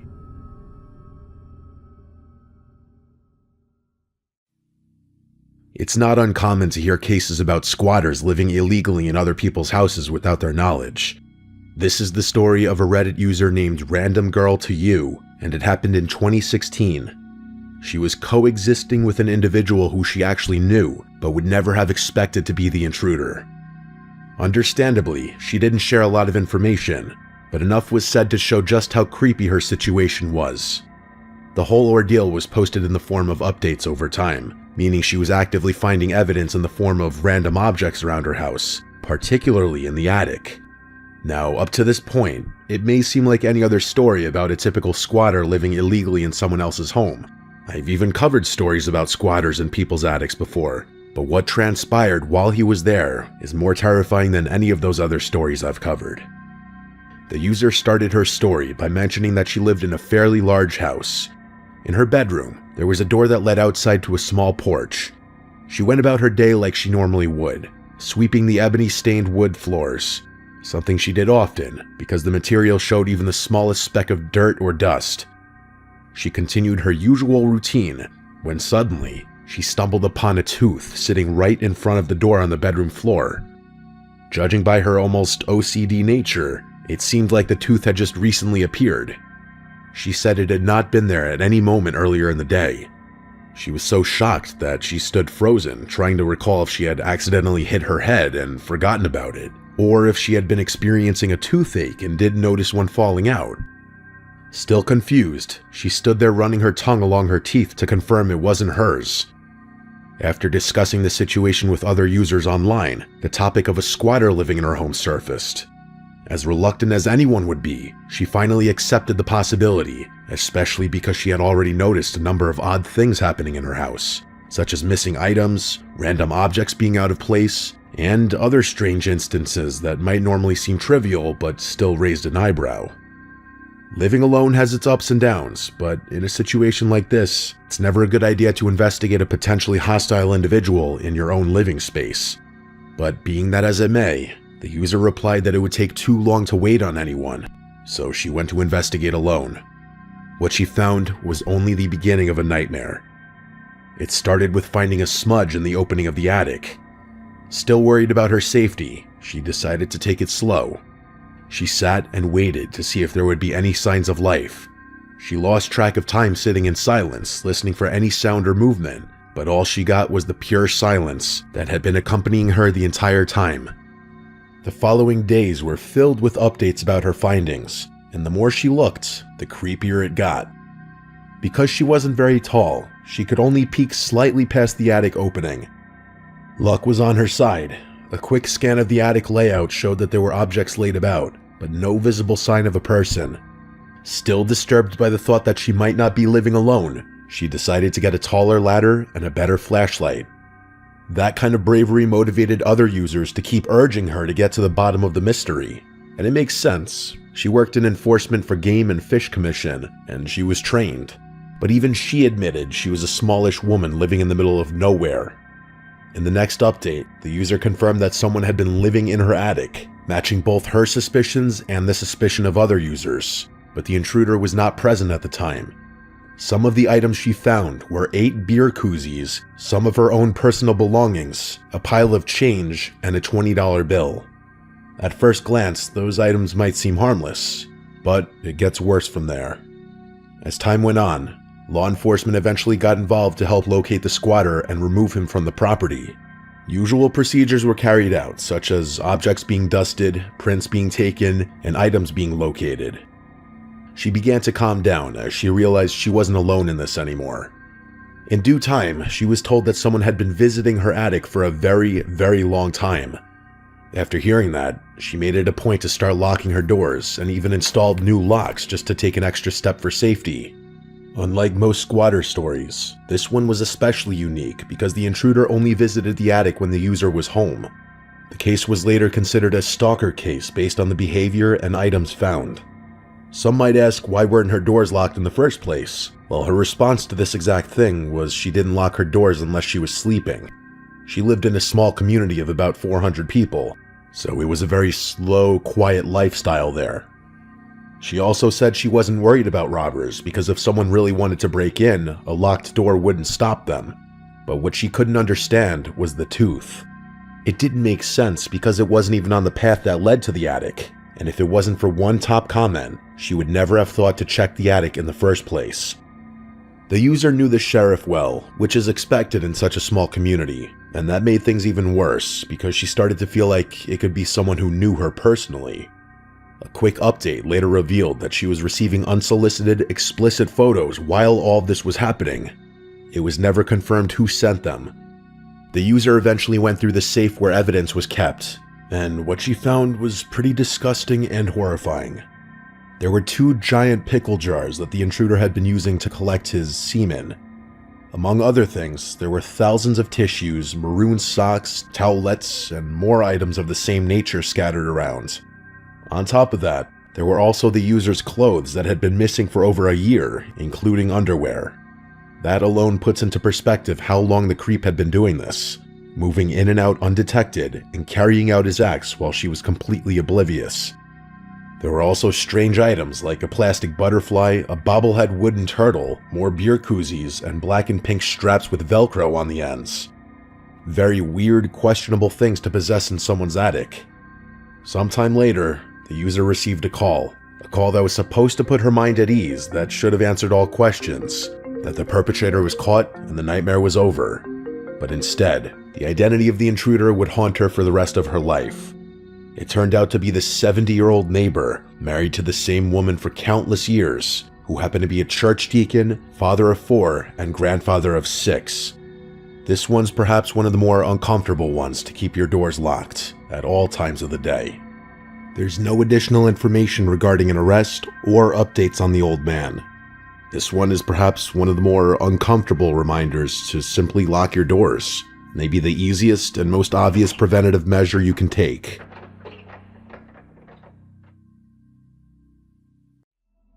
This final story comes from a Reddit post in the famous subreddit called Let's Not Meet, and the original poster's account has since been deleted for good reason.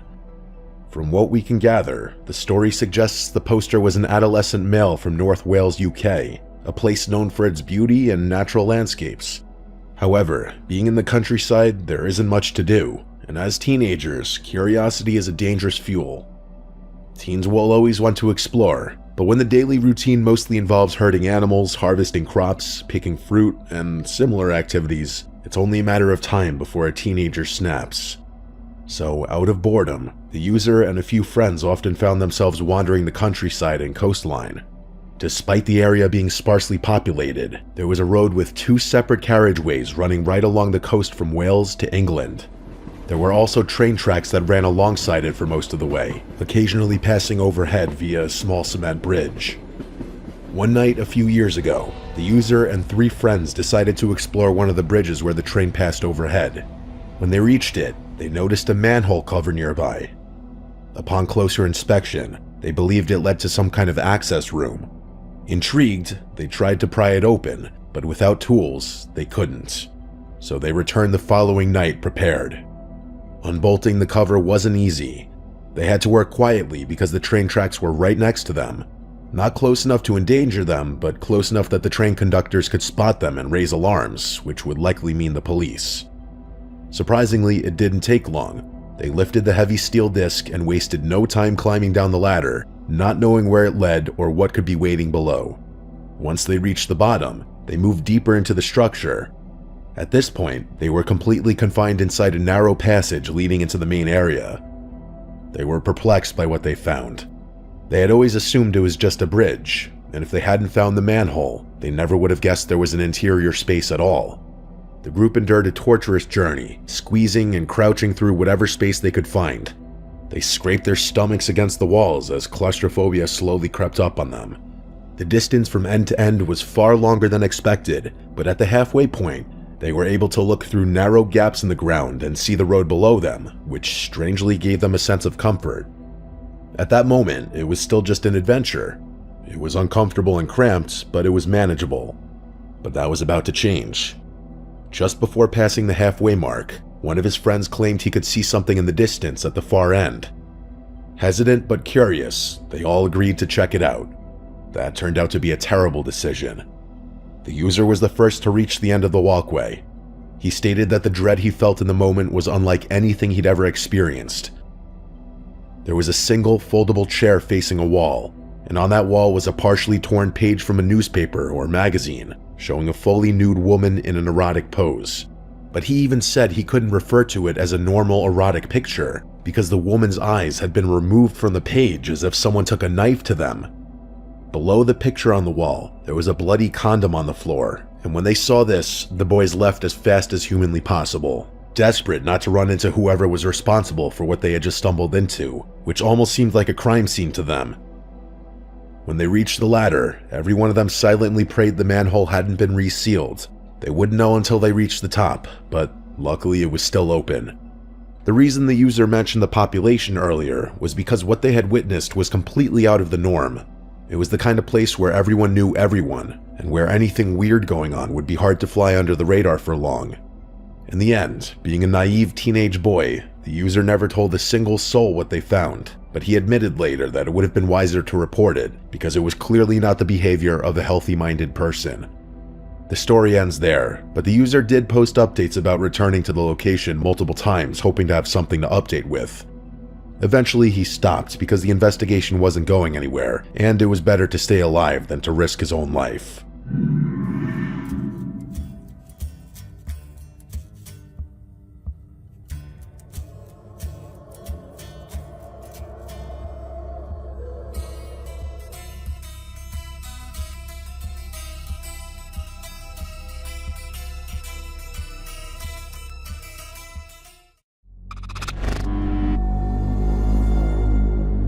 June 25th, 2015, the YouTube channel Obscure Horror Corner introduced the world to a chilling game known as Sad Satan by uploading the first of 5 gameplay videos for it. This was the first record of the game's existence on the internet. Unlike conventional horror games, Sad Satan offered no objectives, no enemies, and no resolutions. Instead, players navigated dimly lit corridors and were bombarded at random points throughout the game with cryptic symbols, audio, and images. It was a game unlike any other. What really made Sad Satan stand out wasn't just its creepy vibe, it was the sick, twisted content hiding beneath the surface. The game wasn't just unsettling, it was tied to accusations of demonic, illegal, and downright disturbing images. The game was a maze of dark, claustrophobic corridors with no clear goal. You wandered around with a first-person POV while distorted audio played in the background. The sounds were seemingly random, but ranged from reversed music to warped screams and laughter. Perhaps most unsettling, there were snippets of serial killers' interviews that sometimes popped up. Every so often, the game would throw full-screen flashes of disturbing images at you. Some were just weird, like black and white photos of statues or cryptic symbols. Others were outright horrifying mugshots of criminals, cult references, and cryptic Latin phrases. One of the most infamous was the recurring appearance of Jimmy Savile, a disgraced TV host known for decades of child abuse. His presence in the game made it feel like something much darker was lurking beneath the surface. To top it off, there was a ghostly child who would sometimes appear in the hallways. In the last gameplay video uploaded by Obscure Horror Corner, one of these ghostly kids started following the player, and there was no way to escape. The game ends when the player is finally caught and killed by this eerie, silent figure. As creepy as the original Sad Satan was, things took a much darker turn on July 7th, 2015, when a download link for the game popped up on 4chan's paranormal board. People who downloaded it quickly realized they were involved in something demonic. The clone reportedly included extreme gore, images of mutilated bodies, and even CP. Weirdly, the game also contained malware, which would mess with your computer, sometimes causing it to crash completely. Jamie, the alleged owner of Obscure Horror Corner, denied any connection to this version, claiming the one he played didn't have any of that illegal content. But his story had holes, and people were already questioning whether he could be trusted. Jamie claimed he found Sad Satan on the dark web, saying a mysterious and anonymous user named ZK sent him a link to the game. According to Jamie, the game was hosted on a hidden Tor service. However, people were left wondering where the original gameplay footage came from, as all the original download links were fake. People have spent years trying to decode Sad Satan's meaning. The references to Jimmy Savile and the ghostly children have led many to believe the game is a sick reference to child abuse and a way to distribute twisted content. The name Sad Satan derived from reversed audio from Led Zeppelin's Stairway to Heaven.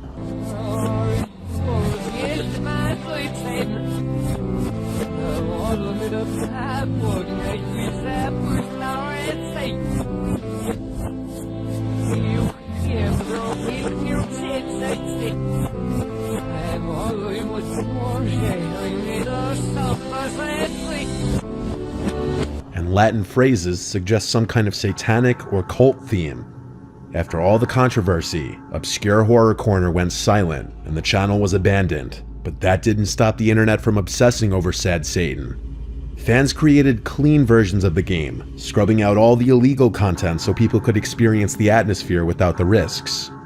What makes Sad Satan stick with people isn't just the horror or the controversy, it's the fact that we still don't know the truth. I would strongly advise against doing any digging, but if you do, be extremely cautious with what kind of messed up stuff you might be getting yourself into.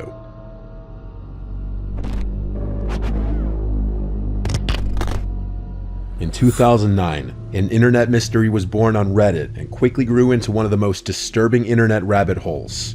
Known as the Lake City Quiet Pills saga, it's an incredibly disturbing mystery that still has no resolution. The story begins with a Redditor named Religion of Peace, later revealed to be Milo. He was no stranger to controversy. As a moderator for the infamous Jailbait subreddit, Milo already had a dark reputation.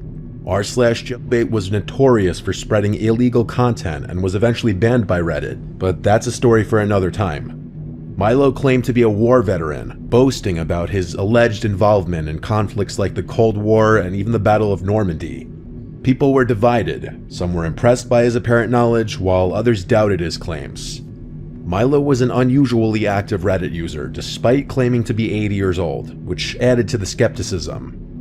On May 18th, 2009, Milo shared a link to a new website, LakeCityQuietPills.com. He described it as, quote, that old guy's image host. At first, the site seems pretty basic, just a place to upload images. But the name itself, Quiet Pills, gave people pause. It sounded off, like there was more to it than met the eye. Fast forward to July 17th, 2009, Milo posted his last ever Reddit comment, which was a rant about spam content. Just hours later, a new user named 2-6 showed up to announce Milo's death. According to the post, Milo had died at his desk, leaving behind no family and only a handful of personal belongings. That's when things got weird. Some Redditors decided to dig into LakeCityQuietPills.com and discovered something chilling. Hidden in the site's source code were cryptic messages that looked like job postings, but these weren't regular jobs. They seemed to reference covert operations. Some examples of the postings include immediate need, 12 SA Spanish speaking, no papers required, and 4 for 24/7 DP, English speakers, Spanish fluency is a plus. The language was filled with military-style acronyms and obscure terms along those lines. One user pointed out that the abbreviation WW meant wet work, or more specifically, assassinations. The plot thickened even more in 2010, when a real-world event seemed to tie directly to the Lake City Quiet Pills saga. On January 19, 2010, Hamas arms dealer Mahmoud al-Mabou was assassinated in a Dubai hotel. He was suffocated by a team of operatives who entered the country using fake identities. This happened on the exact same day as a quote-unquote party mentioned in the source code of LakeCityQuietPills.com. This site listed a detailed breakdown of expenses for the event: hotel rooms, transportation, and even medical supplies that totaled nearly $94,000. The timing and the scale of the expenses led many to believe that this quote-unquote party was actually cover for an assassination operation. It felt too closely related to be pure coincidence. People began digging into the site even further. The account 2-6 was tied to another alias, Angel 2-6. This handle had been active on other forums like Fark.com since the early 2000s. What's more, Angel 2-6's email address was linked to the LakeCityQuietPills.com domain. It was quite literally angel.2.6@LakeCityQuietPills.com. The activity surrounding these accounts painted a picture of a tightly connected group with ties to military or illegal work. Some people started interpreting the phrase Lake City Quiet Pills as a euphemism for bullets. The phrase Lake City Quiet Pills was traced back to a Remington ammunition plant in Missouri, which produces billions of rounds of ammunition annually. People have spent years debating what this all means. The most common theory is that the site was a front for a group of professional hitmen. Some argue that the military lingo and references suggest a group of ex-military individuals who defected from their governments. The connection to covert intelligence operations and organizations is clear, but the truth about the site remains unknown.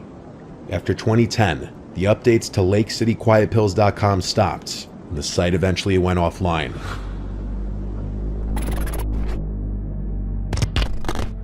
Back in 2015, a strange YouTube channel called Unfavorable Semicircle popped out of nowhere and instantly grabbed the attention of internet sleuths, cryptography fans, and conspiracy theorists. It wasn't just the creepy content that made it stand out, it was the sheer scale and weirdness of it all. In less than a year, the channel uploaded tens of thousands of cryptic videos before YouTube banned it in 2016. The channel launched in March 2015 and wasted no time. Within days, it began posting videos, starting with one titled with a Sagittarius sign, followed by the numbers 230511. It was a 4-second clip of a brown, blurry screen with no sound.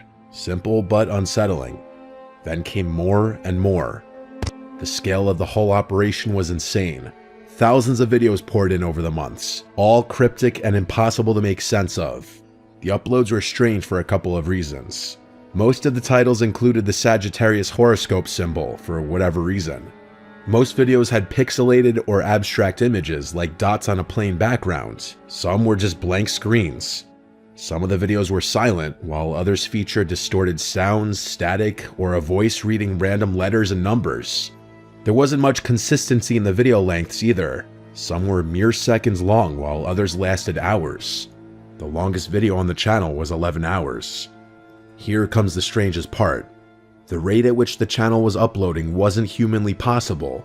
At first, videos went up every 10 minutes, but by 2016, the channel was cranking out uploads every 20 seconds. By the time it eventually got shut down, there were over 200,000 total videos. As word spread, a Reddit community formed to figure out what Unfavorable Semicircle was all about. As you might expect, theories started flying. Some thought it was a modern-day numbers station, like the ones used during the Cold War to send secret messages to spies. The strange letters and numbers fit, but the videos didn't follow the typical structure of a numbers station broadcast. Others thought it might be part of an ARG, where participants solved puzzles across various platforms. The videos seemed designed to be decoded or pieced together, but most ARGs give players clues or guidance, and this didn't. Some compared it to WebDriver Torso, a YouTube channel Google used to test video quality. I'm pretty skeptical about this theory since the creepy visuals and audio feel like overkill for a quality test. In 2022, someone claiming to be the creator of the channel gave an unsatisfying and probably fake explanation. He claimed the whole thing was an art project, more specifically, a way to explore abstraction and mystery, but personally I have a hard time believing that's all it was. Many people continue to speculate that the videos had a darker purpose, like illegal activity, espionage, or even psychological experiments. Out of thousands of uploads, a few stood out as especially significant. There were several titled Lock and Delock, with the Sagittarius symbols in front of the words, and some people thought these videos held the key to the whole project. These videos were packed with flashing visuals and strange audio patterns. By analyzing the frames side by side, investigators pieced together a grainy image that resembled the Voyager Golden Record, which was a disc NASA sent into space to represent humanity. There were various other clues that people noticed. Toward the end of the channel's life, a series of videos titled Brill appeared, each numbered in order. They seemed more structured than the rest, but no one was able to find anything conclusive. The most popular upload by far was the 11-hour video. It was almost completely silent, but reportedly caused some devices to crash. On February 25, 2016, just hours after the BBC published an article about unfavorable semicircle, YouTube permanently banned the channel for violating its terms of service. The exact reason wasn't clear, but most people think the sheer number of uploads flagged it as spam. YouTube never gave an explanation for the ban, which led people to speculate about a darker reason. After the ban, the mystery deepened. Similar accounts popped up on Google Plus and Twitter, briefly posting new videos before disappearing again. The last known upload, titled Reset Strange YD, with the Sagittarius symbol in the front again, went up in 2017, but was deleted within 30 minutes. That marked the end of the project, or at least the end of what anyone could see. Many still think there's something more sinister about the whole thing that's yet to be uncovered.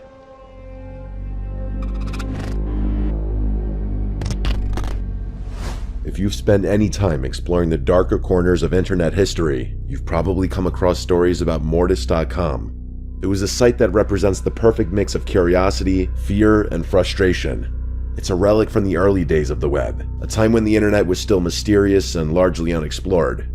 What makes the site so unsettling isn't just what it might have been, but the fact that no one ever really figured it out. Even now, it lingers as one of the internet's greatest unsolved mysteries.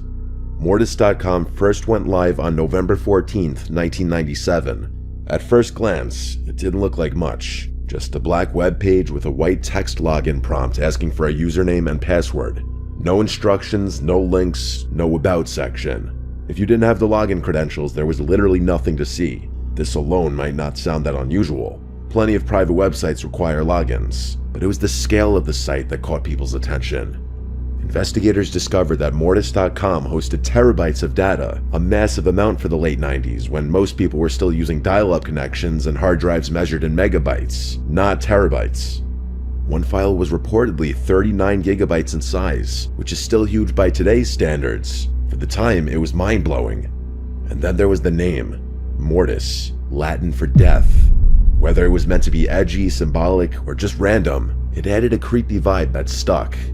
Mortis.com might have remained a forgotten corner of the internet if it hadn't been for forums like 4chan, where users on boards like X, Paranormal, and G Technology started poking around. Someone stumbled across the site and posted about it, and things snowballed from there. Some folks claim to have briefly accessed parts of the site, downloading bits of data before the site went offline, but they never revealed what they found, if anything. This only made the mystery bigger. Were they silenced? Did they find something they couldn't share? Or was it nothing and they didn't want to admit it? Here's where things get even stranger. Most websites, even after they go offline, leave behind a digital footprint. That's where the Wayback Machine comes in, a tool designed to archive web pages so they could be viewed later, even if the original site is gone. But Mortis.com went completely missing. It was intentionally excluded using a file called robots.txt, which tells web crawlers to not index the site. That might sound like a small detail, but it's actually huge. Whoever built Mortis.com went out of their way to ensure that no one could track its history. Why would someone do that unless they had something to hide? The domain was registered to a man with a bunch of other websites, including Cthulhu.net, EternalNight.com, KarenLing.com, and JoshuaLing.org. Cthulhu.net featured nothing but a single page with the words, "Dead but dreaming," whatever that means. EternalNight.com just showed an image of a glowing chess piece on a black background, nothing else. The The other 2 led to dead ends and were tied to interior design companies that supposedly didn't exist, run by people who had long since passed away. Investigators also found connections between Mortis.com and seemingly unrelated businesses, including a dentist's office at an address that turned out to be an empty lot, a high-end security firm, a lamp company, and a bed and breakfast. The connections were tenuous at best, but they added to the eerie vibe, making it feel like something bigger, maybe even criminal, was at play. When questioned, Ling himself reportedly claimed the site was just a storage space for personal files like wedding photos. But let's be honest, that's hard to believe. Why would someone need terabytes of storage for wedding photos, much less secure them with industrial-strength encryption? And why would the FBI allegedly get involved? Back on 4chan, people were obsessed with cracking the site's login page. Even seasoned hackers struggled to make progress, which says a lot about how well it was protected. Some claim to have broken in briefly, finding large files with cryptic names, but they either disappeared from the forums or refused to share details. Rumors spread that the FBI contacted some of these would-be hackers, warning them off the site. Others said Ling himself pulled the plug after the site gained too much attention. Whether it was paranoia or reality, many users eventually abandoned the hunt, fearing they might be getting into something way over their heads. Everything was seemingly wiped from the internet before the mystery could be revealed, which left more questions than answers. Over the years, people have floated a ton of theories, some more plausible than others. Some people believe it was just simply a personal repository for movies, TV shows, or other media. Some investigators noted links to Usenet files and even suggested the site had an embedded media player. But this doesn't explain the secrecy, the creepy aesthetics, or the sheer scale of the data. Others think it was a front for something shady, like a black market operation, human trafficking, or even snuff films. The empty lots, fake business addresses, and encrypted files certainly make this plausible. Even after digging through all this, I can't shake the feeling that we're missing something. The exclusion from the Wayback Machine, the cryptic files, the empty addresses, it just feels too unsettling to be coincidental. If it was just a hoax or a media server, why go to such lengths to hide it? And then there's the FBI angle. Why would they get involved if there wasn't something serious going on? And if Ling shut it down himself, what was he trying to hide? Mortis.com is an internet phenomenon that we may never get a conclusion to, but there's most likely a good reason for that. One could only imagine what kind of sick files were in there. Maybe some things are better left unexplained.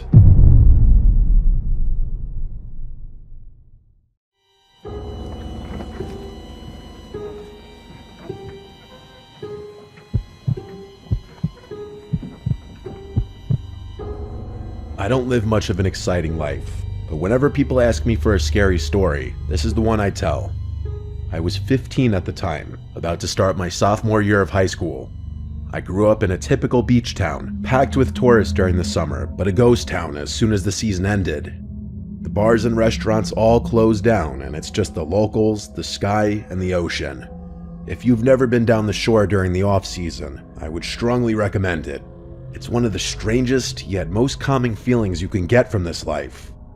As cliche as it sounds, our house is on a street called Surf Avenue, and it's only a block from the beach. Funny enough, I know how to surf. It would honestly be pretty pathetic if I lived on a street called Surf Ave without even knowing how to do it. I'd lived there my whole childhood, so the boardwalk and sand had always been a part of my routine. Damn near part of my personality, to be honest. I don't live in that specific house anymore, but the property has stayed in the family, so it still feels like a piece of me. At the time, I was on my high school varsity's cross-country team, and I was kind of obsessive about staying in shape, even during the off-season.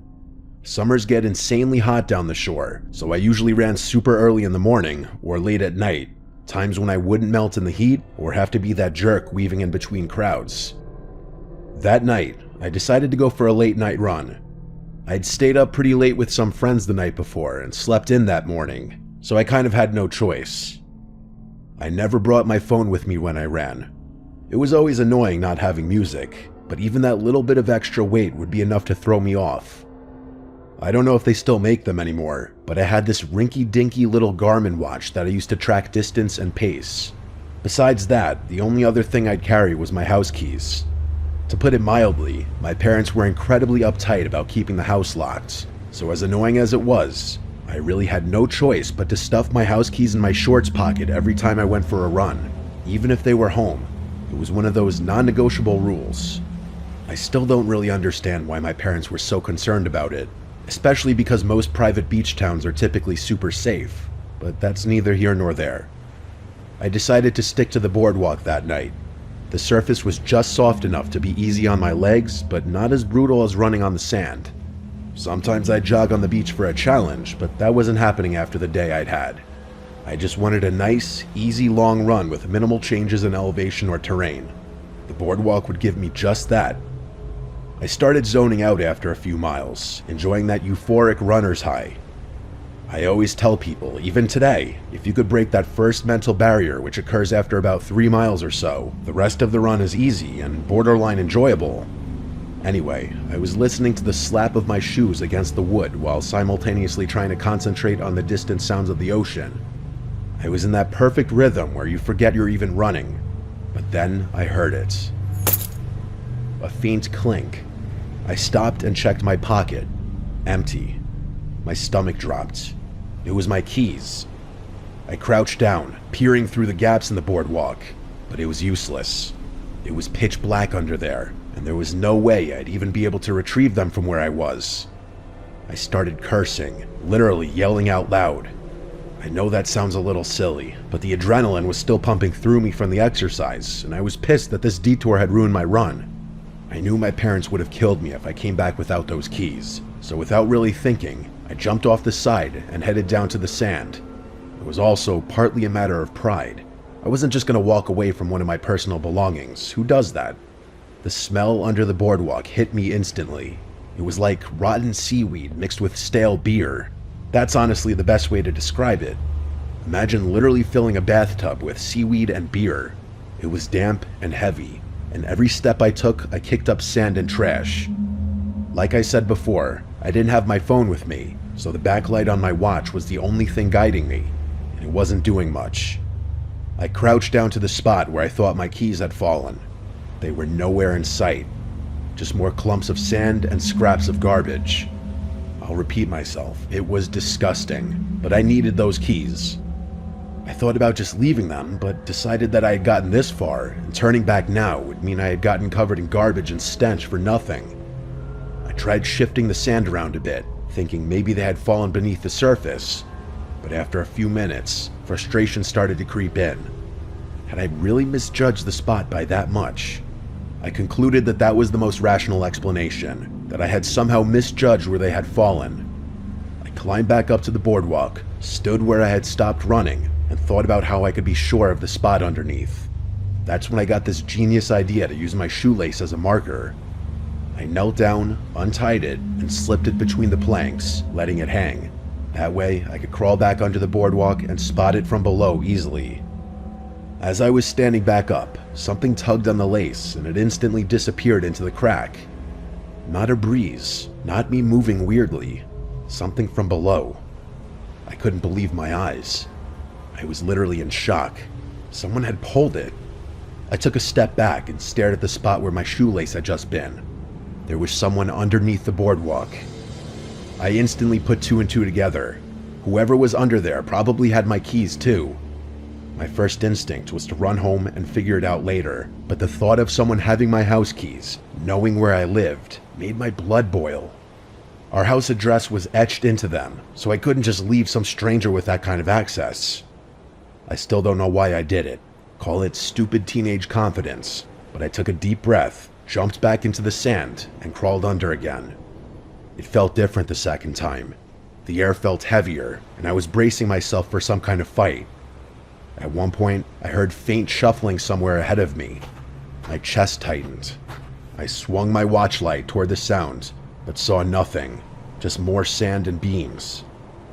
I kept moving, and I heard shuffling again, this time from a different direction. That's when I realized the noise wasn't coming from one spot. There were multiple people under there. That was enough for me. Common sense struck me in the face like a freight train. What in the world could I have possibly expected to happen? Was I just going to fight some crackhead living under the boardwalk? That was suicide.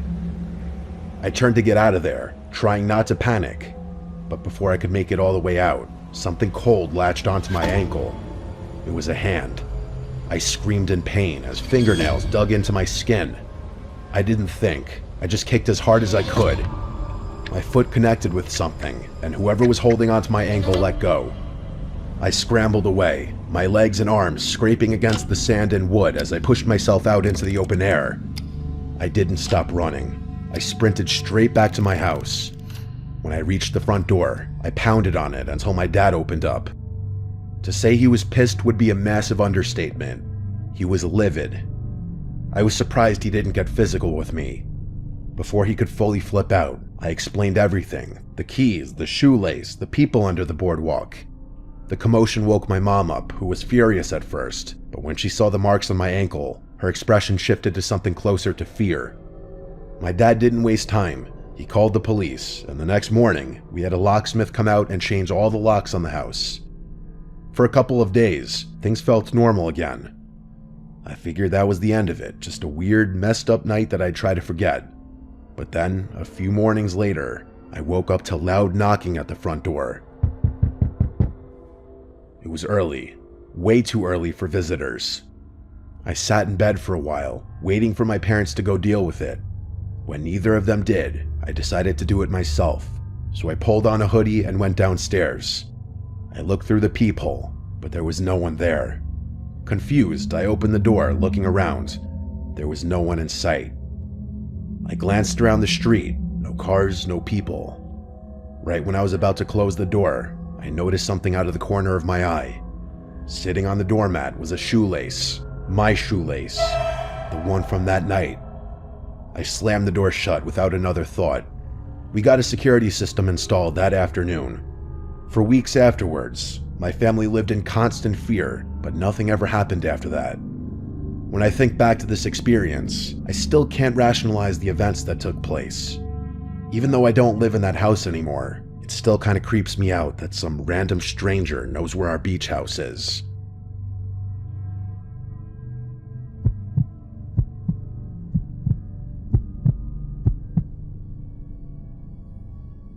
The thing about living in a beach town during the off-season is that it feels deserted.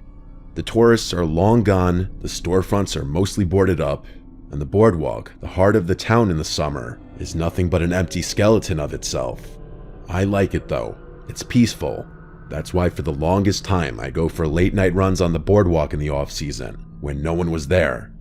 It was my detox from life and all the stresses that come with it. Sometimes you just need to be away from people. There was something about the sound of the waves and the rhythmic slap of my sneakers against the wooden planks that calmed me.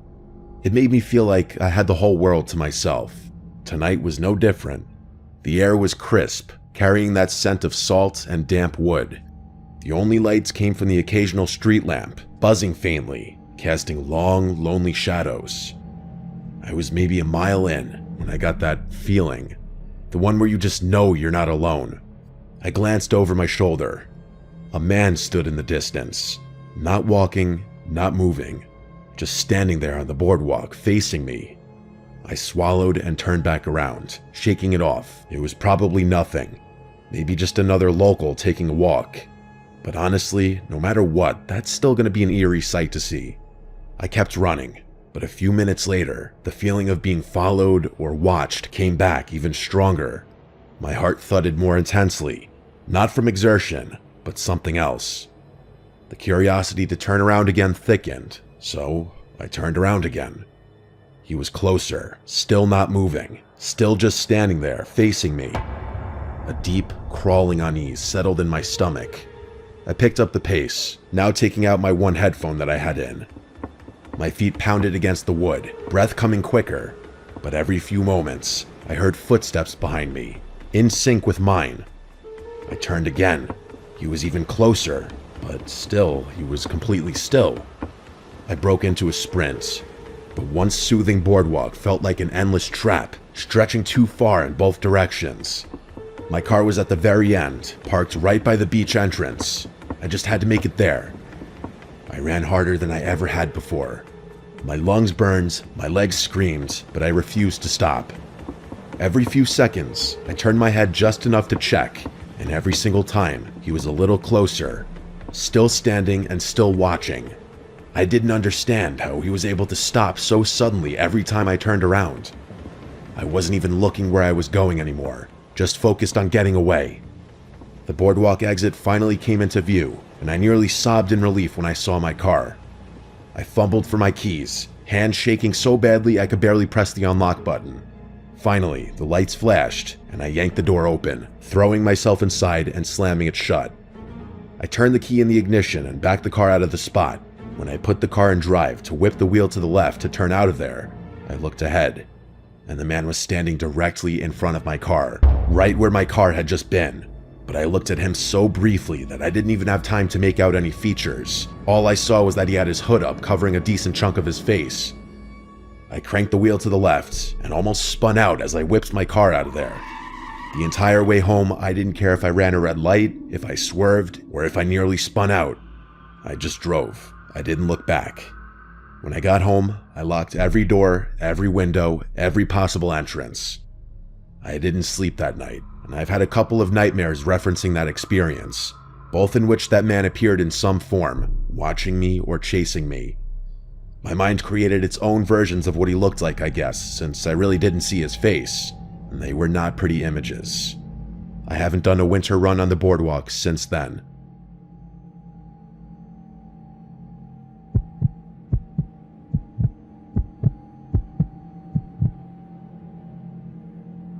This happened last summer.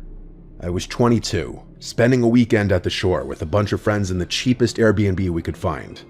It was the last night of our stay. We'd been out on the beach all night with a bonfire, just hanging out, drinking, and talking. Nothing crazy. By the end, most of my friends were ready to call it, but I wasn't tired yet. I figured I'd walk off the buzz for a bit and then find my way to the Airbnb after that. The boardwalk at night has this weird peacefulness to it. Everything's empty. I haven't spent much time at the beach, so it was all very new and interesting to me. After wandering around for a while, I realized I really had to pee. I'm not really the type of guy to just do it in public, which is something my friends often make fun of me for, so this was a bit of an issue. I spotted one of those public boardwalk bathrooms, old, beat up, and barely lit. Not ideal, but I didn't feel like holding it until I got back. I pushed the door open and immediately regretted it. The place smelled awful, like a mix of bleach and whatever it was trying to cover up. I figured I'd make it quick, so I went to the farthest stall. That's when I heard the door creak open again. I winced, annoyed that I'd no longer have privacy. I listened as their footsteps slowly walked around. They seemed to be circling the bathroom, which was kind of odd. At times, I thought the footsteps were coming from multiple directions, like there was more than one person, but I wasn't sure. Eventually, they stopped near the sinks. Just stopped. No movement, no coughs, nothing. The water didn't turn on either, so I wasn't really sure what they were doing. I finished up, ready to get out of there, but when I went to push the stall door open, it didn't budge. I jiggled the latch, but the door was still stuck. I wanted to punch the stall door. That's how angry and uncomfortable I was. But then the footsteps started again. They were closer this time, and I got this really knotty feeling in my chest. It felt like someone was holding the door shut. I tried to shove the door with my shoulder, but still nothing. The adrenaline was starting to kick in, and a part of my brain began connecting the dots.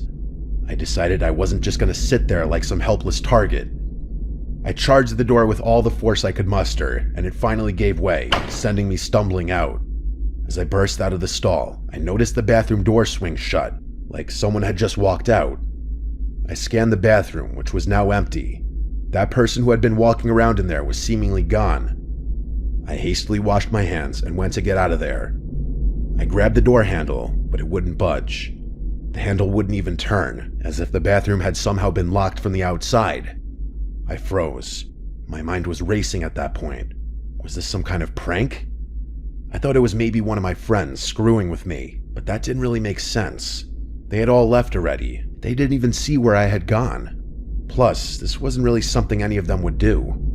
Either way, I was pretty freaked out at that point, so I just gritted my teeth and started banging on the door. I yelled for whoever was out there to open up, but I didn't get a response. Just then, I heard movement in one of the stalls behind me. I whipped my head around, and even though I couldn't see anything, I knew there was a person in one of those stalls. That meant there had been 2 people in there the whole time. I didn't see any feet under any of the doors, so they must have been standing on one of the toilets, which was even more concerning.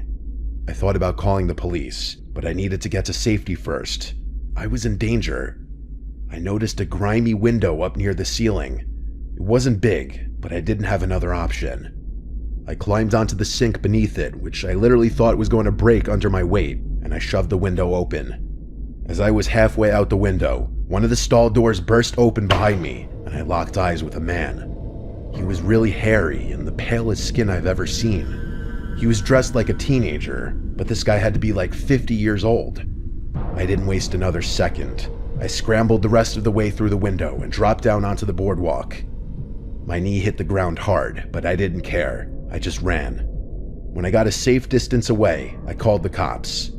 They showed up pretty quickly. It was a beach town after all, but by the time they checked the bathroom, that guy was long gone. That part of the boardwalk was dead. No cameras, no shops open that late, so it's not like there were any cameras they could check.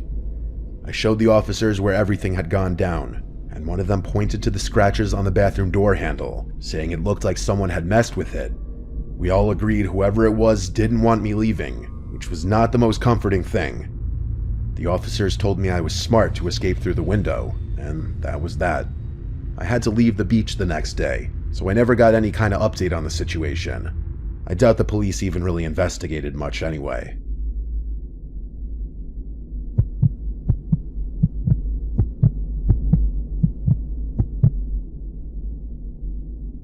I'm sorry in advance if I mess up some details of the story, but it happened when I was really young. I don't remember exactly how old I was when it happened, maybe 8 or 9, but I know it was during one of those summers my family spent at my grandparents' beach house. It was kind of like the family hub. Every summer, a bunch of us, my siblings, cousins, aunts, uncles, would pile in for weekends or weeks at a time. The house wasn't super fancy or anything, but it had like 1,000,000 bedrooms and could sleep our whole family easily. It was also really close to the beach, so I used to spend entire days playing in the sand and exploring the neighborhood on my bike. Every summer I spent there was amazing. It still feels like an extended fever dream, especially now as I'm getting further and further removed from that blissful childhood. I remember that summer being different though. There was some big hurricane forecasted, one that had all the beach towns scrambling to take precautions months in advance. I'm not sure if other beach towns did this, but ours built these massive sand dunes along the shore as a makeshift barrier. I'm not sure if calling them dunes is exactly accurate. They were huge. I mean, to a kid, they looked like castle walls. I bet the aerial view of the coast during that time would have looked absolutely nutty. That summer, my siblings and I would spend hours climbing the dunes, tumbling down the other side, pretending we were scaling mountains or sneaking into a fortress. It was weird though, as you could probably imagine. Usually when you're standing on the boardwalk facing the beach, you can see the ocean stretching out in front of you. But those dunes, they completely block the view. You'd walk along the boardwalk, and instead of water, there was just this giant wall of sand. The beach also closed after a certain hour, like the lifeguards would go off duty and people weren't technically permitted to go on the beach. But that never really stopped us locals. The town was safe, the kind of place where everyone knew everyone, and letting kids roam wasn't considered a big deal, especially after the touristy crowds thinned out. As long as we promised not to go in the ocean, our parents didn't really mind. And to be honest, I was kind of a little troublemaker back then. I liked pushing boundaries, especially when I thought I could get away with it. That's what led me to sneak out that evening. It wasn't dark yet, the sun hadn't even started setting, but I hadn't asked permission to go out. I just wanted some alone time. I think I'd gotten into a fight with one of my brothers, but I don't really remember. The sliding door downstairs where all the kids' bedrooms were made it easy to come and go unnoticed. My older cousins had practically written the playbook on sneaking in and out, usually for way more rebellious reasons than a solo beach walk, but I'd learned from them. Even today, we still laugh about how easy it was to sneak people in and out of the house without alerting the adults. Anyway, as quietly as I could, I stepped outside my bare feet, not even bothering to put shoes on. I made my way toward the boardwalk, expecting to encounter some locals, maybe even some kids my age. Even after beach hours, there were usually people around. anyone who had or was staying in a house down there, really. I was kind of surprised to see how empty it was. It was a little strange. I'm talking not a single soul outside. It felt deserted in all honesty. I walked along the boardwalk for a little while, half expecting to see someone, but I never did. It was literally like the whole beach was asleep that night or something. I was about to head back when I noticed something alarming. There was a thin trail of smoke rising from beyond one of the dunes. At first, I thought it was just fog, but I took a closer look and confirmed that it was smoke. Like smoke from a fire kind of smoke. Smoke on the beach wasn't that unusual, even though it was really against beach rules and borderline illegal. Sometimes tourists lit bonfires. But there was something about how empty everything was that night that made the smoke feel wrong. To my mind, it kind of looked like a volcano, as the smoke sort of just emanated from the sand dune. I looked around for an adult, but there was no one. Just the empty boardwalk stretching out in both directions. I should have gone home, but curiosity got the better of me. Plus, my parents had taught me to never turn my back on someone in need, and this situation kind of felt like that. I climbed the sand dune a little ways away from the smoke. By the time I reached the top, I was covered in sand. I looked down the other side and saw what I expected to see, a bonfire. The weird thing is that it was completely isolated. There was no one around. There were no chairs, no coolers, nothing. Just a fire burning in the middle of an empty beach, as if whoever had set it had abandoned it. It didn't sit right with me. Even at that age, I knew leaving a fire like that was dangerous. I slid down the dune and made my way over to it. I stood there for a second, just staring at it. I didn't know what else to do, so I just started kicking sand onto it. I did that over and over until the flames were finally suffocated. I didn't want to leave it just yet. I was way too curious.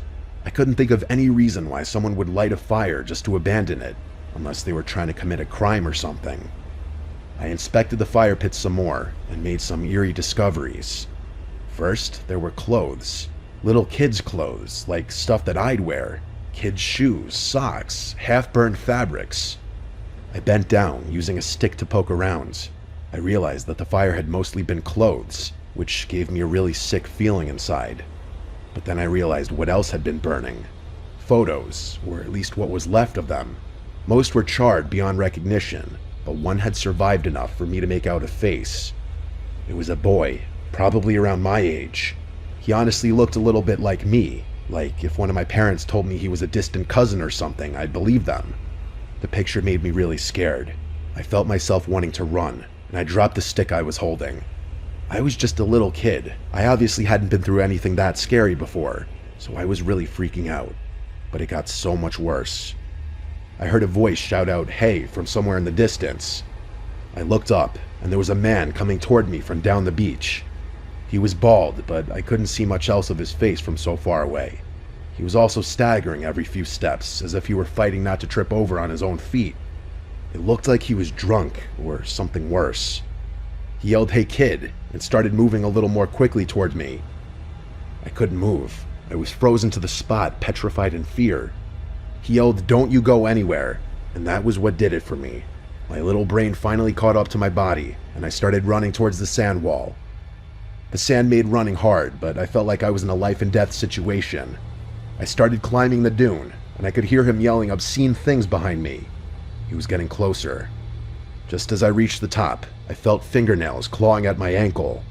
By some miracle, he was never able to get a grip on me, and I vaulted myself over the dune, tumbling down to the bottom. I sprinted for the boardwalk and ran all the way home. I looked back a few times to make sure he wasn't following me, which he wasn't, but I kept running like my life depended on it. When I got home, I immediately went to my bedroom and started crying. I wanted to tell my parents, I really did, but all I could think about was how I'd snuck out and how much trouble I'd be in, so I kept my mouth shut. Looking back, I know I should have said something. I should have told my parents at least, but I didn't, and nothing ever came of it. As far as I know, there were no news reports, no police at the beach the next day, no reports of missing children in the area, or anything like that. I still don't know what to make of this. Even though it happened a long time ago, I can't help but feel like there's more to the story. I think what terrifies me the most is how eerily similar that kid in those photos looked to me. Sometimes I wish I could go back in time and tell my younger self to just fess up, but that's just something I'll have to live with.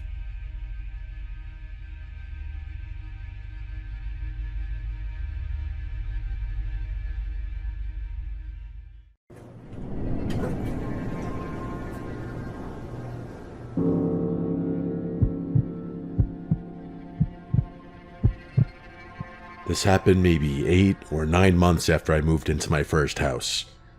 I was 24 at the time, fresh out of college with a decent job. All you need to know about the house is that it had a very spacious basement that I mostly used for storage. The previous owners had partitioned it into these separate rooms using plywood and exposed framing.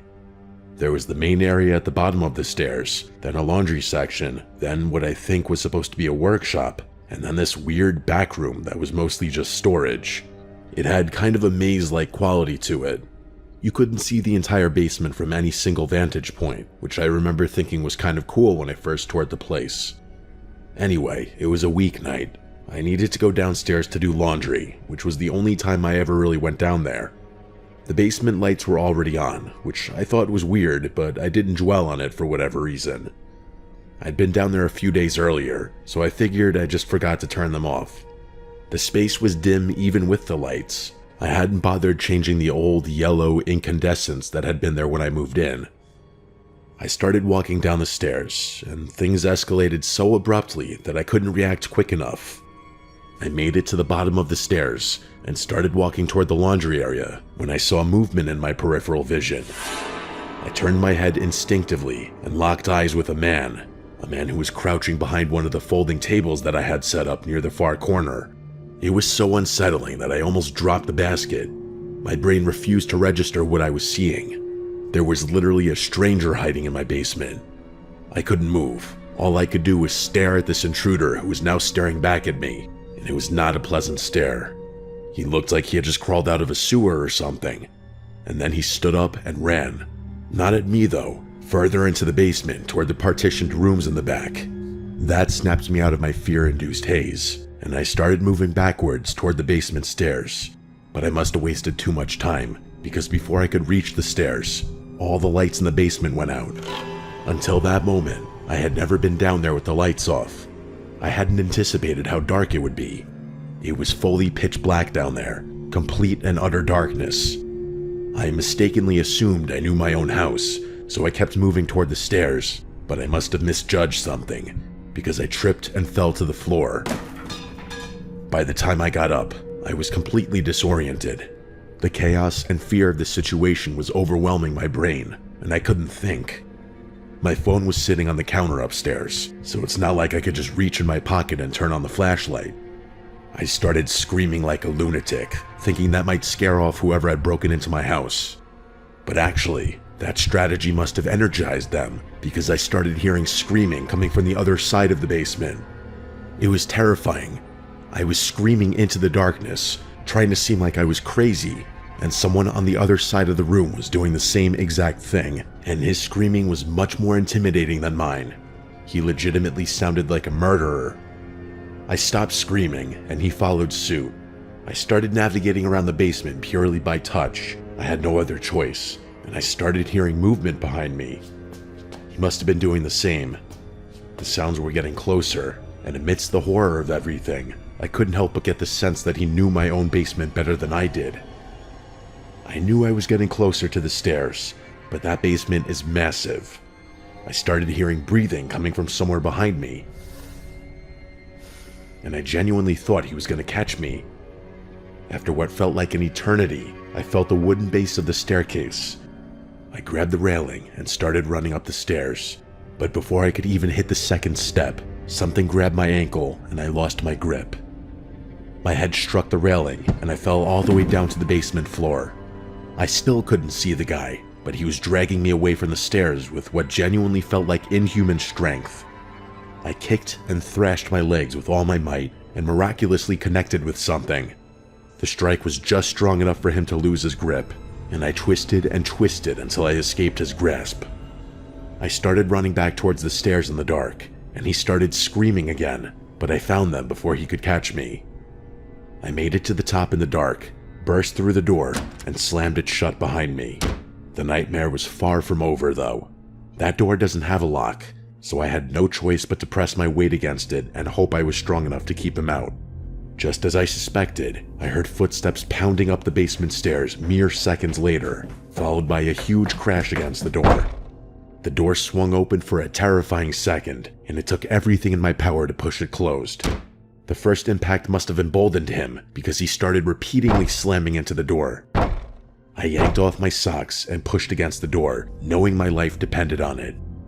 I have no idea how he did make it through, but he eventually gave up. I heard footsteps crashing back down the basement stairs, and I immediately seized the opportunity to grab my phone. I ran over to the counter, grabbed it, and ran back to the basement door. With my back pressed against the door again, I called the police.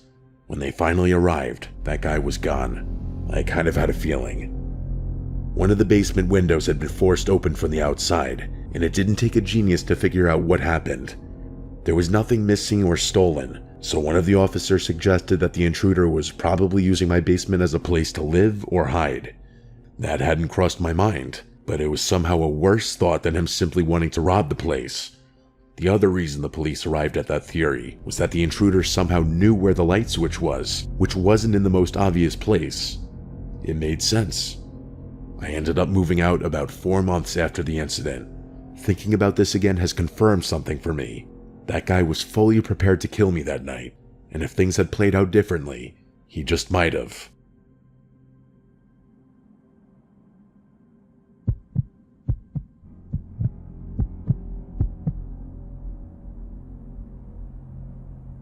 This happened when I was 14.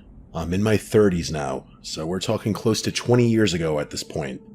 My parents had to drive out of state for a wedding and didn't want to leave me alone, despite the fact that I was staying at home alone age. So the original plan was for my older sister to stay with me for the weekend. She was already in college at the time, but she only lived an hour away. As soon as my parents left, though, she texted me and told me she had some party to go to and wasn't going to come. I didn't really care.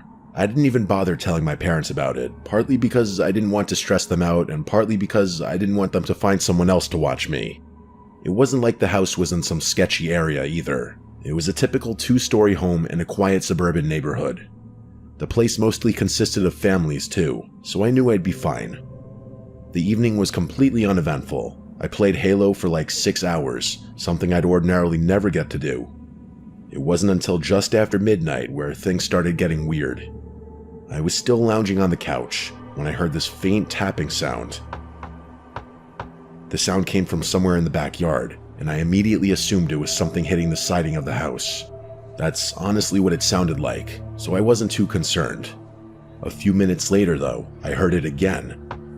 The sound was nearly identical, which gave me the impression that it was a tree branch hitting the same spot on the house. But then the tapping migrated, like whatever was making it was moving along the side of the house. That's when I knew something was wrong. The sound was far too intentional to not be made by something sentient. I muted the TV and froze. I didn't want to move. I just sat there listening the way anyone would, but now there was just silence. After maybe a minute, I convinced myself that it had just been a scuttling animal or the wind, and I turned the TV back on. 20 minutes later, there was a new noise, one that made me a lot more concerned. It was another tapping sound. But this time, it sounded like it was coming from below me, from the basement. The living room was directly above the basement, so it had to be coming from there. It was an unfinished basement with a little kitchenette in the corner, so it wasn't crazy to imagine a critter rummaging around in there. I muted the TV again, this time getting up off the couch. I was dreading it, but I had to check. I had to at least assure myself that nothing was wrong. The basement had several windows that led directly to the outdoors, so in all likelihood, the raccoon or stray cat that had been making the first noise was now knocking against one of those windows for whatever reason. I tried to convince myself I wasn't freaking out and walked over to the basement door. I opened it and stood at the top of the stairs, looking down into the darkness. The tapping noise was louder now, happening every few seconds or so. I don't know why I did this, but I called out hello into the nothingness. The tapping stopped immediately. That's when I started feeling really uneasy, because if it had just been an animal, it probably wouldn't have reacted to my voice like that. If I could just turn on the lights, I'd get a much clearer view of everything. but the light switch was at the bottom of the stairs and there was a 0% chance I was going down there. So instead, I swung the door closed until it was only open a crack and stuck my hand through. I pointed my phone over to where I knew the window was, then I closed my eyes and recorded a video with the flash on for a few seconds. Then I immediately shut the door and locked it. I took a deep breath and pulled up the video. It was pretty grainy, but it took me all of 1 second to realize there was a figure standing underneath one of the windows, on the inside of the house. I screamed, I couldn't control myself, and I ran to my room. I locked the door and immediately called my dad, who called the police for me. I was still on the phone with my parents when I started hearing repeated banging on the basement door. That guy was trying to break into the finished part of our house. And then, after the 5th or 6th bang or so, there was silence again, and then the police showed up. They searched the basement, but that guy had escaped through the window. The officers were actually nice enough to search our yard, but that guy was long gone. There was a bunch of stuff missing from the basement. Like I said before, it wasn't finished, but that didn't mean my parents left it empty. I can't remember everything that had been stolen, but the scariest thing by far was this. When the police inspected the kitchenette, they found the biggest knife in the rack missing. It was a terrifying thought. If it weren't for the video on my phone, I don't think the police would have taken things as seriously as they did. But of course, nothing ever came of it, and this was almost 20 years ago now. I have no idea what happened to that old phone. It's probably buried in a box of junk in my parents' house somewhere, if it even still exists. If I ever find it and the thing still turns on, I'll submit the footage.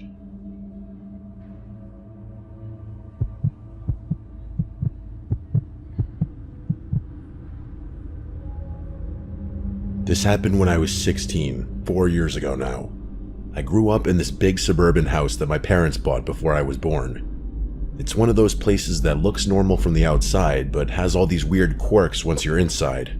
The biggest quirk by far is the basement. It's easily the largest room in the house. My parents finished it years ago and turned it into this casual hangout space with a sectional couch, a decent TV, and a couple of storage rooms in the back. You'd think a space like that would get a lot of use, but my parents are the type who prefer the living room upstairs. So basically, the basement is essentially mine. The other thing you need to know about is my cat. His name is Rocky, and he's one of those annoyingly friendly cats that constantly needs attention. Because of that, my parents put him in the basement every night before they go to sleep so he doesn't bother them. Now here's where things get a little sketchy, and I'm just going to be honest about it because there's no point in pretending otherwise. The basement has this interior door that connects directly to the garage. It's technically supposed to be a convenience thing for bringing in groceries or whatever, but for me, it was a convenience thing for sneaking people in. Anyway, it was a Friday night when this went down. I remember that specifically because I had invited this girl Madeline over, which I wouldn't have done on a school night. I also remember assuming Rocky was already down there. It wasn't a conscious thought, more so an implied assumption. It was past the time when my parents usually put him down there, so I figured he was asleep somewhere in the back, as per usual. That's why I didn't freak out when I heard a noise from one of the storage rooms. It was this faint rustling sound, like something moving around in the boxes. To be completely honest, I feel like I was justified in keeping my cool because it sounded like the exact sound an energetic cat might make. Madeline obviously tensed up a little, but I explained to her that it was just my cat, and then we went back to pretending to watch whatever was on the TV. But the noises kept happening. Not constantly, but every few minutes there'd be another rustle or a soft thud. Each time, Madeline would give me a worried look, and I'd have to assure her that he was just a very active cat and liked to climb on things. Which was true, he did like to climb on things. I was still 100% calm, right up until I heard scratching coming from the door at the top of the basement stairs. The door that led to the main part of the house. I instantly knew what I was hearing. It was Rocky scratching at the door to get into the basement, meaning he wasn't already down there with us, which also meant that whatever noises I'd been hearing for the past half hour were not him. I didn't say anything right away, partly because I didn't want to scare Madeline, and partly because I didn't know whether I believed what I was hearing. But before I could react, Madeline, who was still sitting right next to me, started screaming like she was being stabbed. I whipped my head around and realized she was pointing behind me, toward the back of the basement. I turned my head a little further and literally froze in fear. There was a foam football rolling across the floor, clearly having just been thrown out of the storage room. There was someone in there. I didn't see anyone. The back of the basement was too dark, but there was no other explanation. Someone was back there. Someone had been back there the whole time. Without thinking, I grabbed Madeline's arm and practically dragged her up the stairs. As soon as we made it up, I slammed the door behind us, careful not to let Rocky down there. Things got really chaotic after that. Madeline was crying, which was the first issue, but I was also shaking. Until that moment, I didn't even know I could get that scared. My parents eventually realized what was going on and called the police, who showed up a few minutes later. I stood on the back deck and watched the garage the entire time to make sure the intruder didn't slip out from there. Here's where things got weird though. The police ended up searching the entire basement, including the garage, but didn't find anyone. There were also no signs of forced entry, and all the basement windows were locked from the inside. One of the officers suggested the intruder must have slipped out through the garage before they arrived, but I know that's not possible. I was watching it the entire time. I would have seen them. But after searching the house, there was nothing else that the police could do. Of course, my parents also thought the intruder had slipped away without me realizing it, and I could tell they were upset. My dad especially. But I don't care what they think. I'm 100% certain that no one escaped through the garage. There's only one path from the garage to the outdoors, and I had my eyes on it the entire time. My family never got a resolution to all of this, and I still have no explanation for everything that happened.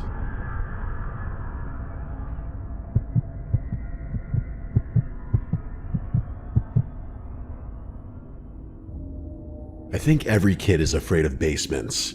Let's face it, they're scary places. Even as an adult now who lives alone, I sometimes find myself a little uncomfortable going down to the basement to do laundry at night. At least I feel that way going up the stairs as I leave. But as a kid, I was terrified of the basement in my family house. Ironically, all our video game consoles were down there since it was the only other TV in the house besides the living room and my parents' room. I believe this happened when I was 9 because I remember being in elementary school, but one of my last years. On the weekends, I liked to stay up playing video games in the basement. One of my old favorites was Driver 2 on the PS1. For whatever reason, I could never beat the game, and I'd spend countless nights trying to do so. Well, it was one of those nights I was down there playing. I usually didn't like being up too late because the second my parents went to sleep, I'd be too scared to be down in the basement. Just the idea of my mom or dad watching TV upstairs was enough to make me feel somewhat safe, knowing they were a quick run up the stairs away. Similar to my current house today, my old family home had the laundry/boiler room in the basement. That room terrified me because it was pitch black at all hours of the day due to there being absolutely no windows. Also, weird sounds always came from in there, as to be expected I guess since it's a boiler room. There were definitely a handful of times where I stopped my game to listen when I thought I heard an unusual sound come from in there, even with the door closed.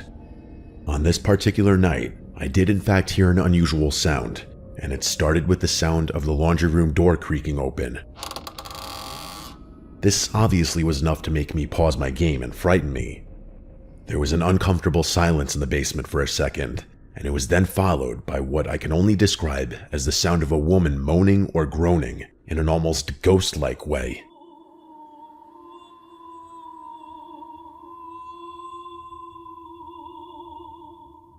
But it sounded like my mom's voice. In fact, I knew it was. I started laughing, and I'm sure I said something like, "Nice try, Mom," knowing she was trying to scare me, which, side note, looking back, even as a kid, I should have realized something was wrong, considering my mom has never been a goofy person that would pull this kind of prank. But I walked over to the laundry room with a little more confidence now, and as I was in front of the open doorway leading into the darkness, the groans had stopped by now. I looked straight into the pitch-black room ahead, and as I inched closer, the outline of a person standing in there became visible. "Mom?" I said, now with less confidence. When I got just close enough, I made the judgment that it was not my mom. I started screaming as I ran up the stairs to the living room, and my horrific judgment was right. There was my mom in the living room with my dad. At this point, they were both already standing up responding to my screams. I yelled, "There's a woman in the laundry room," and I remember they looked at each other, and then both ran down to the basement, slamming the door shut behind them. I sat confused, scared, but slightly relieved knowing my parents were down there now. I remember being in the living room for a long time before my mom came upstairs and told me to go to my room and go to sleep. I didn't ask questions and obeyed. I had a hard time falling asleep that night, I'm sure, but I remember the next morning. My parents told me they had one of their friends prank me to scare me, and they treated it like it was one big joke. I don't fully remember how much I believed it or not, but I for sure asked them to elaborate on who it was. My mom said it was one of her friends from out of state who was visiting. I didn't question it, but as I got older, the name Debbie was seemingly accidentally dropped by my parents a few times, and whenever I'd ask who Debbie is, they'd have a different response. When I was maybe 14, I thought back one day on this night and decided to do a deep dive. I found a family tree type of website and admittedly stole my dad's credit card from his wallet momentarily to pay for the service, then slipped it back in the wallet. I inputted both my parents' names. Among a few familiar names and a bunch of names I didn't recognize, what instantly stood out was that my mom had a sister named Debbie. So I googled Debbie followed by my mom's maiden name, and up popped an obituary. She was dead. I ran to grab my parents to show them what I found on the screen, and I demanded they explain. I remember their shocked and nervous looks on their faces still. "Tell him," my dad said to my mom. My mom then dropped the bomb on me that I had a very mentally unstable aunt who harmed a lot of people, and it was for the best that she was always kept away from me growing up. Debbie had allegedly broken into or snuck into the house without my parents knowing. I had so many questions and demanded answers, but there was little more that they would tell me. They swore they had my best interests at heart. Over the years, I'd occasionally bring it up, but they'd always shut it down and tell me to drop it. I never learned what they meant by "she harmed a lot of people," but I have some theories. It doesn't really do me any good dwelling on it though. It makes me kind of nervous to think about it. What else were my parents hiding? What happened to Debbie? Why was she in the basement? I wondered a few times if my parents were hiding her down there after she had done something horrible, but that wouldn't make much sense because I don't think they'd let me down there in the basement then. I guess some questions are better left unanswered.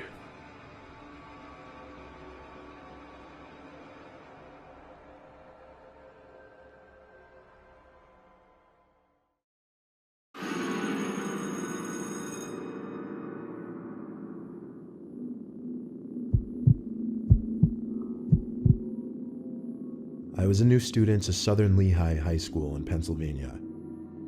Going into my junior year of high school, not knowing anyone was really rough. Everyone obviously had their friend group sorted out by then. The worst part was lunchtime, though. My school wouldn't let juniors leave for lunch, only seniors, so I had to eat in the cafeteria. I was dreading it because I knew I'd have no one to sit with, and I didn't want to force myself into a random table.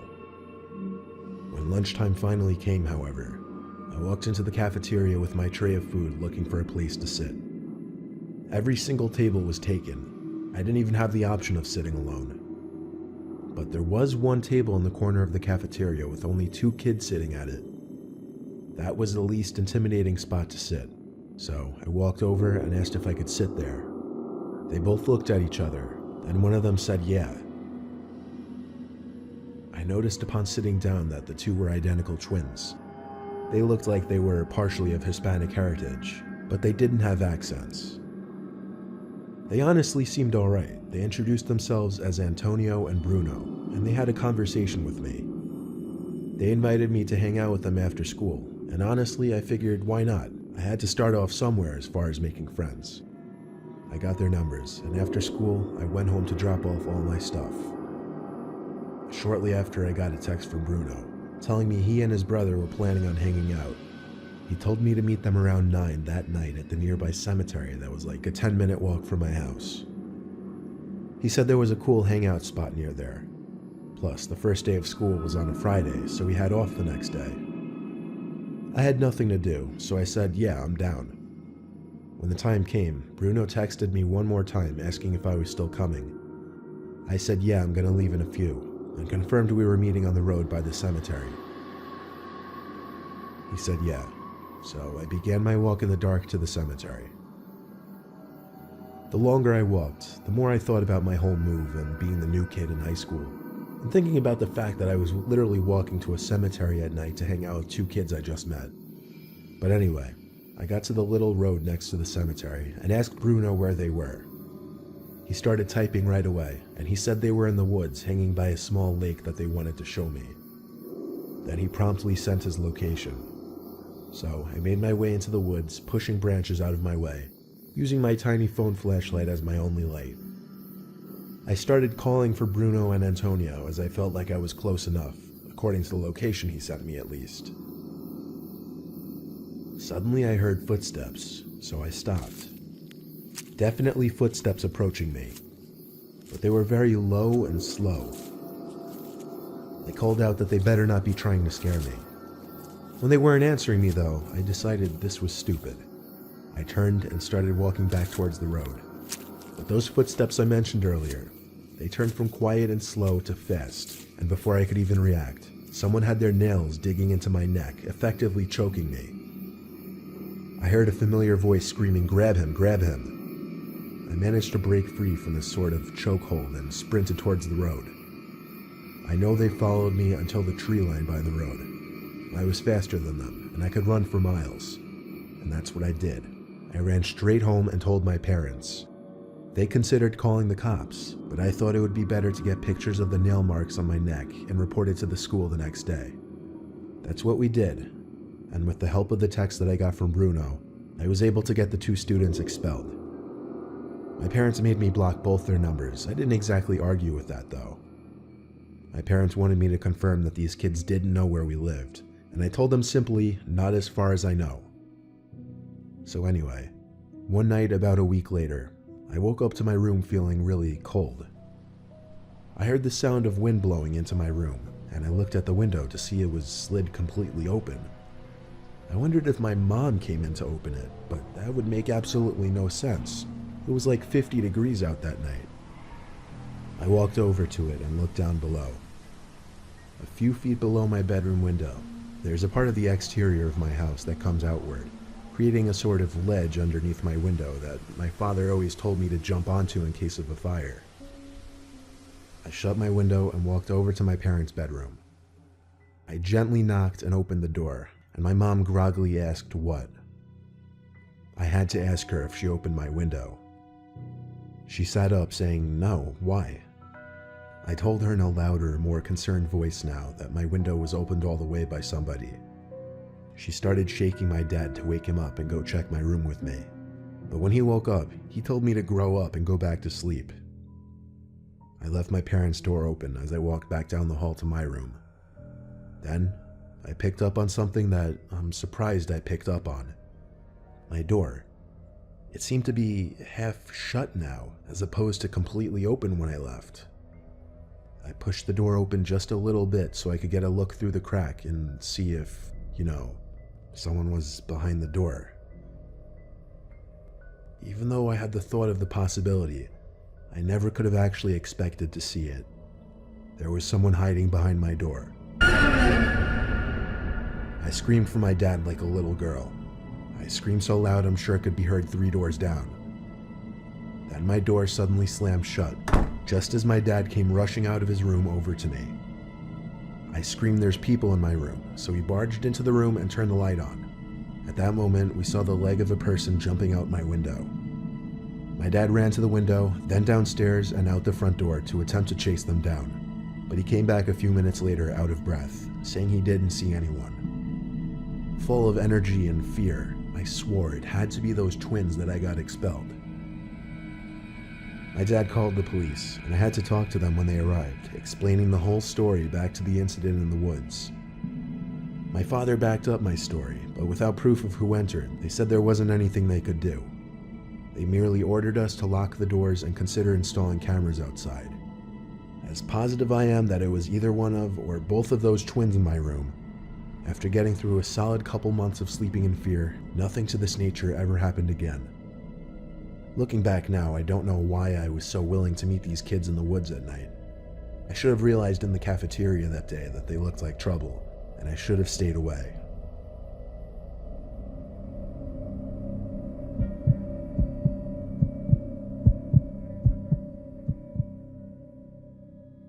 Freshman year of high school, 2007. Gym class, last period. We had a substitute gym teacher on one of the stormiest days of the year.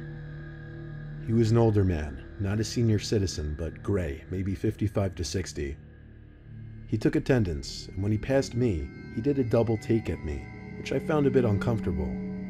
Not to float my own boat, but I always understood I looked older and really good for a freshman in high school. The sub told us to get into our volleyball teams, and he disappeared into the hall by the locker rooms for a while. 40 minutes went by and the period was over. It was time for us to get changed and go home. I got into the locker room, but for some reason, my locker wasn't opening. I tried my usual combination over and over and over. It wouldn't click open though. I had to go to the sub and let him know to ask for my combination again. I figured maybe the combo just slipped from my mind for some reason. The sub told me to give him a few minutes and he'd get the list of locker combos. I waited outside the office, and out he finally came with a book in his hands, open to a specific page. He walked into the girls' locker room with me, which I didn't expect him to do. The locker room was basically empty now, with one girl finishing up changing. We walked over to my locker and tried the combination written down on the paper. It didn't work no matter how many times he tried it. Each time he tried it and failed, he would look at me and laugh. I would force myself to laugh along to be polite, but it started getting weird. He put his hand on my shoulder as he said, "We'll figure this out." He tried the combination again, with his hand still on my shoulder. When it didn't work again, I felt his hand slowly started inching down from my shoulder to my lower back. I pushed myself away and grabbed my bag, saying, "It's okay, I'm late for my bus." He tried a combo in the locker one more time, and it opened. He smiled and walked away. I waited till I heard the locker room door shut. Then I proceeded to getting changed quickly, when suddenly the room went dark. I finished pulling up my pants and shut my locker in the dark. I threw on my backpack and started walking to the back exit of the locker room, which led outside. I feared that the sub would be waiting right by the door for me. I got predatory vibes from him. When I got to the end of that specific aisle of lockers I was in the intersection of two rows. I'd have to turn down left to get to the exit door, but still, naturally I had to look right to make sure that it was clear. There was a little light seeping in from one single rectangular window that sat under the ceiling. It was enough. Enough for me to see him peeking at me from around the wall of lockers. So that's when I ran for the exit door. He came over behind me saying, wait, it's not what it looks like." I ran outside into the rain off the campus of the high school and walked the rest of the way home, giving me time to reflect on what happened. By the time I got home, soaking wet, it came to me that he most likely changed my locker combination somehow as a way of getting alone with me in the locker room. As for what he could have possibly been planning to do when he cut the lights, I never wanted to imagine. Honestly, I was too emotionally scared and quite frankly embarrassed to tell anyone about it, not even my parents or friends. It was something I just kept to myself all these years, because truthfully, I just don't feel comfortable telling people.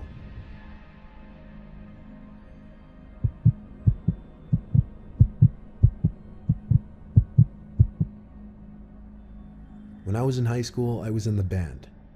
At my school, band was basically an easy A. It was either that, orchestra, or chorus, so I went with band.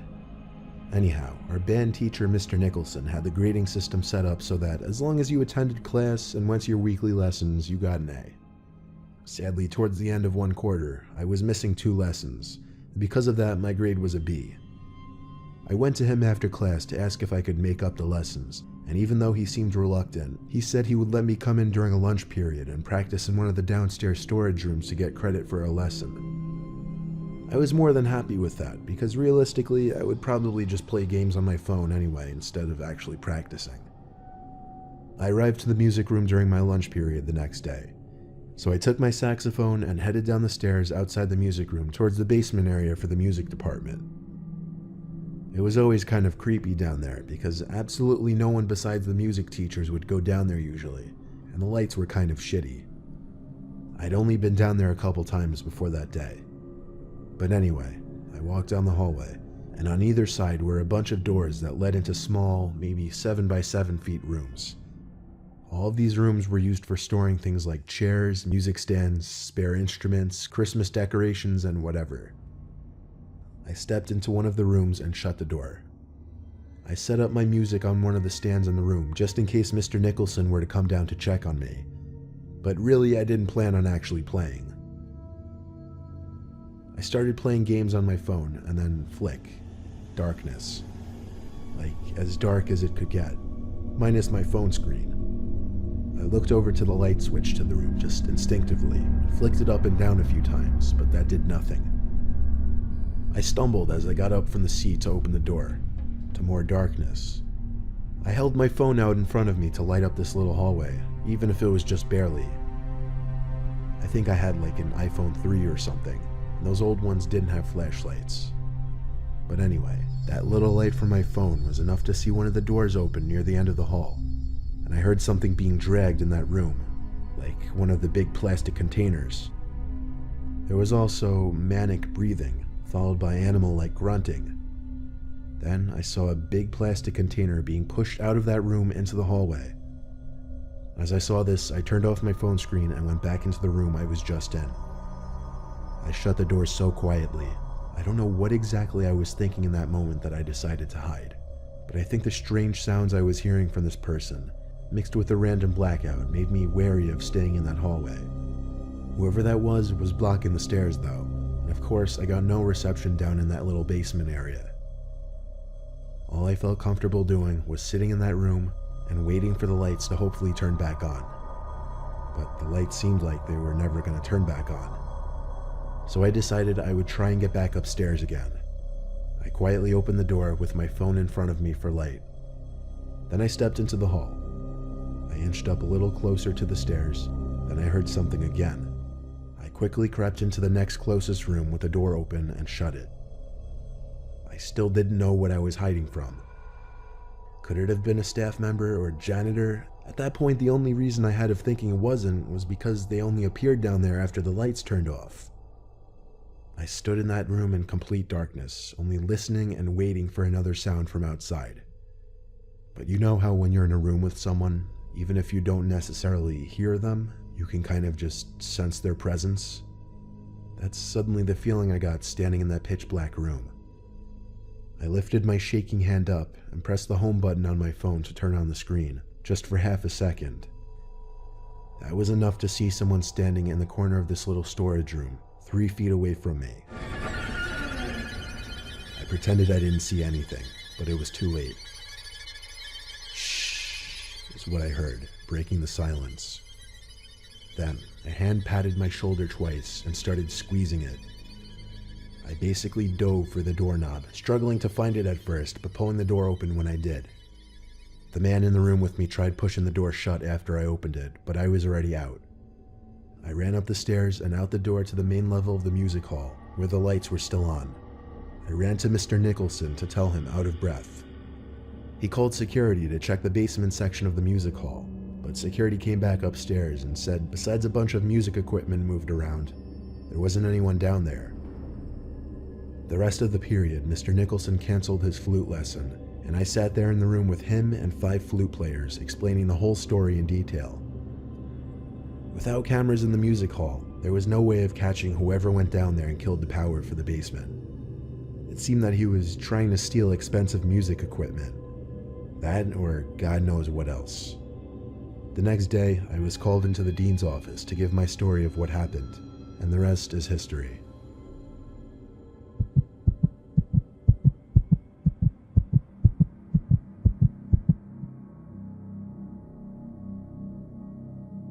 One night, my friends and I hatched a genius plan.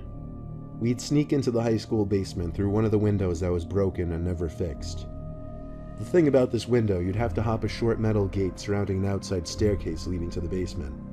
Not that it would effectively stop anyone, but it added that extra barrier that makes you feel like you're really doing something devious when you crossed over it.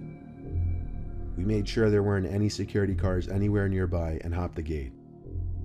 Crawling in through the window proved difficult, considering we had to boost ourselves up, then crawl through an insanely skinny opening. But once we were in, we were in. We kind of dispersed from each other to explore different areas. One thing was for sure, the basement of the school was a mess, and anything but interesting.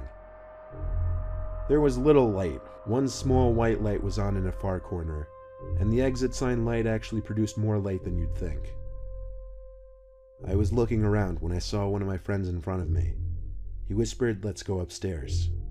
So I followed him upstairs, and he opened the door up to the main hallway of the school. Everything was dark.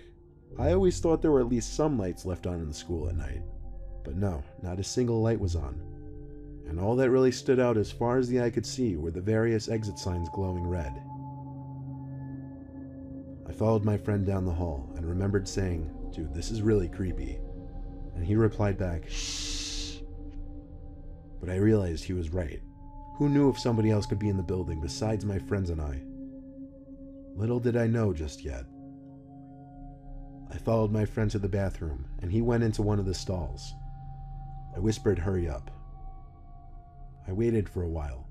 Then my phone started to ring. I picked up, and it was one of my friends, Chris. He asked, "Where the hell did you go?" I said I'm upstairs with either Roland or Brandon. He said, "What do you mean? They're with me." And right after, both Brendan and Roland said hi, apparently on speakerphone. I stuttered the word "I" and stopped, trying to think straight. Then there was a laughing coming from in the stall, not the laugh of any of my friends. I looked up at the stall. There was someone looking over it at me, probably standing on the toilet. I screamed "holy shit" over and over into the phone as I left the bathroom. Shortly after I was out, I heard the stall door slam shut. I tried to run back to the basement in the dark, but it wasn't too easy to find in the dark. Luckily, I managed to find it, so I started to scream their names as I ran down the stairs. I screamed "go, go" when they answered, and we one by one jumped off some kind of bucket onto the window ledge and crawled back outside. I was the first one out though, afraid that person from the bathroom was following. When we were all outside, I explained to them, out of breath, while also laughing now that I felt safe with all of them next to me. I guess we were loud or something though, because as we all just started looking around at the whole school building and all the classroom windows, in one of the downstairs windows was someone with their hands pressed up on the glass. We could only see maybe half their face. I said that's gotta be him, as Roland ushered us to get the hell out of there. We ran until we were off the premises of the school, and that was that. We came up with a lot of possible explanations, but none of them really made sense. Obviously, we never did anything like that again, though.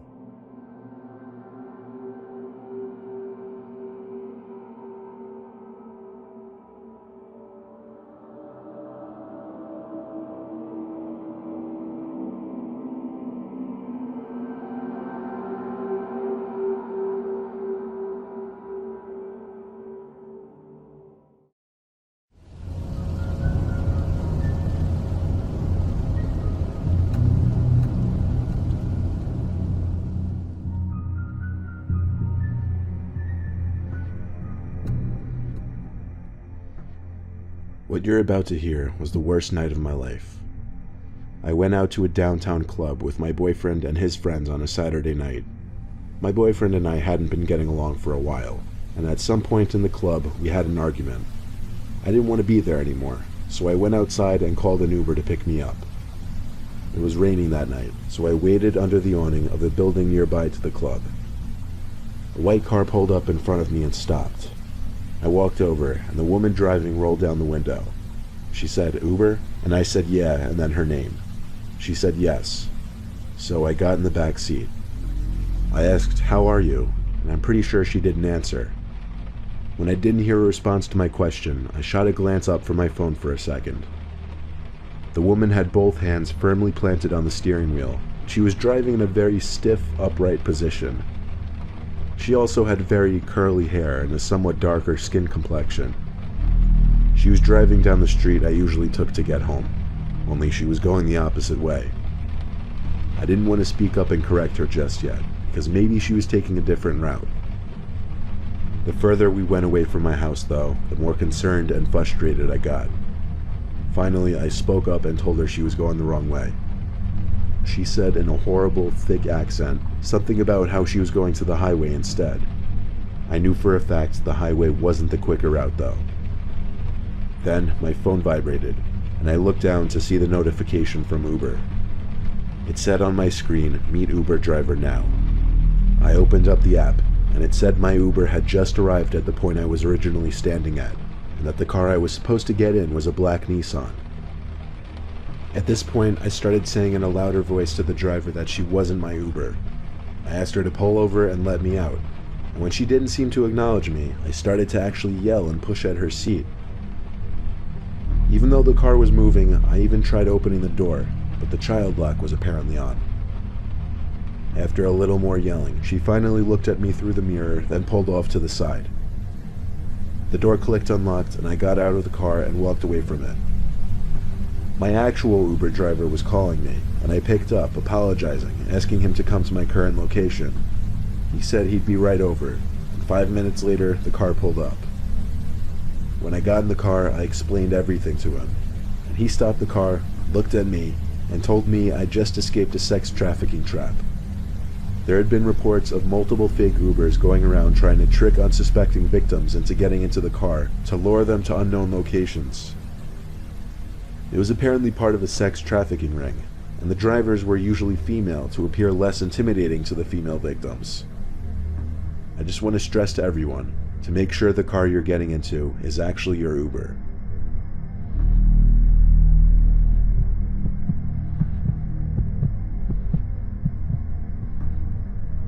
One night when I was decently drunk after leaving a bar, I started messaging people on Tinder. Some girl named Alicia had messaged me, so I messaged her back. She answered almost immediately, asking what I was doing that night.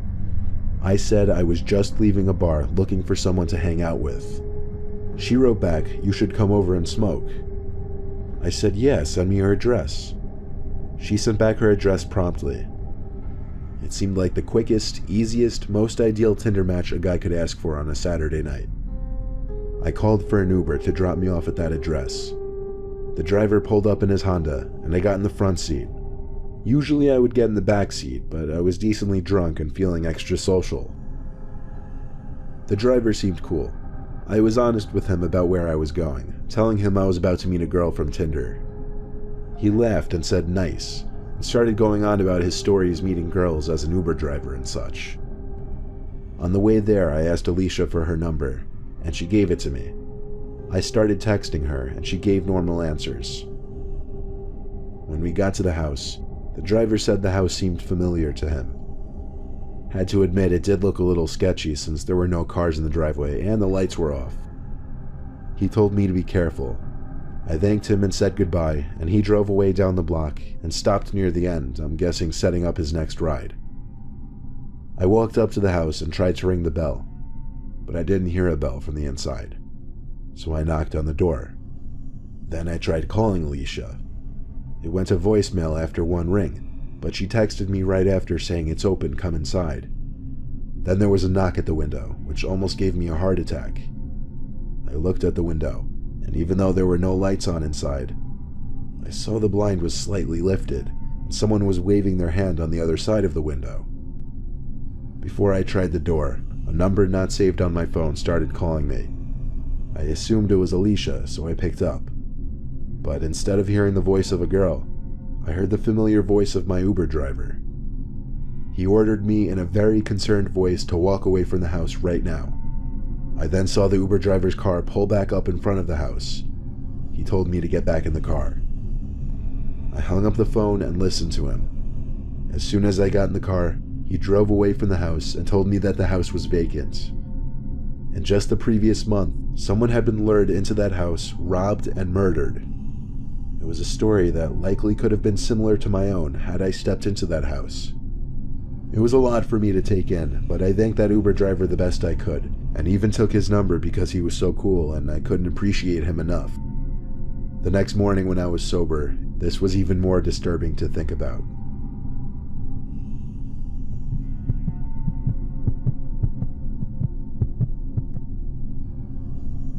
It was a Monday night, a slower night for an Uber driver, especially in our bum-ass town. So when a trip request popped up on my screen, I jumped on it. I was picking up a guy named John. I drove across the neighborhood to a corner liquor store that was closed at this hour. There were two young guys waiting on the corner, and when I pulled up to the curb, they got in the car. I confirmed John's name to make sure he was who I was picking up. Then I started heading to their destination. The two whispered to each other, and it was a little odd. I looked at the rearview mirror every once in a while, and every time I did, they would both notice and look back at me. I kept trying not to look, but I found myself accidentally doing it over and over. I asked them where they were headed. Neither of them answered. I figured they didn't hear me because the back window was open and there was wind noise. So I asked again. This time one of them yelled Harris Avenue. It didn't answer the main point of my question, which was to be polite and make small talk, but it did let me know these two were not exactly people I wanted in my car. I felt my big toe press a bit harder on the gas instinctively, just knowing I wanted to get there sooner. We got to the street, but the apparent address they wanted me to pull up to was some rundown storefront with a group of guys in front. I slowed down and asked if this was it. I turned around to face them, and saw they were both wearing masks now, similar to the masks from the movie The Purge. I felt something press up against the back of my shoulder. I assumed it was a gun. They told me pull up to where the guys were outside. I did so, and three big guys also wearing masks came up to my window, demanding my wallet. I gave it to them without hesitation, and the two guys in the back seat got out.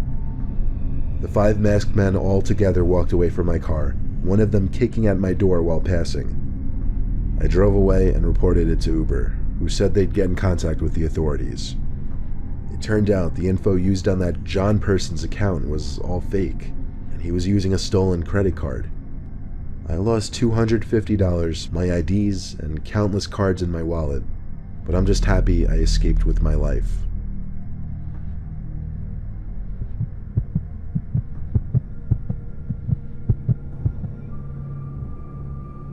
After leaving a friend's Super Bowl party, I called an Uber to drive me home. When I got in the Uber, there was a guy in a baseball hat sitting in the back seat. I didn't say anything to acknowledge it, I just said hi to the driver. I figured I must have called an Uber pool instead of just a regular Uber. I didn't care though. We got to my house, I got out of the car and shut the door. I heard a second door shut on the other side though. When the car drove away, I saw the guy who had been sitting next to me in the baseball hat, standing in the street, facing in my direction, but his head down so that his hat was covering his face. I said, "What's up? What's going on?" He started to walk away. Still, I knew something was going on. So instead of walking to my house, I started walking around the block.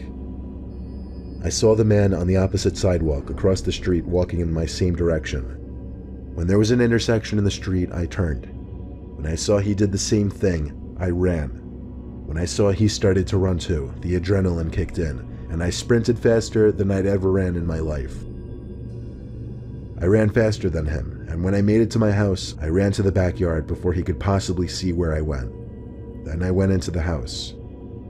I called the Uber driver at once, and he told me the guy next to me said he knew the next guy the Uber driver would be picking up, which ended up being me. The driver had his info, so he said he would report the guy.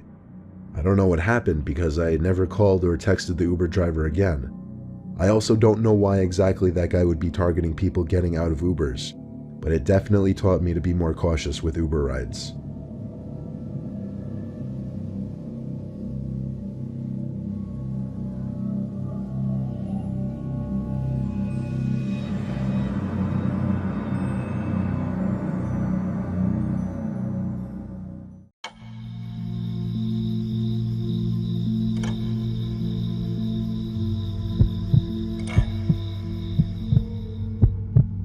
Okay, so I used to work night shift at a small hotel, and this happened about a year ago.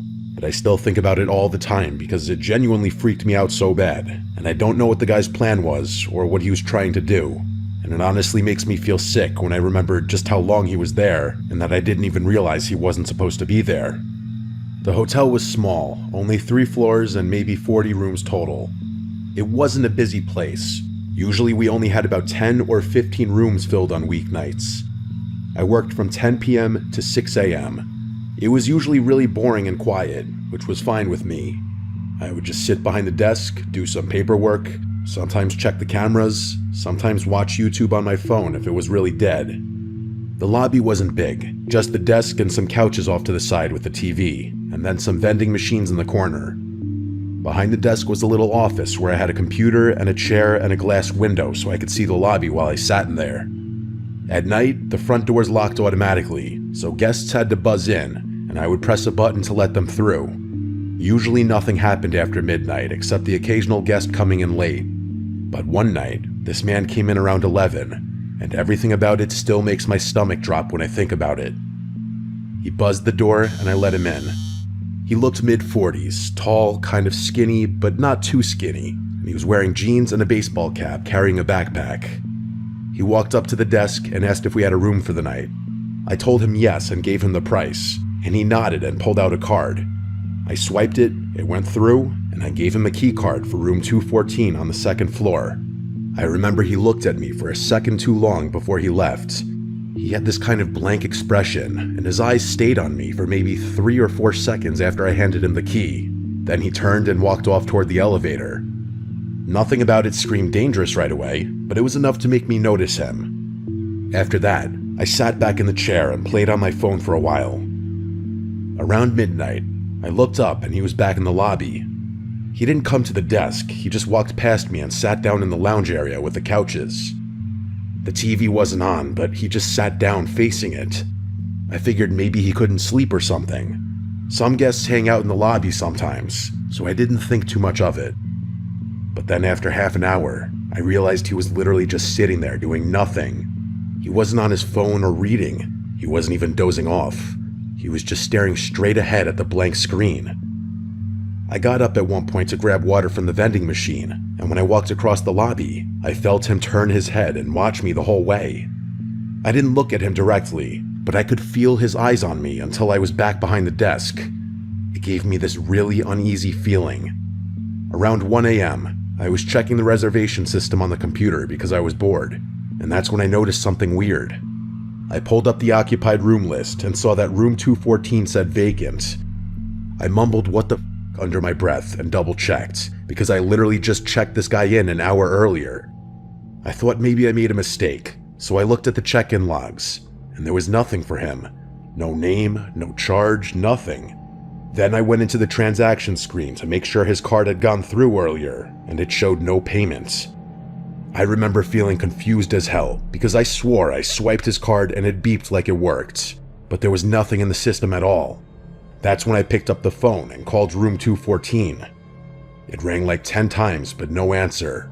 Then I checked the key card entry log, which tells you if the door to that room was open that night, and it showed nothing. No one had entered the room. That's when I realized he never even went to the room after I gave him the card. I looked over into the lounge, and there he was, still sitting there staring at the TV that wasn't even on. I started to get this awful feeling in my chest. I sat there debating what to do. Part of me thought maybe the system just glitched, but the fact that the room had no entry log and no charge made it pretty clear he wasn't even checked in. I waited another 15 minutes just watching him. Around 1:30, I walked over and asked if everything was okay. He turned his head and looked at me with no expression, and he told me he just couldn't sleep. Then he turned back toward the TV. I nodded and went back behind my desk, but my hands were shaking. Around 2, I noticed he wasn't sitting in the lounge anymore. My stomach dropped right away because I didn't see him in the lobby at all. I scanned the area, and then I spotted him standing at the end of the hallway by the bathrooms, half hidden in the dark. He was just standing still. I kept glancing up at him, pretending to be on the computer. He stood there for a while, and then slowly walked back and sat in the lounge again like nothing happened. I called my manager at home and explained what was going on. She sounded tired and told me to just keep an eye on him and call the police if he did anything threatening. I remember hanging up and thinking that it already felt threatening, but I didn't know what else to do. I checked the security cameras after that. I saw him on the first floor hallway camera. He walked all the way down the hall, stopped at the end, stood there for several minutes, then walked back. Later, he went into the stairwell and stayed in there for about 10 minutes. I don't know what he was doing in there. Every time I looked up from the computer, he was somewhere else, near the vending machines or by the elevators, once just standing near the corner of the lobby where the light didn't hit well. He was always staring. By 3:30, I couldn't take it anymore, so I called the non-emergency police line and explained that there was a man in the hotel who I didn't think was a guest. They said they'd send someone. While I was waiting, I noticed he moved again, this time closer to the desk. He was standing maybe 15 feet away, just watching me. He didn't blink much, and he definitely didn't speak. He just stared like he had a staring problem. I pretended to type something on the computer, but I was so scared I could hardly breathe. At around 3:50, the buzzer went off, and I thought maybe it was the cops already, but it was just another guest coming back late. I let him in quickly, and the man turned his head and watched the guest walk past. I noticed his eyes follow him the whole way across the lobby. That scared me even more, because it was like he was studying him. A few minutes later, the man disappeared again. I checked the cameras and saw him standing outside one of the guest room doors on the first floor, like he was literally just standing there. So that's when I called actual 911. I told them he was outside a guest's room and I didn't know what he was trying to do. They said officers were on the way. I kept my eyes glued on the camera feed, and he just stood at the door for about 3 minutes, then slowly walked back to the lobby. When he came back, he walked right up to the desk this time and leaned over the counter. He looked at me and asked if there was any food. His voice was so low it was disturbing. I told him there were vending machines in the corner. He gave a small smile, then walked away. I just sat there staring at the clock, begging the cops to get there. Finally, around 4:10, 2 officers showed up. I let them in and pointed right at him. He was back in the lounge, sitting down. They walked over and talked to him for a few minutes. They asked for his ID and asked him questions I couldn't hear. Then they walked him out. One of the officers came back and explained that the guy wasn't a guest at all. The credit card he gave me was stolen, and he had no bags or reservation. He had just been pretending so he could get access to the building. They charged him with trespassing and the stolen card. After they left, I sat there shaking until my shift was over. Every time I looked at the cameras, I expected to see him again. The part that messed me up the most was realizing he had been inside the hotel for hours, wandering around and standing outside guest rooms, watching me from different spots, and he was never even supposed to be there. I have no idea what his plan was, but I know it wasn't good. That was the scariest night of my life.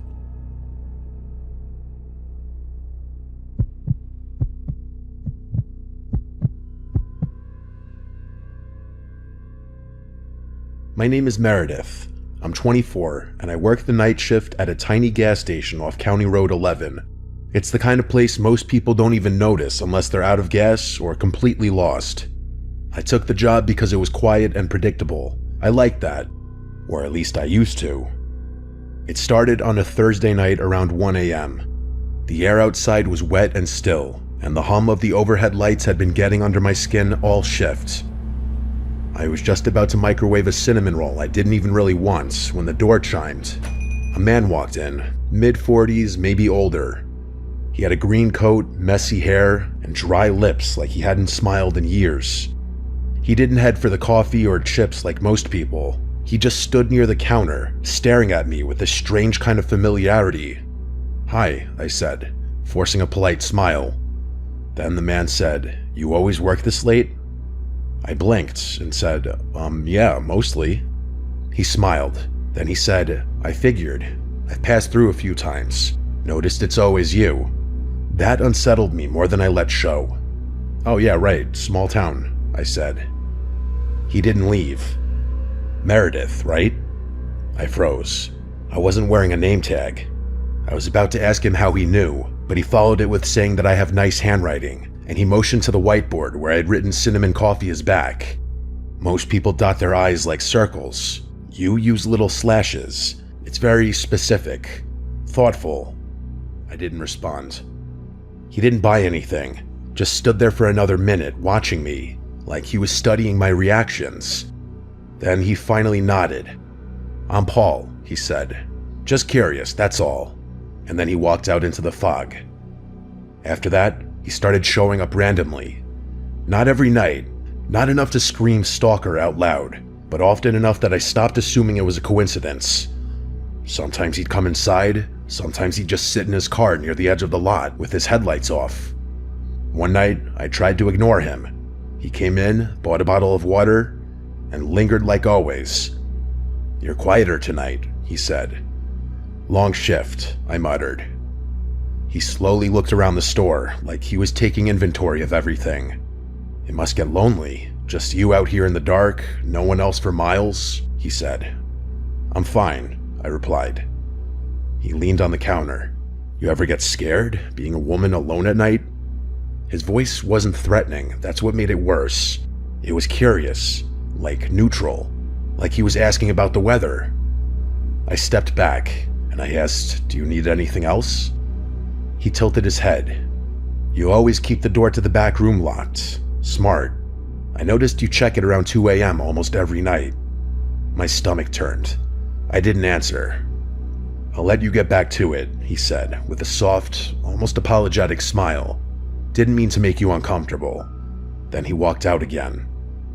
After that night, I started walking to my car with my keys between my fingers. I kept a tire iron under the counter. I changed the curtains in my apartment, started showering with the bathroom door locked even when no one else was home. There were nights he didn't come. Sometimes I'd go a whole week without seeing him, but it didn't help. It actually made it worse, because I never knew when he'd reappear. Like the time I came back from my 10-minute break to find a Polaroid on the counter. It was me, refilling the windshield washer bin behind the station. It was taken from that night, close up, way too close. There was no note along with it, but the slash dot on the word I and the word windshield on the bin label had been circled in red ink. The next time he came in, I told him to leave. I told him if he stayed, I'd call the police. Paul just nodded. "I get it. I've been too forward." "You've been following me," I said, with my voice cracking, and I hated that it did. "I just think you're the kind of person who's used to being misunderstood.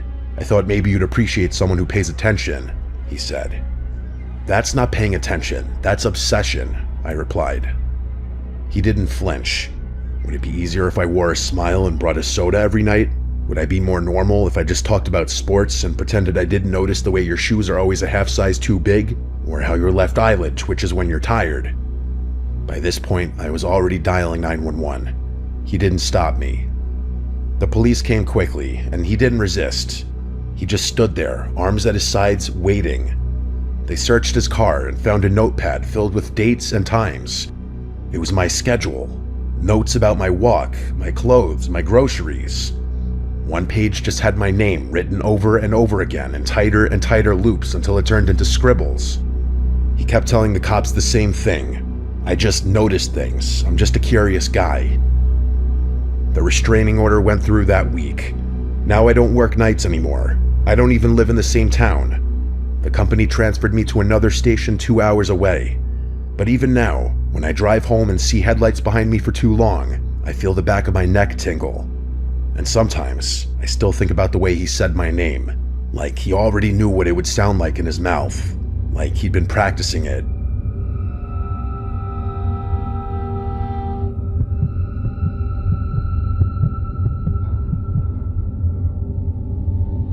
I want to start this off by saying at the time I'm writing this happened to me just last night.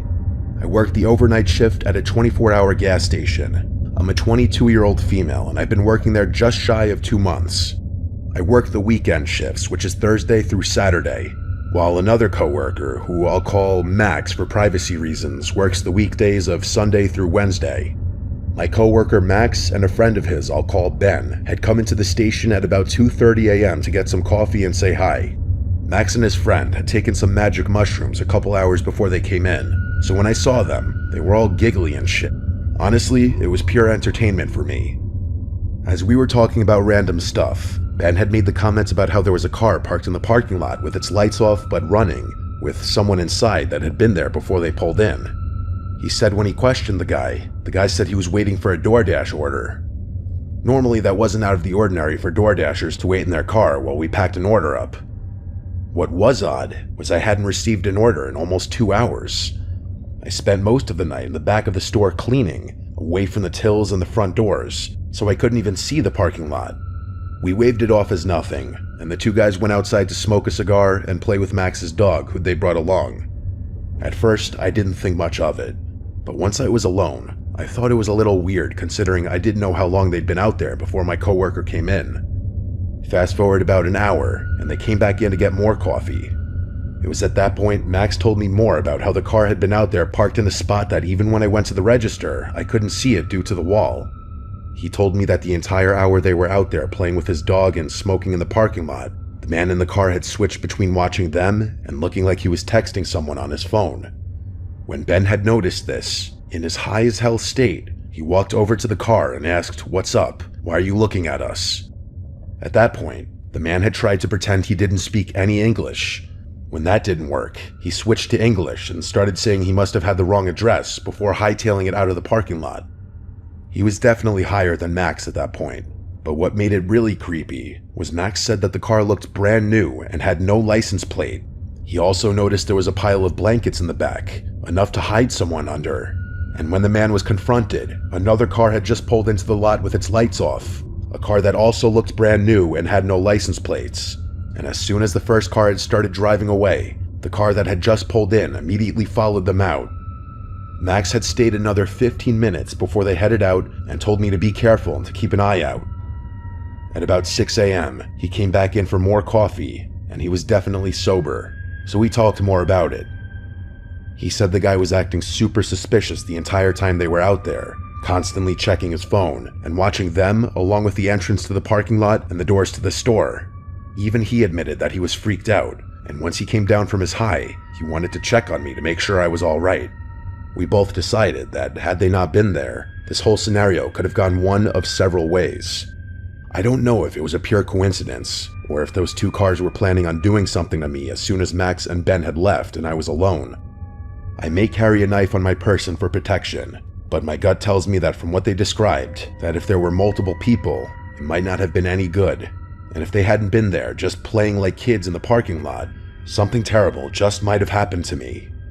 I work again tonight, and I'll update if anything happens during my shift. I really wish I didn't have an update for you, but I do. The car came back again during my shift. This is how it happened. It was about 3 a.m., and I was mopping the floors when 4 guys came in to get coffee and some snacks. I was ringing them up when one of them asked if I knew anything about the car that was at the far end of the parking lot, running with its lights off. I looked at the man and asked, "What car?"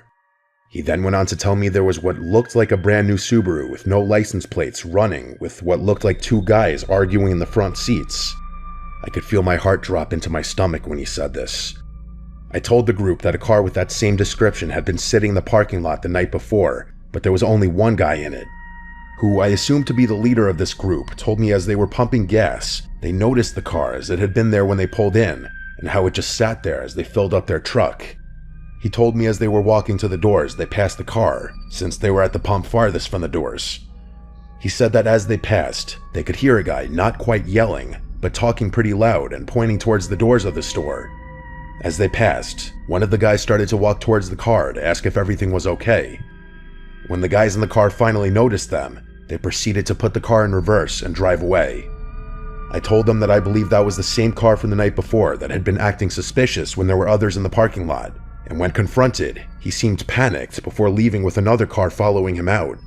They seemed alarmed and offered to stay with me for a bit to make sure they didn't come back. I asked if they were sure, and when they told me it was no problem, they hung around for about 20 minutes before we all decided I was probably in the clear. I thanked them again and let them top off their coffee for free before they headed out, and I was left alone. Nothing else happened the rest of my shift, but I sure as hell kept an eye out when I eventually had to go outside to change the trash at the gas pumps. What's scariest to me is not once did I see this car, but had multiple people warn me about it. At first, I was hoping I was just paranoid and it was really nothing, but to have the same car come 2 nights in a row, at almost the same time, and park in a spot that couldn't be seen from the register or the front windows, makes me wonder if my paranoia is justified. If it is, I'm just glad I had another group of people show up so I wasn't alone if those guys in the car had decided to come in. Thankfully, I don't work for the next few days, and I can only hope when I work again, the car doesn't show up.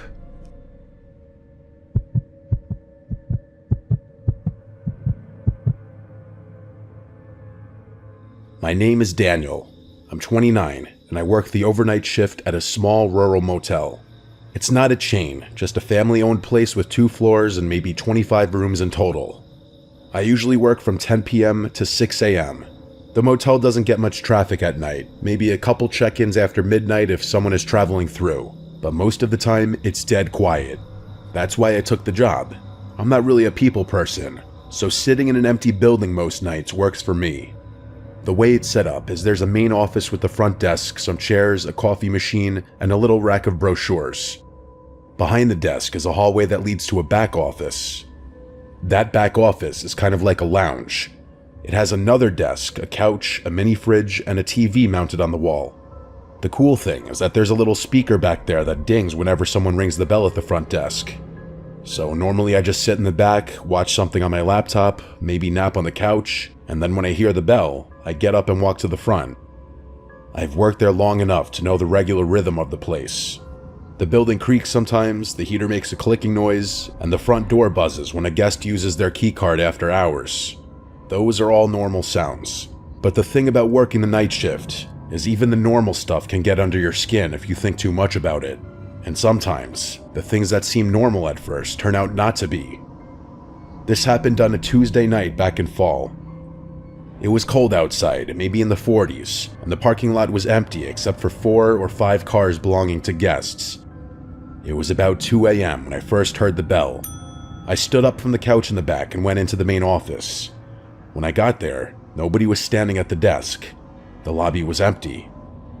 I looked outside through the glass doors, but the road was dark and seemingly empty as well. There were no cars pulling in or headlights or anything. I thought maybe I had imagined it, but the bell is loud and clear, so I knew I hadn't. I stood there for a minute, waiting to see if anyone came in late, but no one did. So I went back to the lounge. I sat on the couch, pulled out my phone, and scrolled for a while. Not even 10 minutes later, the bell rang again. I jumped up and walked quickly into the main office, but once again it was empty. The hair on the back of my neck stood up this time. I went to the doors and stepped outside. The parking lot looked the same as before. The cars were all parked with their lights off and there was no movement anywhere. The road was completely empty too. I walked to the edge of the sidewalk and looked both ways, but there wasn't a single sign of life out there. I went back inside and sat behind the front desk this time instead of going to the back. I figured maybe some drunk person was messing with me, a ding-dong ditch of sorts. Maybe a guest's kid thought it was funny, but after sitting there for 15 minutes with nothing happening, I started to relax again. I leaned back in the chair, opened my laptop, and figured it was just one of those weird things I'd laugh about later. Then the bell rang again. I snapped my head up so fast that it hurt. The lobby was still empty, nobody in sight. My skin started to crawl. I stood up and walked around the front desk to make sure nobody was hiding, but there was no one. I checked the bathrooms of the lobby. I even stepped outside again, nothing. I walked the lot a little, shining my phone flashlight, but it was just dead quiet.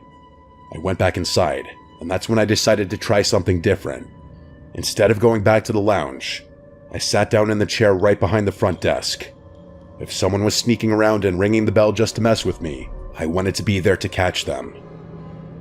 I turned the lobby lights down a little so the room was dim, and I just sat there listening. It was so quiet that every little sound made me twitch. The clock ticking on the wall sounded louder than usual. The fridge in the back office clicked on and hummed. Every couple of minutes, the building creaked as it settled. I sat there with my arms crossed, staring at the bell on the counter. 15 minutes passed, then 20. My eyes started to get heavy, and I thought maybe the person had given up. I even started thinking I just imagined the whole thing. Just as I was letting myself relax and doze off, it happened. The bell rang, only this time I saw what was doing it. A pale hand came up from under the front desk, reaching over the counter and pressing the bell right in front of me. I jumped up so fast I'm sure the chair almost fell over, and I bolted down the hall into the back office. I slammed the door and locked it, and and I stood there in the dark, my chest pounding. My mind was racing, trying to figure out how someone could even be under there. The desk doesn't have much space underneath, but it's enough for someone to crouch if they squeezed in. That meant they'd been hiding just a few feet away from me, waiting. I forced myself to look at the security monitors. There were 4 cameras, one on the lobby, one on the hallway, and 2 on the parking lot. On the lobby feed, I saw the chair I had apparently tipped over in my rush. The counter looked empty. Then in the bottom corner of the frame, I saw movement. A head poked out from behind the desk. I couldn't make out details, just the outline and the glint of eyes staring straight into the camera. I backed away from the monitor. I couldn't look at it. I grabbed my phone and dialed 911 with shaking hands. I whispered to the dispatcher that someone had broken in and was hiding in the lobby. She told me to stay where I was and that officers were on the way. While I was on the phone, I watched the monitor. The person's head disappeared, and then I saw the person crawl out from behind the desk on hands and knees. He crawled to the door and then stood up. He was tall and wearing a hoodie with the hood pulled tight, and his posture was hunched over. Then he turned around and started walking around the lobby like he was looking for something, and then he turned and walked out of the camera frame toward the hallway that led to the back office. I pressed my back against the locked door. A moment later, the knob rattled. Just once, a very slow rattle, and then nothing. The dispatcher kept asking if I was safe, but I couldn't even answer for a few seconds because my throat felt like it was closing up. After what felt like forever, I heard slow footsteps moving away. I rushed back to the monitor. The man was pacing around the lobby again. At one point, he stood in front of the glass doors and just stared outside like he was waiting for someone. Then he walked over to the brochure rack and started flipping through the papers, as if he were sarcastically killing time. Minutes dragged by. Finally, I saw flashing blue and red lights through the parking lot cameras. The cops pulled up. 2 cars. The man must have seen it too, because he suddenly bolted out of frame. A second later, I heard the front doors open. When the officers cleared the building, they found a large rock near the front door that was presumably used to prop the front door open, but they didn't find him inside. He was gone. They searched the lot, checked the road, and the officer told me whoever it was must have slipped out as soon as they pulled up. I kept replaying it in my head after. The way that hand just came up from under the desk and pressed the bell, calm as anything. Now every time I hear that bell at night, I think of that night and experience. I don't think I'll ever look at that desk the same way again.